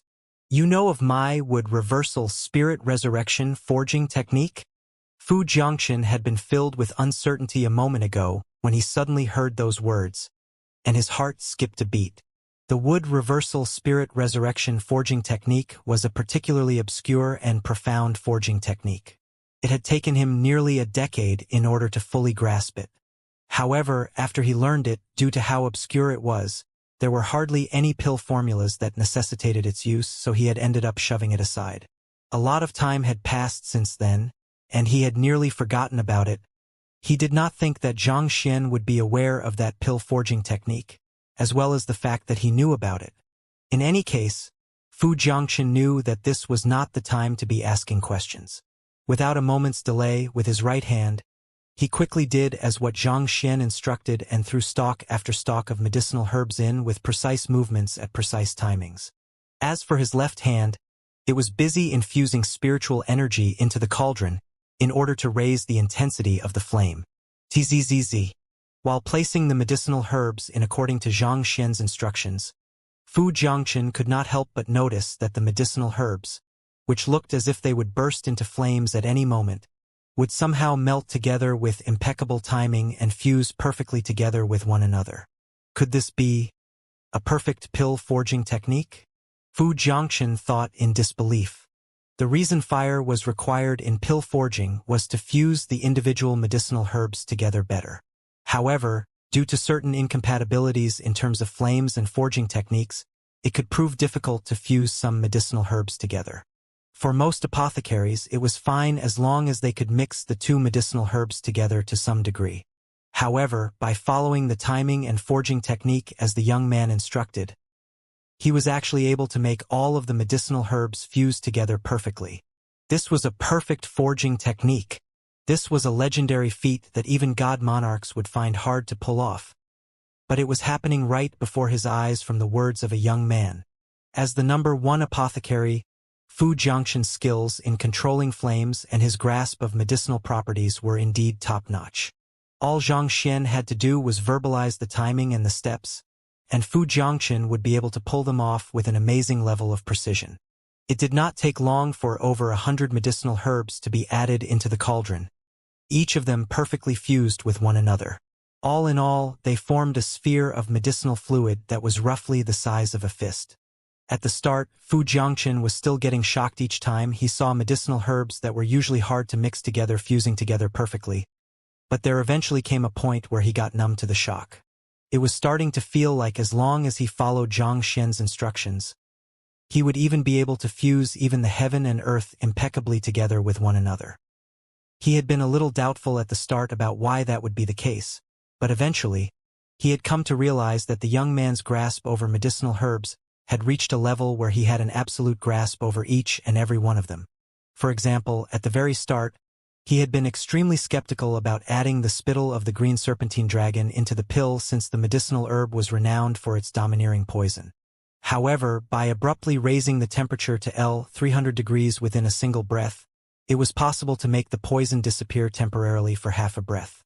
As long as he fused the dense wood flower together with it in this interval, not only would the poison not reappear, it would even have the beneficial effect of stimulating the cells in one's body. The same went for the 100-leaf violet scent flower. It was known for its ability to freeze a person's jinshi, but by mediating it with certain medicinal herbs at a specific temperature, it would instead reinforce the cultivator's meridians, thus allowing the cultivator to drive their Xianxia with greater vigor than before. The young man had managed to draw out the beneficial medicinal properties from these herbs perfectly without wasting anything. Fu Jiangxin had thought that he was nearing the peak of pill forging, but that day he had witnessed something that he had never thought possible. He felt like the ceiling above him had shattered to reveal a brand new sky. Wait a moment. This isn't right. Just as Fu Jiangxin was going to heave a sigh of relief after seeing that nothing had gone wrong so far, he suddenly recalled something and anxiously turned his gaze toward Zhang Xian. I have already refined and fused the 107 medicinal herbs together, but why aren't we adding in the main ingredient yet? He had been so preoccupied with the forging process that he had not noticed it before, but once his workload finally lessened slightly, it immediately struck him. According to the pill formula, there was a total of 108 medicinal herbs, and he had already fused 107 of them together. So why had the main ingredient not appeared yet? The main ingredient was usually the crux of the pill. Like the foundation of a building, its presence served as the structure to build up the final product. For most pills, the main ingredient was the first one to go into the cauldron, and the other medicinal herbs would be added in subsequently to mediate and fuse with it. Yet, strangely enough, he had forged 107 of the medicinal herbs already, and they were all just side ingredients. Are you sure that this is going to work out?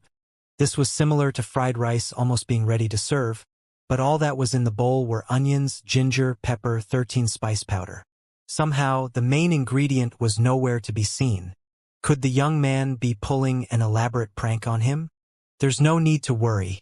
Continue raising the heat in the cauldron. Zhang Xian replied with his eyes still staring intently at the cauldron. All right. Fu Jiangchun was perplexed, but he did not dare go against Zhang Xian's instructions out of fear that his mistake would cause the failure of the pill forging process. So, he continued infusing his Xianxia into the cauldron, causing the flames to intensify furiously. The temperature in the cauldron was rising at a terrifying pace. Soon, the medicinal fluid started bubbling, but Zhang Xian did not give the order for him to stop. Before long, it looked as if an explosion was on the verge of occurring. Fu Jiangxin turned to Zhang Xian and worriedly asked, "Is this enough?" The medicinal herbs had already fused together, so there should be no need for the flame anymore. Furthermore, if they continued raising the heat, an explosion would really occur. That would render all their previous efforts futile. It isn't enough yet. Continue raising the heat, Zhang Xian instructed. Fu Jiangxin gritted his teeth as he channeled his Xianxia into the cauldron furiously, causing the flame in the cauldron to surge rapidly once more. I have already raised the temperature to the extent of my limits. It was just a short 5 seconds, but the number 1 apothecary of the firmament had already started sweating. Due to the limitations of his cultivation, he could only intensify the flame within the cauldron to this extent. Running out of Xianxia would be a problem if he went any further than this, but more importantly, he could also lose control of the flame and cause an explosion. The temperature is still slightly lacking. Zhang Xian frowned. The grass of God King was a medicinal herb that could thrive even within a spatial vortex, so the temperature needed to be extremely high in order to properly refine it. Even though Fu Jiangxin had managed to raise the temperature considerably, it still was not enough. I can't go any further than this anymore, Fu Jiangxin said with a pale face. Furthermore, I only have enough energy to sustain the flame for 30 seconds. Beyond that, my Xianxia will dry up. He was infusing as much Xianxia as he could into the cauldron already, so it went without saying that this would take a huge toll on both his Xianxia reserve and his spirit. By his estimations, 30 seconds was truly his limit. Once he ran out of energy, all his previous hard work would have gone to waste. Zhang Xian clenched his fists tightly upon hearing those words. Despite all his planning, he had failed to plan for Fu Jiangxin's sorely lacking Xianxia capacity. Furthermore, if they could not reach the required temperature, it would be futile even if the other party held on for another 30 minutes. I guess I have no choice then. With a solemn look on his face, Zhang Xian finally turned his gaze to Fu Jiangxin and started speaking. You are currently at God King Realm Advanced Stage, and you are already on the verge of making a breakthrough. While that won't increase your Xianxia capacity by too much, it should increase the purity of your Xianxia considerably. That will allow you to further raise the temperature of the flames inside to meet the requirement. This was a very dire situation. From the looks of it, there was only one way to prevent the pill forging process from failing, and that was for Fu Jiangqin to make a breakthrough in his cultivation. As long as the latter reached God King Realm Pinnacle, he would be able to raise the temperature within the cauldron even higher. With that, he would be able to refine the grass of God King and complete the pill. Otherwise, all their hard work thus far would go to waste. Breakthrough. Fu Jiangqin was rendered speechless after hearing Zhang Xian's words. Now isn't the time to be kidding around. Fu Jiangqin knew where his limits lay, and if it was possible for him to make a breakthrough, he would have long so. He would not have waited so long. Furthermore, he was in the midst of forging a pill. It was taking everything just to maintain the flame within the cauldron, yet he was supposed to make a breakthrough under such conditions? I'm not kidding with you. This is the only way we can avoid the pill forging from ending in a failure, Zhang Xian said. The reason your cultivation has stagnated thus far is due to your over-reliance on pills. That has resulted in pill poison accumulating within your body, and no matter what you did, you aren't able to rid yourself of it. As the saying went, no medicine is devoid of poison. Even the best pill would still leave all kinds of poison within one's body. This would not pose much trouble in the short run, but as one's cultivation rose through the ranks, and the requirement on the purity of one's Xianxia grew more and more stringent, even the slightest hint of pill poison would make a world of a difference. As one of the top apothecaries of the firmament, there was no doubt that Fu Jiangqin had greater access to cultivation resources compared to other god kings. In fact, it was mostly through pills that he had been able to reach his current realm. It was inevitable that a huge amount of pill poison would accumulate in his body after consuming so many pills. I will help you clear your pill poison right now. There's no need for you to think of anything except advancing your cultivation, Zhang Xian said. Dozens of silver needles appeared between his fingers with a flick of his wrist. Wang!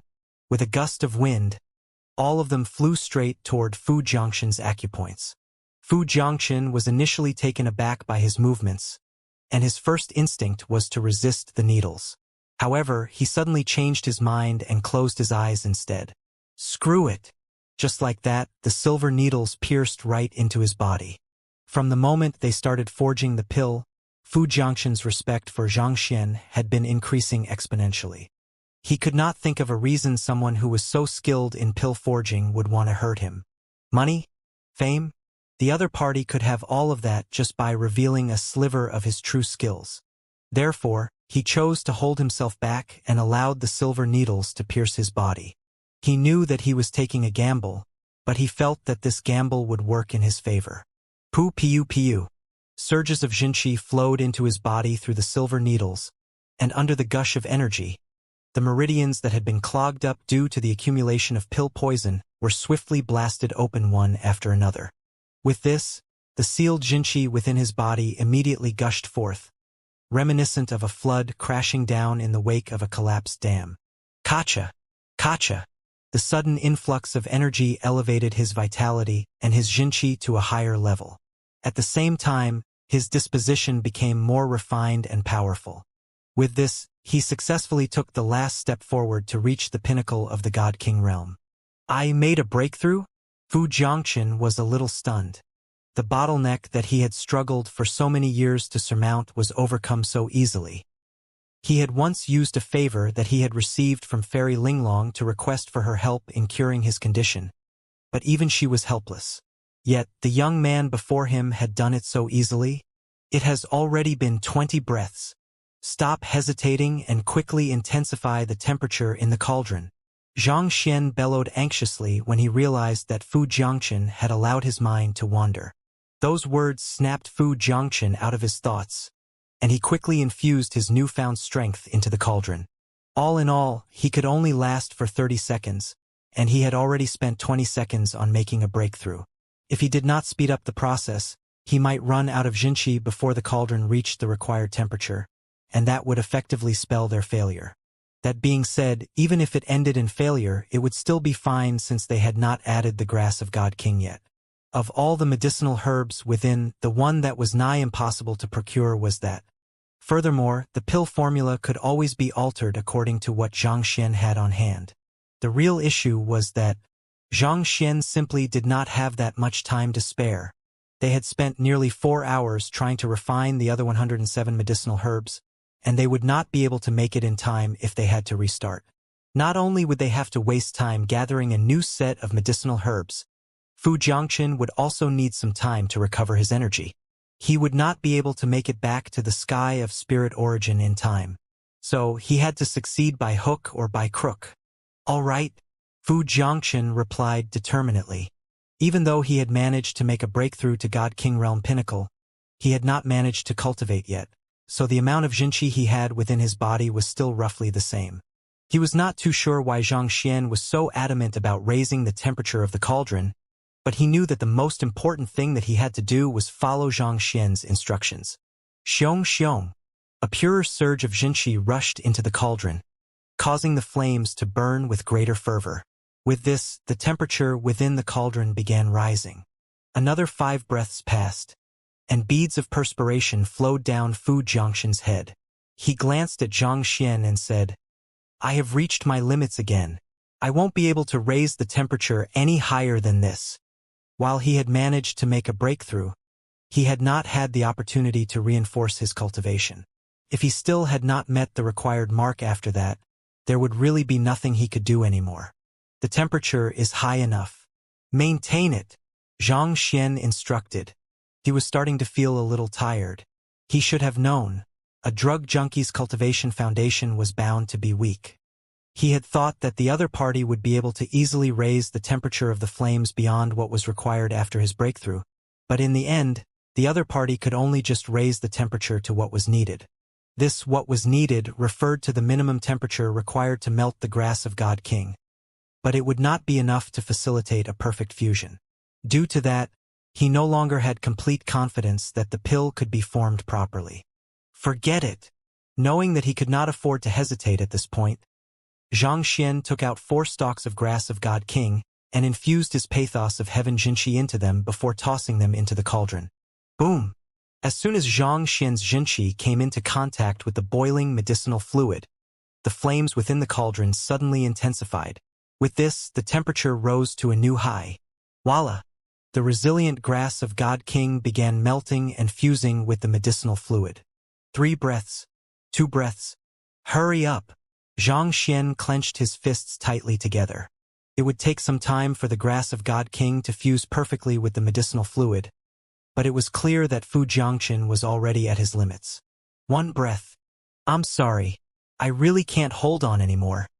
With a ghastly pale face from overexertion, Fu Jiangqin's body swayed weakly like a noodle before collapsing to the ground. He had used up the very last droplet of Jinqi he had within his body. Losing its source of energy, the flame in the cauldron immediately died out, and the temperature within began to plummet. Hong Long. Fortunately, the instant that the Fu Jiangqin collapsed, the fusion between the medicinal fluid and the grass of God King had been successfully completed. An intense rumbling echoed from the cauldron as 4 pills dashed out of the cauldron. The God King breakthrough pills had been completed. I don't have the strength to chase the pills anymore. Looking at the pills rushing out of the cauldron, Fu Jiangqin felt a little excited yet helpless. He was glad that he had managed to pull through at the very last moment and successfully fuse the medicinal herbs together to form the pills. It had been a long time since he felt such a sense of accomplishment when he forged a pill. But due to him running out of strength, he was unable to seal the cauldron with his energy to prevent the pills from escaping. Pills of such tier possessed their own spirit, so if they did not catch them quickly and erase their spirit, they might walk out of this pill-forging process empty-handed. The young man before him, Xianxia, was only a high-tier celestial god, whereas these 4 pills, despite not having reached the God King realm yet, were already not too far from that. Even Fu Jiangqin himself would face some difficulties trying to capture those 4 pills prior to his Jinqi running dry, let alone Xianxia.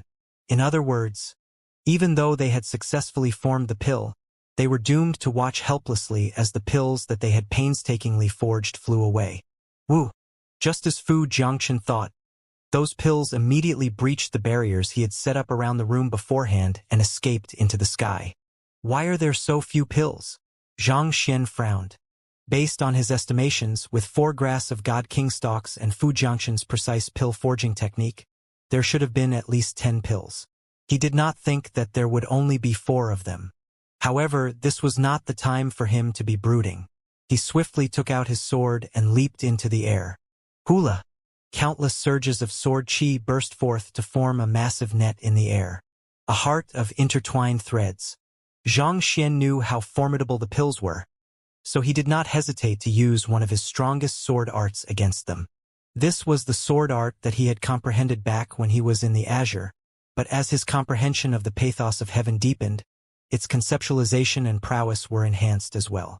Furthermore, he was executing it with a God King tier sword.